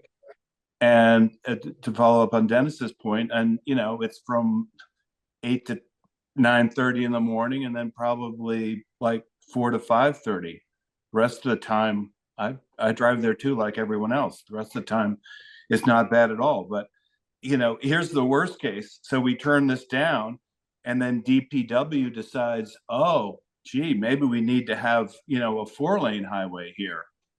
And maybe it ends up starting to look more like Route 1. And a couple of weeks ago, we had this nice ceremony where we put shovels in the ground and we're celebrating 200 trees along Route 1. Well, that's wonderful, but it's gone. We've already got the trees on Palmer Hill. They're there. Let's protect them. Let's protect the hills. Let's protect the rocks. It's a beautiful place to drive. It's scenic. And I don't care if there's traffic in front of me. I can still look on either side. It has a calming effect on you. So I think it would be a terrible precedent to turn this down. And I don't have a vote tonight, but those are my views. Thank you. Mr. McRae. Just a quick clarification. The giving DPW more latitude in their procedures, Yep. that would be a charter change, correct? We'd have to go back to the scenic road section 61110 of the charter. No, Patrick didn't think so. Patrick, do you want to comment on that? Well, what I heard you say, Madam Chair, was not expanding DPW's powers. It was putting in specific language if a decision was made that would allow certain activities to not have to go through the whole process, right? They're understood work, and even if it's really just clarifying what's in the existing ordinance, just saying that like you had mentioned, Madam Chair, safety matters are not going to be something that the commission's going to take up as a full scenic road application, right? That's part of the work that DPW does, and they can go ahead and do that. So that's problematic. Well, No, because no, it's not problematic. We're just saying they don't have to come. The charter is actually a little vague on when you come and when you don't. And we're saying, look, just to clarify, if you're not touching any of the historic features, trees or historic features, do your work. Well, That's what we were just if we can clarifying what's in define the that code. well enough, if there's no disturbance to those things that we're identifying, right? If they have to dig up a water line, they have to dig up a water line. But when it interferes with one of those historic elements, it needs to come to us. That's what we have to figure out how to do this work to have the least impact, because that's our job. It's not their job to figure that out. I did not hear a different opinion than that. That's essentially what I heard. But if others felt I'm that, just saying, if you're we're just clarifying that this is a scenic road, touch an asset, and hold on a second, touch a resource on the historic road, on the scenic road. So the preamble says scenic roads are irreplaceable resources, the destruction of which has had and will have an adverse impact on the town's historic and scenic heritage. Touch one of those resources and we're just clarifying, you come to us. But if you're doing safety, and it says it in the charter, if they're striping the roads, it's fine. But exactly. if they're digging up a water line and it goes through, I got it. Those are the things that need to come to us, even though they are taking care of health and safety. Yes. It still needs to come to us. As long as it affects, if they're doing anything that affects a bridge, a stone wall, or a tree in the right of way. But if they have to repair a line in the right of way and they have no impact on any historic resource, they can do their repair work. That's basically what the ordinance says in the town charter. Okay, and I think that but they still should come to us and notify us. Oh yeah. Yes, yeah, they will, and don't They worry. need to notify us and tell us exactly what their plans are. I know my P&Z commissioners from back 20 years, and I'm hoping the next 20 years are the same. We will always be all over the scenic roads. We always keep an eye on them. We always know where they're working, and Patrick knows that, the staff knows that. And Noel, quick, before anybody else hits Jeopardy. Okay, thank you. I just want to say I agree with what most of my colleagues have said, that I think that there is not really a downside, especially if we can clarify for our own, for sort of our own sake, what we are doing. DPW is always going to want to not have any other steps to have to go through. I mean, I think we heard that with Benny Park as well. So I think it's just, and that went through. But I think this is a historic resource. It's a beautiful road. I've also traveled it quite a bit. And I think it would be a shame to not be able to protect those things that we all love about it. Thank you. Yes, okay. Does anybody else? Jeopardy's last shot. Mary, you had your hand up? I know. No, Madam Chair, I'm fine. All right. Madam Alvarez, don't you be saying anything on behalf of the scenic road. We're not gonna let you. I'm just gonna give you a little tiny story. I grew up in Rye, New York, and I could look out my my family's living room window and I could see the Boston Post Road. And then I moved to Larchmont and I lived in a building that my address was the Boston Post Road. And then I moved to Greenwich and I'm in Havemeyer Park and I thought, oh, isn't this nice? I'm a quarter of a mile from the Post Road. It's very familiar. I didn't know until this past year when Abigail and I started to work on this project that the real Boston Post Road was Palmer Hill Road. And I think there's a lot of people in town that don't understand the history that's here. And I know my daughter went on one of the little walks around the neighborhood when she was first there in North Miami School. And they showed us the hitching posts that were there from when the people would come in their horses. And there's just so much history there that has a great deal of value to our town and to the community that's here. And you know, you can walk your kids down to the park on a Sunday and there's not a lot of cars. And you can run up the hill if you're in good shape and not worry about it on a weekend or on a Labor Day weekend. So there's so many assets that are here and we are the gateway to Greenwich.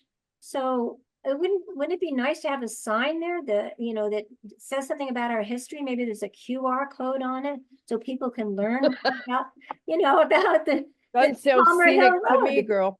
Well, That you does know, not sound scenic to me. I know, but you know, it could have a horse and rider on it. But those are the kinds of things that are important and why this should become a scenic road. Okay, if the commission is going to stay off its Jeopardy button for a second, coined a phrase, Yeski, just like the cruise ship. Does anybody from the public wish to comment on this application to designate Palmer Hill a scenic road? And Noonan, you will need to say and spell your first name so that the court reporter can get it.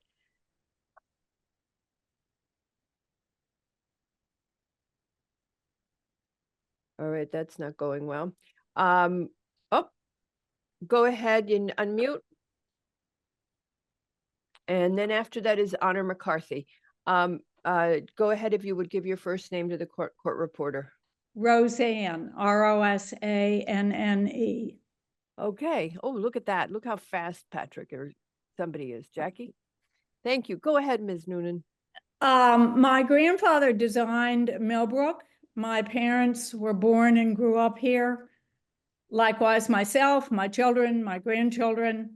I live on Palmer Hill Road next to the old bridge. And I live here and I chose to move to this particular location decades ago because of the history, because of the diverse environment.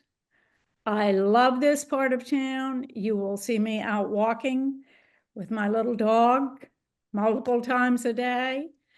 And I commend the commission on supporting what is such an asset to our town.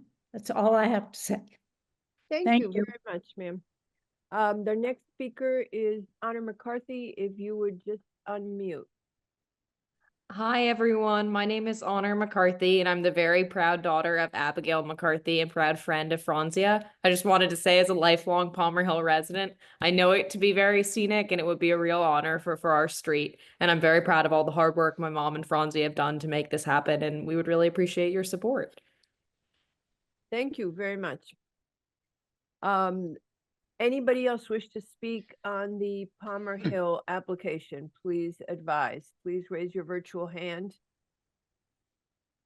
One more person. Oh, no, that is, wait, that was Ms. Jenkins, your hand bopped up and down? No? Anybody else want? Just the usual problem, Madam Chair. Thank you. Listen, at least we can now get people into the meeting. Okay, nobody else want to speak on the Palmer Hill Scenic Road application? Nope, nobody else wants to speak. Okay. So, any further comment from the commission? And In that case, does anybody object to closing this application at this time? No. No. Hearing no objection, we will thereby close this application now. Thank you very much. You guys stay tuned. And all right. I hope everything was okay with them. Okay, time for Can we let Kelly? Yes. What? Can we let Kelly go? Oh, yes, I was about to say that. Time to, Mr. Yeski, you want to say something to the court reporter besides the fact that she saved us tonight? No, I just want to get in line for the next case. I'm going to get to the We're head of the done. line. My button went off. We're done. Okay. Well, We're done. can I get in line for the next one? I want Okay, to be so first. Kelly, happy turkey. And thank you for helping us out. And the end of the public hearing is upon us. Okay. Good night. Good night. All right, now we have decision mode. You guys want to start with the Glenville one, or you want to start? Well, that's on our agenda with a number on it, so why don't we just go to that one? I'm going to read you guys a motion. And it's not that bad, Dennis, I promise. No, I'm delighted you wrote one. Okay, so in regard to the application of, oh wait, I should tell everybody again who's seated. Albin, Jones for McRae, Levy, Lowe, and Yeski are seated on the 9 Glenville application. Glenville Street LLC for a final site plan and special permit to demolish the existing garage and dwelling on this property and to construct a 13-unit, 3-story multifamily residential building totaling 17,731 square feet, along with the associated underground and surface parking, as well as stormwater management and landscaping improvements on a 23,746 square foot parcel located at 9 Glenville Street in the LBR2 zone. Whereas the proposal was submitted under zoning regulations 6110, which seeks to encourage inclusionary and moderate income housing. Whereas the commission recently revised the 6110 regulation to enable residential only buildings where appropriate. Whereas the proposed structure will contain 5 one-bedroom apartments and 8 two-bedroom apartments, with 2 of those apartments designated as moderate income dwelling units. Whereas to enhance unit comparability, the applicant enlarged the 1-bedroom moderate income dwelling unit on the first floor, and it is now 846 square feet where it was previously 780. Whereas the P&Z analyst commented on 11/15/24 that all items have been addressed in the most recently submitted affordability plan and the declaration of restrictions. Whereas the project is within the Glenville Historic District, included in the U.S. Department of the Interior's National Register of Historic Places in 2007. The registration form states that the district contains 57 resources, of which 51 contribute to its significance. The 9 Glenville site contains 3 of those 51 contributing structures: the Andrew and Bertha Potkin house, the shed, and the garage.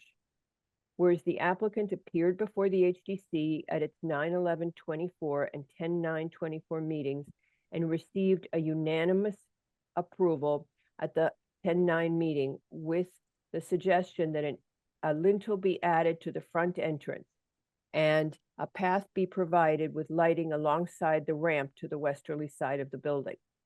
Whereas the applicant revised the site development plan for the front entrance, sidewalk, and stair as requested by the HDC and as also stated by the applicant.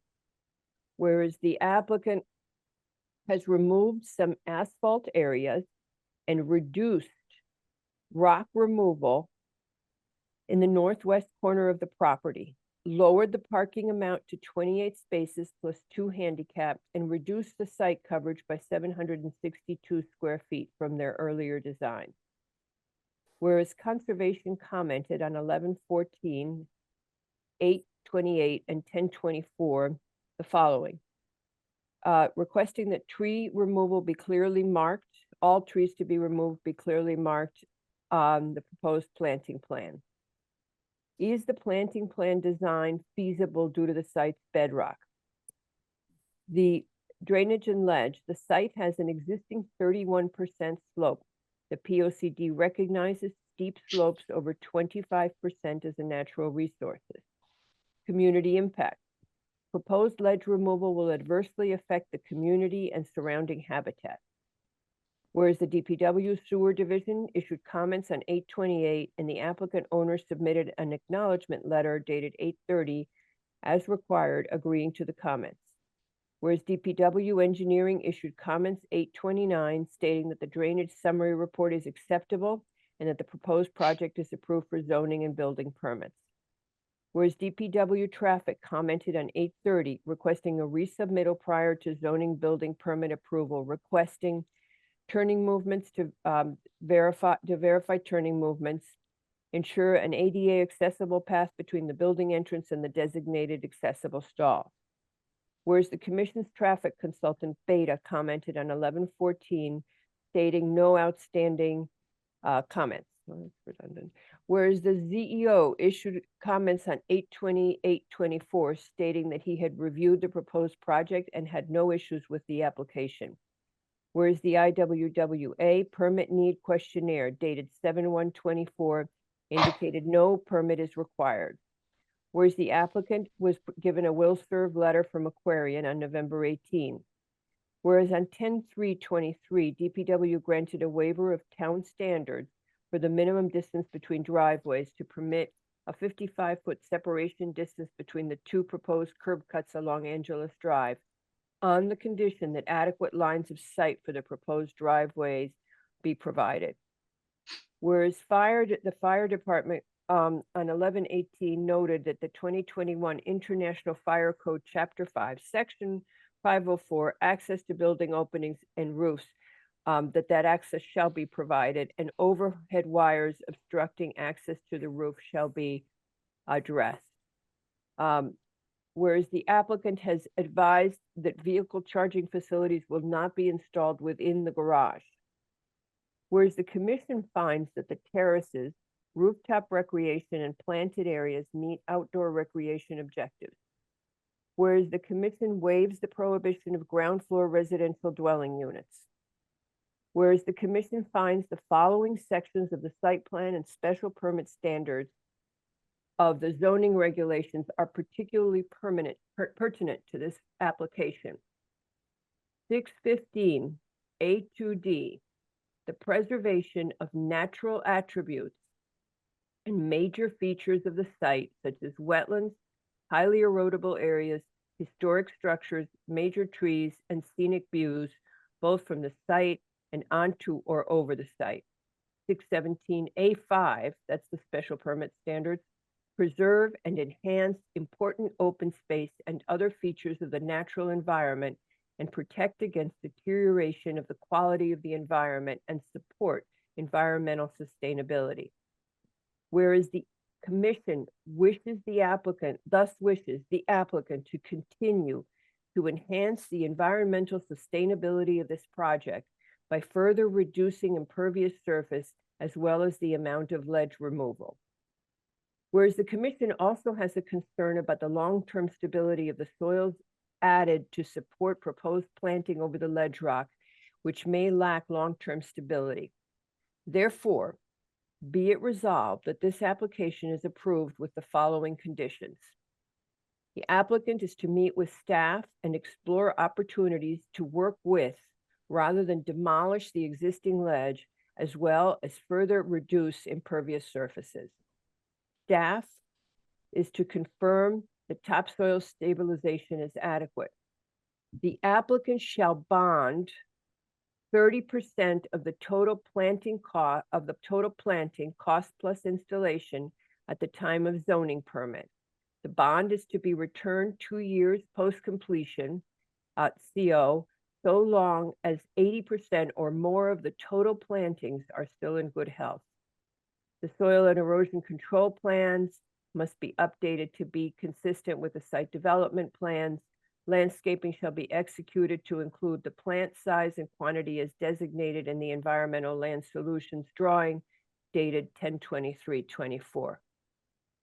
That's it. And any other outstanding staff and departmental comments somewhere? I second it. I just have some comments. Okey doke, I'm ready for comments. It says that the standard would be 80% of the plantings. I think it should Yes. be We 90. stole it from wetlands, so it's a good standard. This is a small, this planting area, all the planting area is pretty small, so 80% is pretty substantial. What do It's you not- want? It's not substantial enough. It should be 90%. Well, you take 85. Because Patrick, this is a problem that I see in urban settings all the time in New York City. You know, a few plants are out in front of a building and it makes a big difference. So Patrick helped me write this, and we were borrowing it from wetlands. So Patrick, what are your I thoughts? know, but this is not a residential house with an acre or two. Wetlands does everything. Patrick. Yeah, I mean, I don't have any desire to say less or more is required. Again, that was just a starting point to talk about bond pre-construction.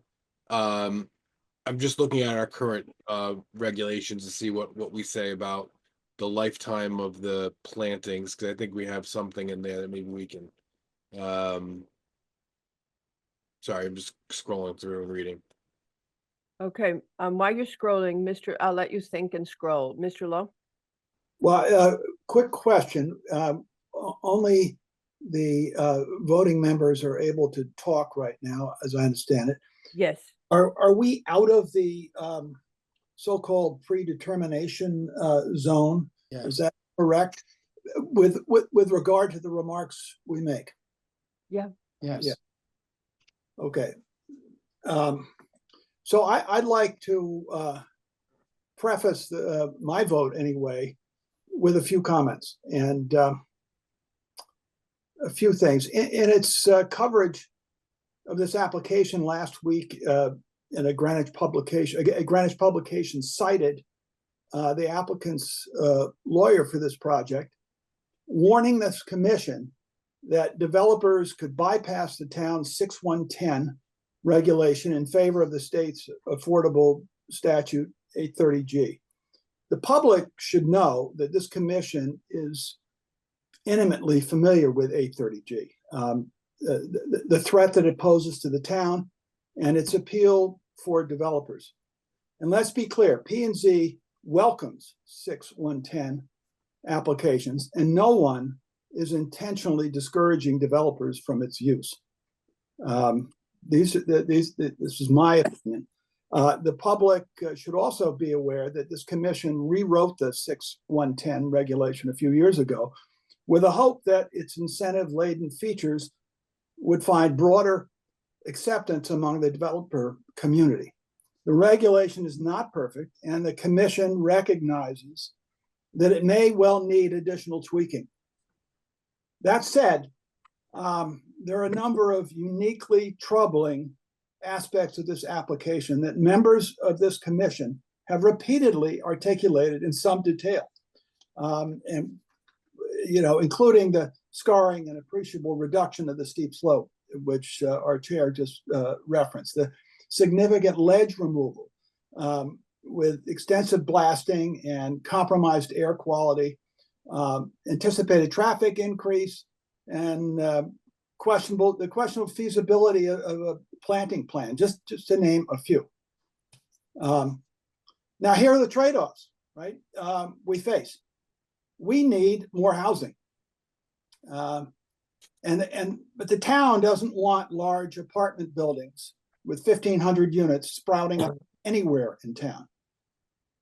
Several years ago, there was a school of thought that we could avoid the dense concentration of these unappealing behemoths by increasing our housing supply through encouraging the development of many smaller structures with fewer units sprinkled throughout the town.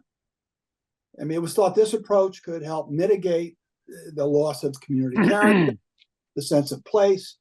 It could relieve pressure on the overburdened infrastructure, can maintain neighborhoods better integrated with our natural landscape, and provide greater opportunities for younger generations to get a start and older ones to age in place. So we probably need to acknowledge that also that perfect solutions are few and far between.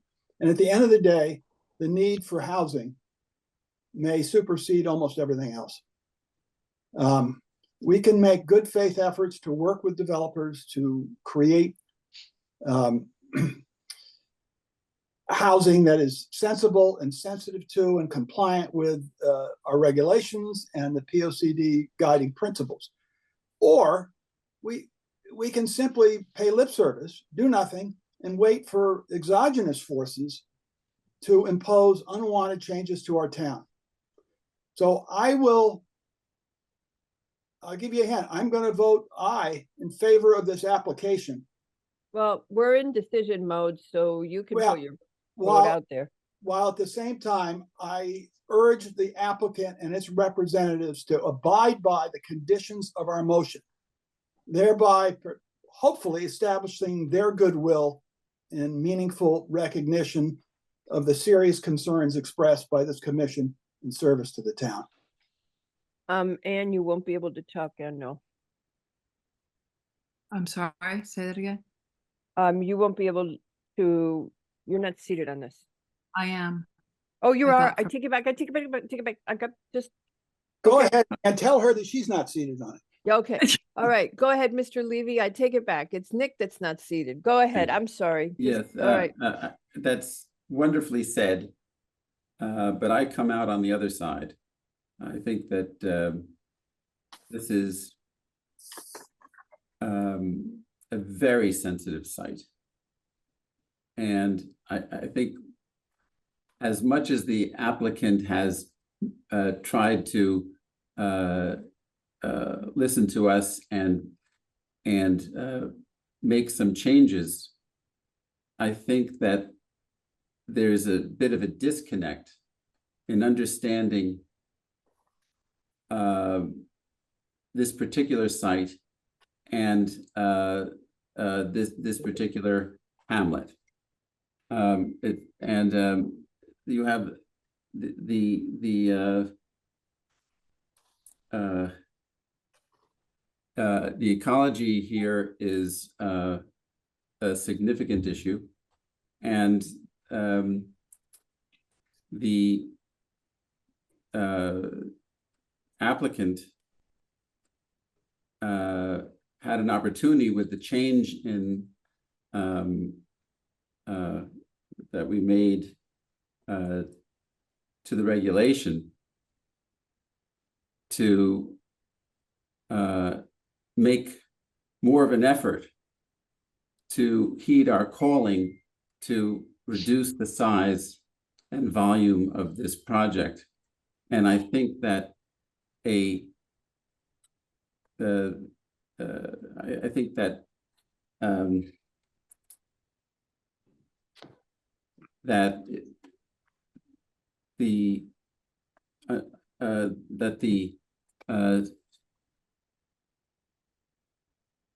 as much as they complied with the letter of it, they didn't get the spirit of what we were trying to do. So I think that especially in view of how the community thinks about this project, I think that the applicant should be doing considerably more to protect the resources of the site. Okay. So that's what we've put in the motion. And I don't think Mr. Lowe is disagreeing with the language, are you? No. Okay. I In mean, fact, I think I was urging the applicant to adhere to these conditions. All right, Madam Jones, whom I threw out. I'm sorry. I'm sorry, Mr. Levy, were you done? Yes. Okay. All right, Madam Jones. So I find this as I think we all have, a very sort of, it's a tricky site. It's complicated. I do have concerns that the project is a lot for this site, and that it is, it's not sort of in harmony with the neighborhood, and that it's, there's a lot of impact on the whole entire site. But at the same time, I know that we want a diversity, housing diversity.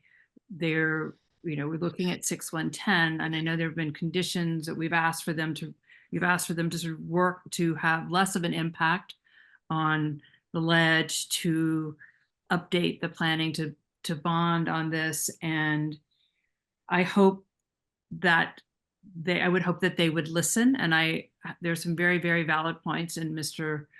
Lowe's statement and also in Mr. Levy's statement. I know that there were things that were asked from the preliminary site plan and with concerns about massing, scale, ledge removal in harmony with the neighborhood, and whether, hopefully they would work for those things. So I would hope that if this gets approved, that they would work with those. I also have some concerns that if we don't use this and we don't allow people to use this, that we get something that has less control, that is, is a behemoth and has more impact, and that we have less to say about it. That's my 2 cents for now. Okay, Mr. LaRoe. Thank you very much, Ms. Jones. Madam Chair, I just wanted to update the 80% rule that we were talking about. It actually comes from the general requirements and landscaping regs, and that's the standard for approved landscaping plans. However, it does say that the commission may require a separate bond in a form acceptable to the commission to ensure completion of the requirements to be held for up to 2 years. So I would say that if the commission wanted a greater percentage of the plantings to be in healthy nature, I think that's fully within their purview, but that's where that language is borrowed from as a sort of first blush. All right, Mr. Levy. Yes, Madam Chair. So I think that we have really done a good job of laying out all the parameters, but I do want to kind of give you a sense of the way I think about it. I look at the application in front of us at this time, and I don't want to diminish the issues by speculating what application may or may not come subsequently. I agree with you. That's a different matter. So I don't let that really influence the way I think about it, because I think it's not fair to the process. No, and in fact, I would put it to you very succinctly. Whenever you're doing an endeavor that involves a potentially steep fall, never look down, look straight ahead, and look only at your objective. And what are you trying to accomplish? But never look down at what the consequences of a fall would be, and never think about it. Go for what you believe in and what you think is right, and only move forward. And when someone says, oh, you might, watch out, or I'm going to trip you or make you fall, it is not working toward a productive conclusion, because we are trying to find a path and to thread the needle and to achieve balance in our community. And so for someone to take that approach, it seeks to weaken our own process. Okay, I talked too much, sorry. Does anybody else who's seated, I just feel strongly that you got to never look down. Mr. Yeski, you're going to tell me never to look down, right? No, I'm going to promote you to Battlefield Commission. I think there's some people in the trenches in Ukraine that could do with that. They may all die, but you'll lead them forward. I appreciate that. No, I think Mr. Lowe's comments I'm impressed with. I didn't know I needed to come in with a statement. And Sorry, we have Lo. changed though. We really have changed. It's a scramble and people want to state their positions. I get it. We I- felt I- strongly, we had very intense feelings We do. about this We do. application. And we are intense people, I think, to a one. So I don't think anybody would accuse us of not being intense. So the only part I would object to that is I saw that article about 6110. I think that was all PR. There's nobody in this town that's more into housing, all forms of housing than us. So I take that with a grain of salt. I'm going to vote yes on this. Okay. I think that it's got all the regulatory sign-offs. We don't like the steep slope. We've approved other ones. You put conditions. I really like the conditions you're putting in. We did something similar at Central on landscaping and on blasting. So I think it's in the spirit of working with the applicant to get the thing built. And the 6110 is a plus, I think. That's what we intended it to be, to give them a little more incentive to build something more affordable. And we haven't had, not affordable, but what is it, subsidized? What do we call 6110? Moderate income, yeah. And I'd like to see those be built on top of that. It would be icing. It wouldn't be the cake at this point. So my vote would be yes. Okay, so Or I, whatever. Yeski has voted aye. Mr. Lowe, I believe you voted already as well? Aye. Aye. And Levy, who was the one who seconded, right? Jackie, I believe we have a second from him, right? It was Levy, I'm sure, yep. Yep. I Okay. didn't second, no. I seconded. Yes. Oh, yes. What? you I'm seconded. sorry, I wrote down Levy. That's my I bad. did too. I heard it the same way and I wrote it down in the will motion. change that. Okay, Thank you. so Yeah. That's because Thank I don't second often, so you don't recognize my voice. So I will Okay, try so on your Yeski behalf to second. second more motions. Dennis, you are Yes. first in my book. Oh, Peter, I love you, man. Okay, don't love him yet. Let's finish the vote first and then Well, we'll come on, love let's him. go, come on. All right, okie dokie. So we have 1, 2. Mr. Levy, have you voted? No, Would you vote, please? nay. Okay, Mr. Levy is a nay. All right, Madam Jones. You're muted, Madam Jones. She knows that. She's also just taking a deep breath. So, nay. Ooh. All right, Albin is, this is going to be problematic.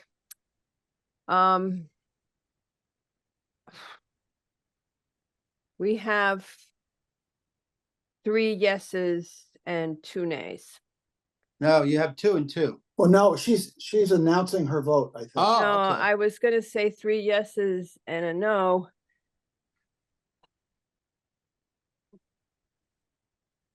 So Okay. that's your vote. Yes. I'm gonna vote yes, Okay. but the problem is we have a fail, let me just do protocol with Patrick. We have a failure to carry.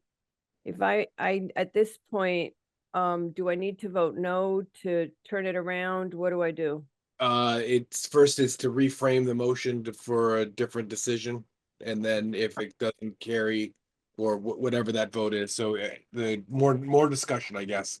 What things? All right, so I have voted yes, and so we are at 3-2. Can you, sorry for interrupting, but could you please articulate what the factors are that we're discussing, particularly for those of us who might not remember or have not been here before? What the A 3-2 vote is a failure to carry that does not give the applicant a feedback letter or a decision letter. But And what we know, pro- what we normally we- do is go back to the people that voted no, they're the Right. minority, and say, what part of your motion do you find unacceptable, or what would you change? And if There there's you a go. So, what part of the motion, is there, so we are in a situation with a 3-2 vote that we can't send the applicant a decision letter, and we would rather do that. We can do that with a 4-1 vote. We can do that with a 2-3 vote. whatever you want. Well, no, if we move to deny and we get enough votes, so we need to get to the point where we like to send the applicant a decision letter and not do a failure to carry. Right. So is there anything we could change in this motion that would get you guys to vote on behalf of it? Well, let's go over the parking, Yeah. Okay, how we can reduce the parking. And maybe we can even reduce the number of curb cuts. I mean, so I just want to put a few things out there and see where it goes. okay. Go ahead.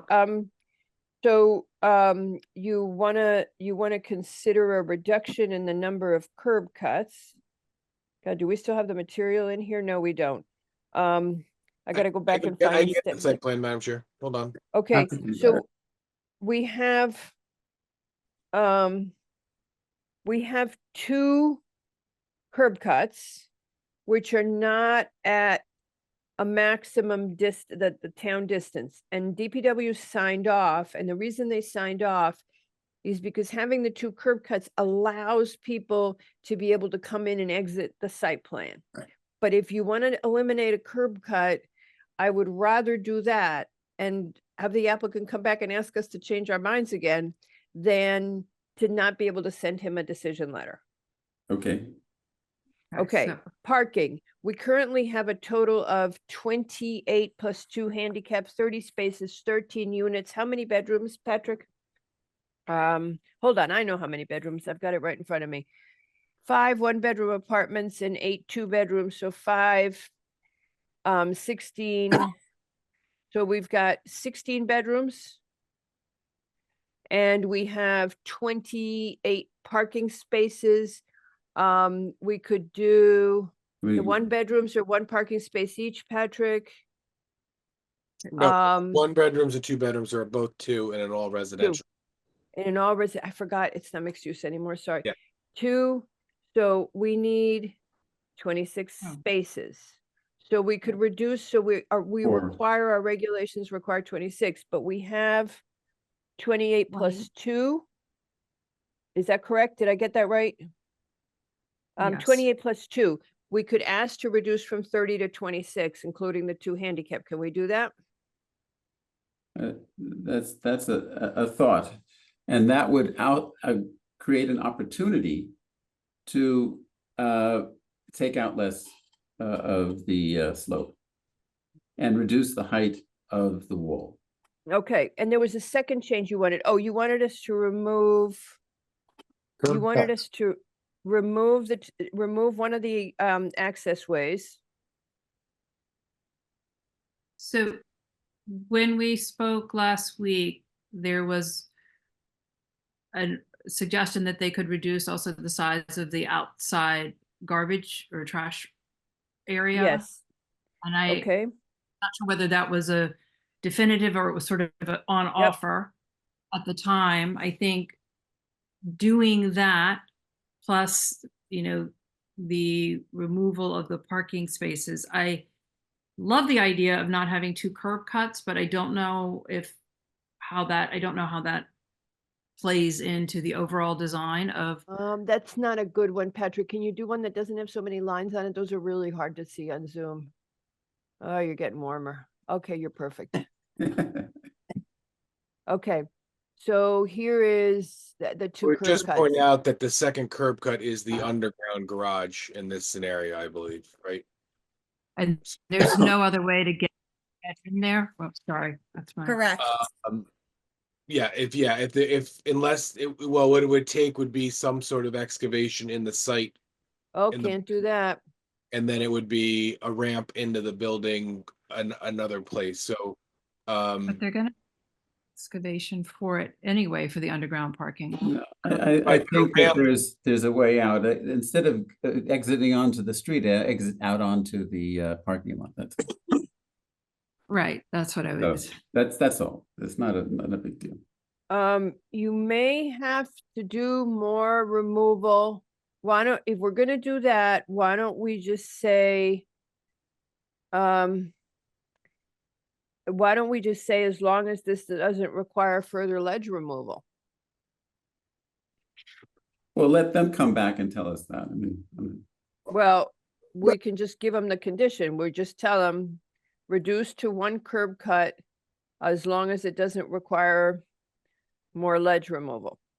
and then they'll say, well, it requires more ledge removal. So then, Oh, Patrick's smarter than that. He doesn't fall for that stuff. But also we need to condition Peter's suggestion there Yeah. with that has to result in a reduction of the ledge, and we should know by how much. Yes. Right. Okay, so you're removing the parking to do what? To reduce the lead to, For the purpose of reducing the ledge removal. And we need to know exactly what that impact would be. Removing parking spaces but keeping everything the same is not what we're after, right? okay, got it. All righty, I got it. and they could achieve all that by having it all underground parking.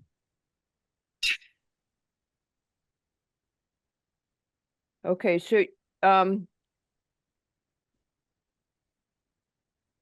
okay.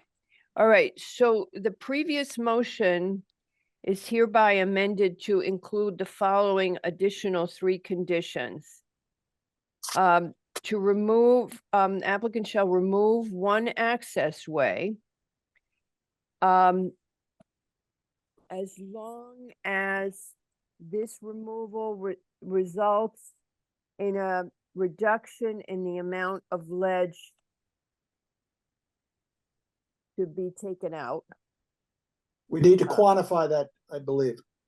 I don't think we would know. We don't know, but somehow that has to be, we're going to need some feedback, I think, from the applicant on that. That's Okay.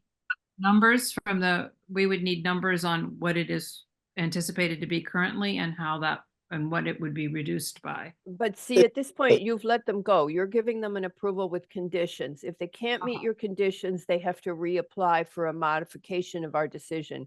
It's no longer a barter situation where they come and they get an agenda and they say, hey, we want to talk to you about this condition. But that's not that's not a condition they can fail. All right.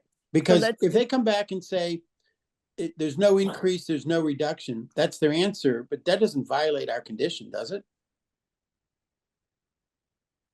Reread the condition. You want to know. Remove one of the access ways Right. for the purpose of reducing the amount of ledge removal. And then the condition was, tell us what that amounts to. But that's not, if they come back and say, we can't eliminate any and we don't add any, that would be an answer, but that's not a fail on our condition. And report to staff and advise staff of the calculation. Right, and that's not a fail. That's not a fail. And you can put in the word, a meaningful amount of ledge. And I guess we can argue about what that is. Well, I mean, just the way that I have mapped this out, they could just not excavate the top third of the site and meet that program of ours. Okay. I don't know that, but I'm fine if that works, but it's got to be some commensurate Okay. reduction. The next one is reduce parking from an overall of 28 to an overall of 26 spaces. And I Now, think that's Hegney said he could do Patrick, that. that's a little bit tricky. No, he Actually, said he could do that. right now it's 30, correct? It's 30. It's 28 plus 2. And then it would, but the minimum required is 25 plus 1 ADA. Am I right on that? I'm getting this on the staff reports, Jackie. So that would be reducing the parking. I don't know, do we want to just say Reduce it to 26 spaces in total. Jackie, feel free to comment if you read something of worthy, but I think we just say 26 pages. Yeah, spaces. no, if you're reading the staff report, that's all So my reduce smarts. the parking so we're going to say reduce the parking to 25 plus 1. And that's still a lot of parking. You know, Joe Pecora never gives us more than 1.5 spaces per unit. Okay, so remove 4 spaces and provide 25 regular parking spaces and 1 ADA, and reduce the size of the garbage, what area? The refuse area. The refuse area. I should use the big word, refuse area. Well, technically, garbage is more letters, Madam Chair. Yeah, exactly. All right, But we have the- now amended the motion with those 3 changes. Mr. Levy, how do you vote? Wait for it. Aye. Aye. Mr. Yeski, Aye. Mr. Lowe. Aye. Albin is also aye. Madam Jones, you have the ability to vote nay still. We are I'll vote. 4 ayes. Why are You're you encouraging her? She is free because we have a decision letter and the only thing I care about is getting a decision letter. I know, but enough. Let her vote. Madam Jones, let her vote. Aye. Okay. All righty. Okay, waiting for Nick to come back. That was a lot of fun, Nick. I should have let you go earlier. I'm sorry. I should have done that one last. I'm sorry, who was this on that? Was that Yeski again? Yes, Yeski seconded it. Yeah, I Okay. said way back when, yeah. Okay, I hereby move approval. Nick, come back. I hereby I'm move back. I'm appro- here. I was at the bar. I just Okay, I hereby move approval of the October 16, 2024 minutes. Levy was a few minutes late, so just don't say anything, Levy. Second. Could I have a second? Second. Yeski has seconded. Oh, All Lowe. in favor? Lowe. Lowe That has wasn't me. seconded. I Just- can't read and look at the same time, you guys. I know, it's because we look alike. We have white hair. You go, but no, his hair's fluffier than yours. I didn't say anything about fluffiness. I said white. Okay, all in favor? Aye. Aye. Okay, Lowe has seconded that one. I hereby move approval of the November 13 minutes. Second. Everybody was there. Lowe has seconded. All in favor? Aye. Aye. Okay, Nick, can you take Yes. a chance? Can you take a chance? Are you ready to do Country Day by chance? yeah, we could do. No, a wait, bunch of you can different do things. the Village District and then I'll take a turn after I, whatever you Did want to we do do? next. Did we do Country Day? Yes, we need to do Country Day. It's a public hearing item, so we need to do it now. So, and I Great. know you wrote it. So Here we go. you want to do Country Day or OG? We're gonna do all 3 of them right there, and then you could do the other one. And then I'm going to do the All scenic right, road. which motion first, Nick, when you're ready? Country Day. Thank you. I can find my notes. Yeah, I shouldn't have Don't gone to the start bar. with me. Shouldn't have gone to the bar. There it is. Okay, 257 Sandwich Road, application PLPZ 2024-409 for a final site plan special permit. Applicant is seeking to amend the previously approved site plan for the Greenwich Country Day Schools campus in the RA2 zone. Whereas in 2019, the commission granted approval for expansion of this campus, which included a performing arts center under file PLPZ 2019-025 and 026. The architecture and design around the PAC, Performing Arts Center, has been changed in the subject application with a new curved roof and merged front lobby at the ground level. The number of the seats will remain the same as previously approved. Commission finds that the ARC issued comments on 10/9/24 indicating approved as submitted. Engineering issue comments 11/26/24 indicating approval for zoning building permit. And wetlands issued a permit needs questionnaire dated 10/10/24 indicating no action required. Therefore, a motion to approve the final plan with the following comments. All remaining applicable conditions of previous planning and zoning commission approval shall be adhered to, and the applicant shall address any and all remaining staff or interdepartmental issues.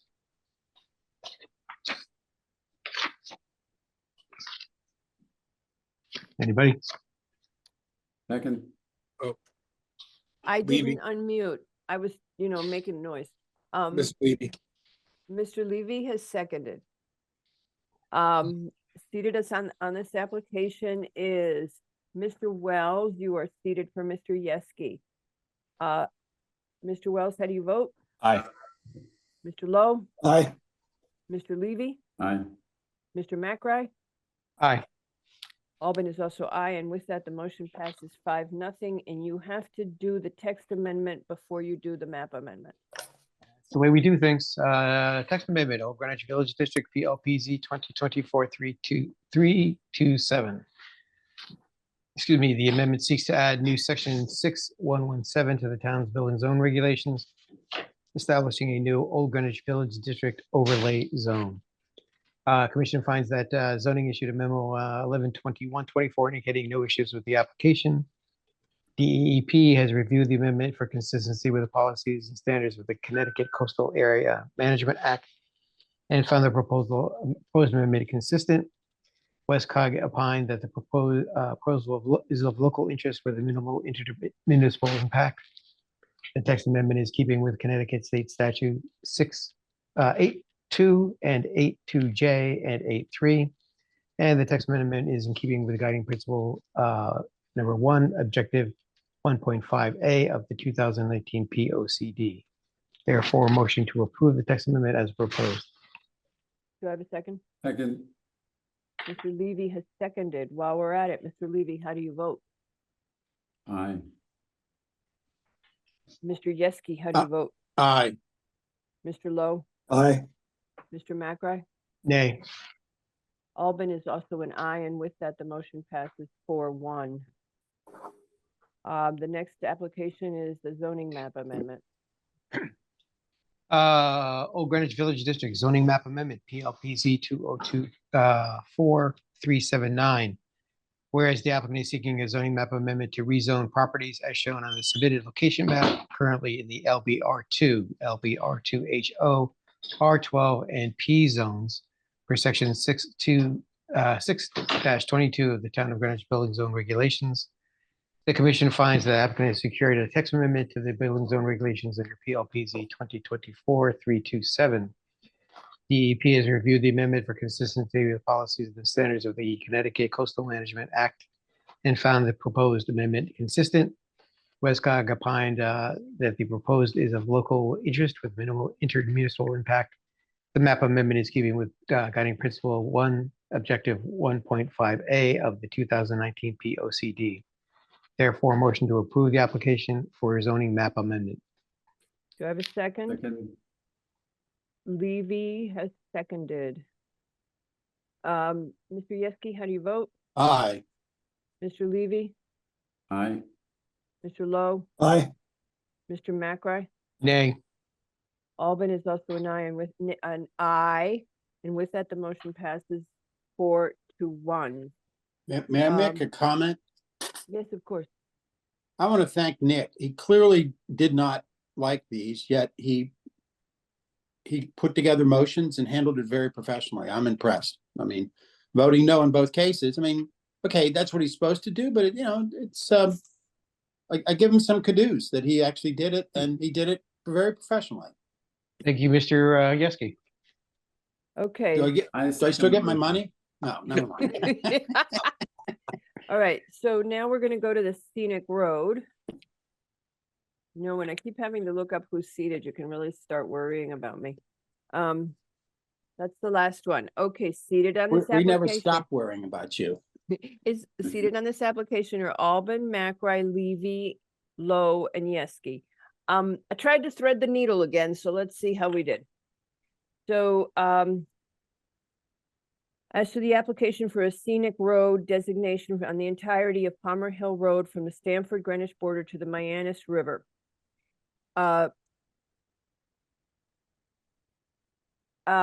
Pursuant to Chapter 11, Article 3 of the town's Code of Ordinances, and also pursuant to State Statute 8.2. I can't remember the state statute. I'll look it up while we're discussing it. And pursuant to the state statutes. 7-149A. 7, thank you. State is 7-149A. Whereas the commission finds that a scenic road designation is consistent with guiding principle 1, objective 1.2b of the 2019 POCD. Whereas staff has sent written notification of the consequences of a scenic road approval to all affected property owners. Whereas staff has confirmed that property owners representing 55% of the linear footage of the road have provided a signed approval to the proposal. And whereas this includes property owned by the town and signed by the first selectman. Whereas staff has confirmed that the proposed designation exceeds the requisite 1/2 mile length. Whereas zoning has issued comments dated 11/21/24 indicating no concerns with the application. Whereas the DPW, the Commissioner of DPW has noted on 9/26/24 that scenic road designations add an extra layer of review to their process by inserting P&Z oversight.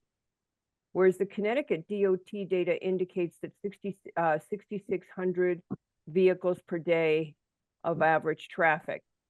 Whereas Beta, in a memorandum of 10/28/24, provided guidance for the review of traffic intensity as required by law and charter, suggesting that a scenic designation is appropriate for collector roads. And again, to Nick, that's one layer below the arterials, with a traffic range of 1,500 vehicles a day and speeds of 40 miles per hour. Whereas the commission finds that although the traffic is higher than would be suggested by Beta guidance, the figure is consistent with the traffic numbers on a portion of the recently designated Binney Park scenic loop.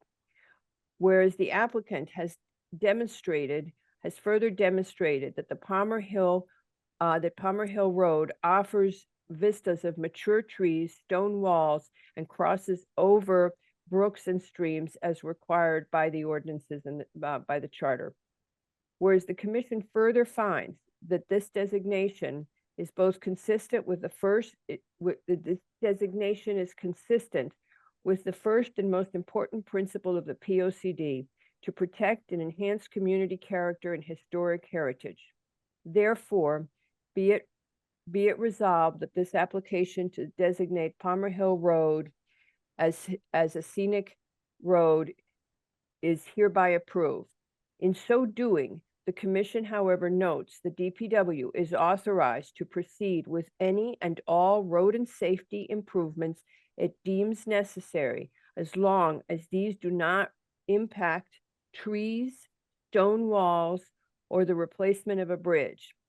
The commission further encourages DPW to implement traffic calming requests it deems appropriate. Is there any thing that we could say about what kind of work? I mean, if they have to repave and they're going to widen the road by 1.5 feet, kind of okay, thing. so that's actually guided by town charter. And gosh, I hope I didn't close this. No, I did not. So hold on a second. 11, Yes, I'm on it. 13 to Nick, I don't need help. Thank you very much. I've got it open, and it says that once DPW receives the notice, you can actually rescind it. Okay. The town shall maintain its scenic roads in good and sufficient repair and passable condition. Routine repairs or maintenance and the regulation of future alterations and improvements of scenic roads shall be carried out so as to preserve to the highest degree possible their scenic characteristics, particularly those characteristics that are indicated in the records of the Planning and Zoning Commission, which we've done, as the basis for the designation. In the case of a natural occurrence or disaster or other like unforeseen event in which a scenic road becomes impassable or unsafe for public travel, repairs may be made only to the extent needed to restore the scenic road to good, sufficient repair and passable condition. The definition of alterations and improvement. as used in this article, alterations or improvements to a scenic road include, but are not limited to reconstruction of the scenic road, widening of the right-of-way of the traveled portion of the scenic road, changes of grade, straightening. Do I need to go on? Well, see, the widening is the thing that I'm worried about. That's when they have to come to us. Okay, that's when they have to come to, right, okay, good, that's what I want to know. Yeah. That. But those what we're parameters. saying Okay, is I got it. anything else you do, as long as they have to come to us on, there's some stuff they're gonna have to come to us on. Because when you're widening, you're automatically de facto gonna affect the trees. And and possibly the stone walls. So, but what I'm trying to answer you is, it's all in the charter, and we were just adding a little sentence of clarification. Okay. Patrick, all that work for you? It does, no, and I just, to the point that was being made, those are the things that require commission's intervention. The other things are not consequential and can be done as regular maintenance. So that's okay. Oh, I did want to understand. The speed limit is 30. Yes. Are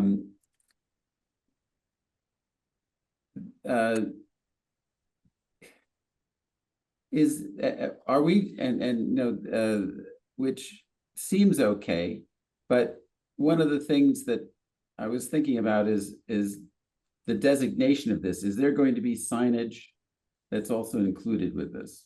It's not required to, Mr. Levy, but certainly if they wanted to, Well, could we recommend that they put up appropriate signage that's announcing this designation? I think there's motivation for them to do that. It's a question of whether or not you want to make it part of the motion or. I would like to just announce the idea that, you know, this is, we should be proud of this and appropriate kind of designation, and even the possibility of a reduction in the 5 mile an hour reduction in the. Oh, no. Whatever, I No. don't know, so something that acknowledges. Yeah, we don't unfortunately. special character of Limits, yeah, speed limits are not our. No, okay, and got if it. you think DPW was, now you're right in DOT. everybody.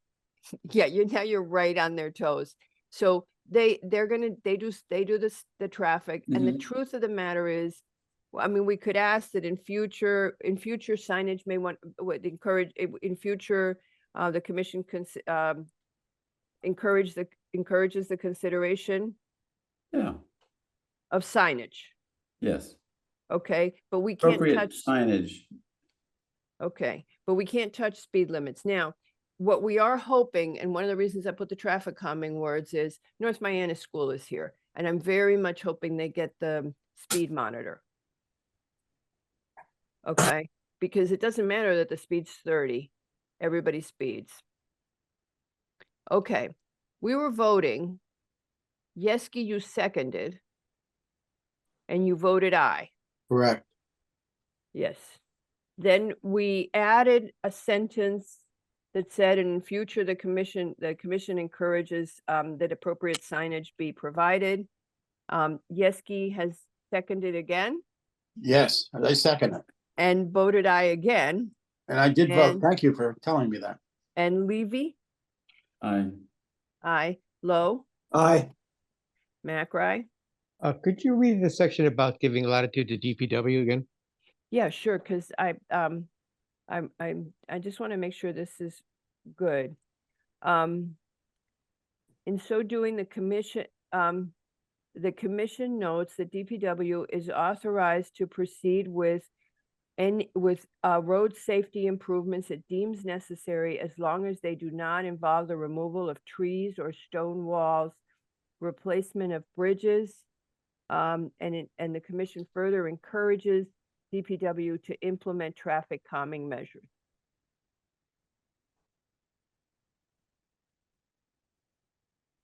Okay, that's actually already in the section 1113. I know to that. 2D. That's So what I was it's, trying to say to Levy. It's a clarification because I feel like we tried to tell Amy, we'll put the language in there that works for you. And I just oh, no. want her to- The language is already in there, but they still have to go through the process to maintain the scenic road in a safe condition. It's written Yes. already. I'm just, Right. okay, But yes. restating it is just a way of trying yes, to be supportive. pay some deference. Exactly. Okay, Mr. McRae, we're waiting for your vote. Okay, yeah, what I'm trying to state actually is not what you're stating, but let's move on. I vote no. All right, Albin is also aye, and with that, the motion passes 4-1. I'm an aye, if you care, but I'm sorry, I thought I called on you. I'm really starting to fade now. So Lowe is also an aye. Let's go through this. Yeski. Thank you. Aye. Aye. Levy, aye. Aye. Lowe, aye. all Yes, aye. and Albin, aye. Lowe, you are an aye. Okay. It is 4-1, McRae was an A. Right. and McRae was a nay. Okay. And we knew that. And I just wanted to flesh it out. Again, Yeski, you should thank Nick. He had written it, but I wanted to try to add that clarification sentence and all the stuff about the 55% and the half mile. And I thought we had asked Nick. I think we've already enough. put the lid on this can of worms, right? Huh? I think we put the lid on the can of worms here. Yes, it is done. But I would thank Can is Nick again, closed. but that would give him a really big head. So, he got his thank yous. Yeah, he got his thank yous. Okay. All right.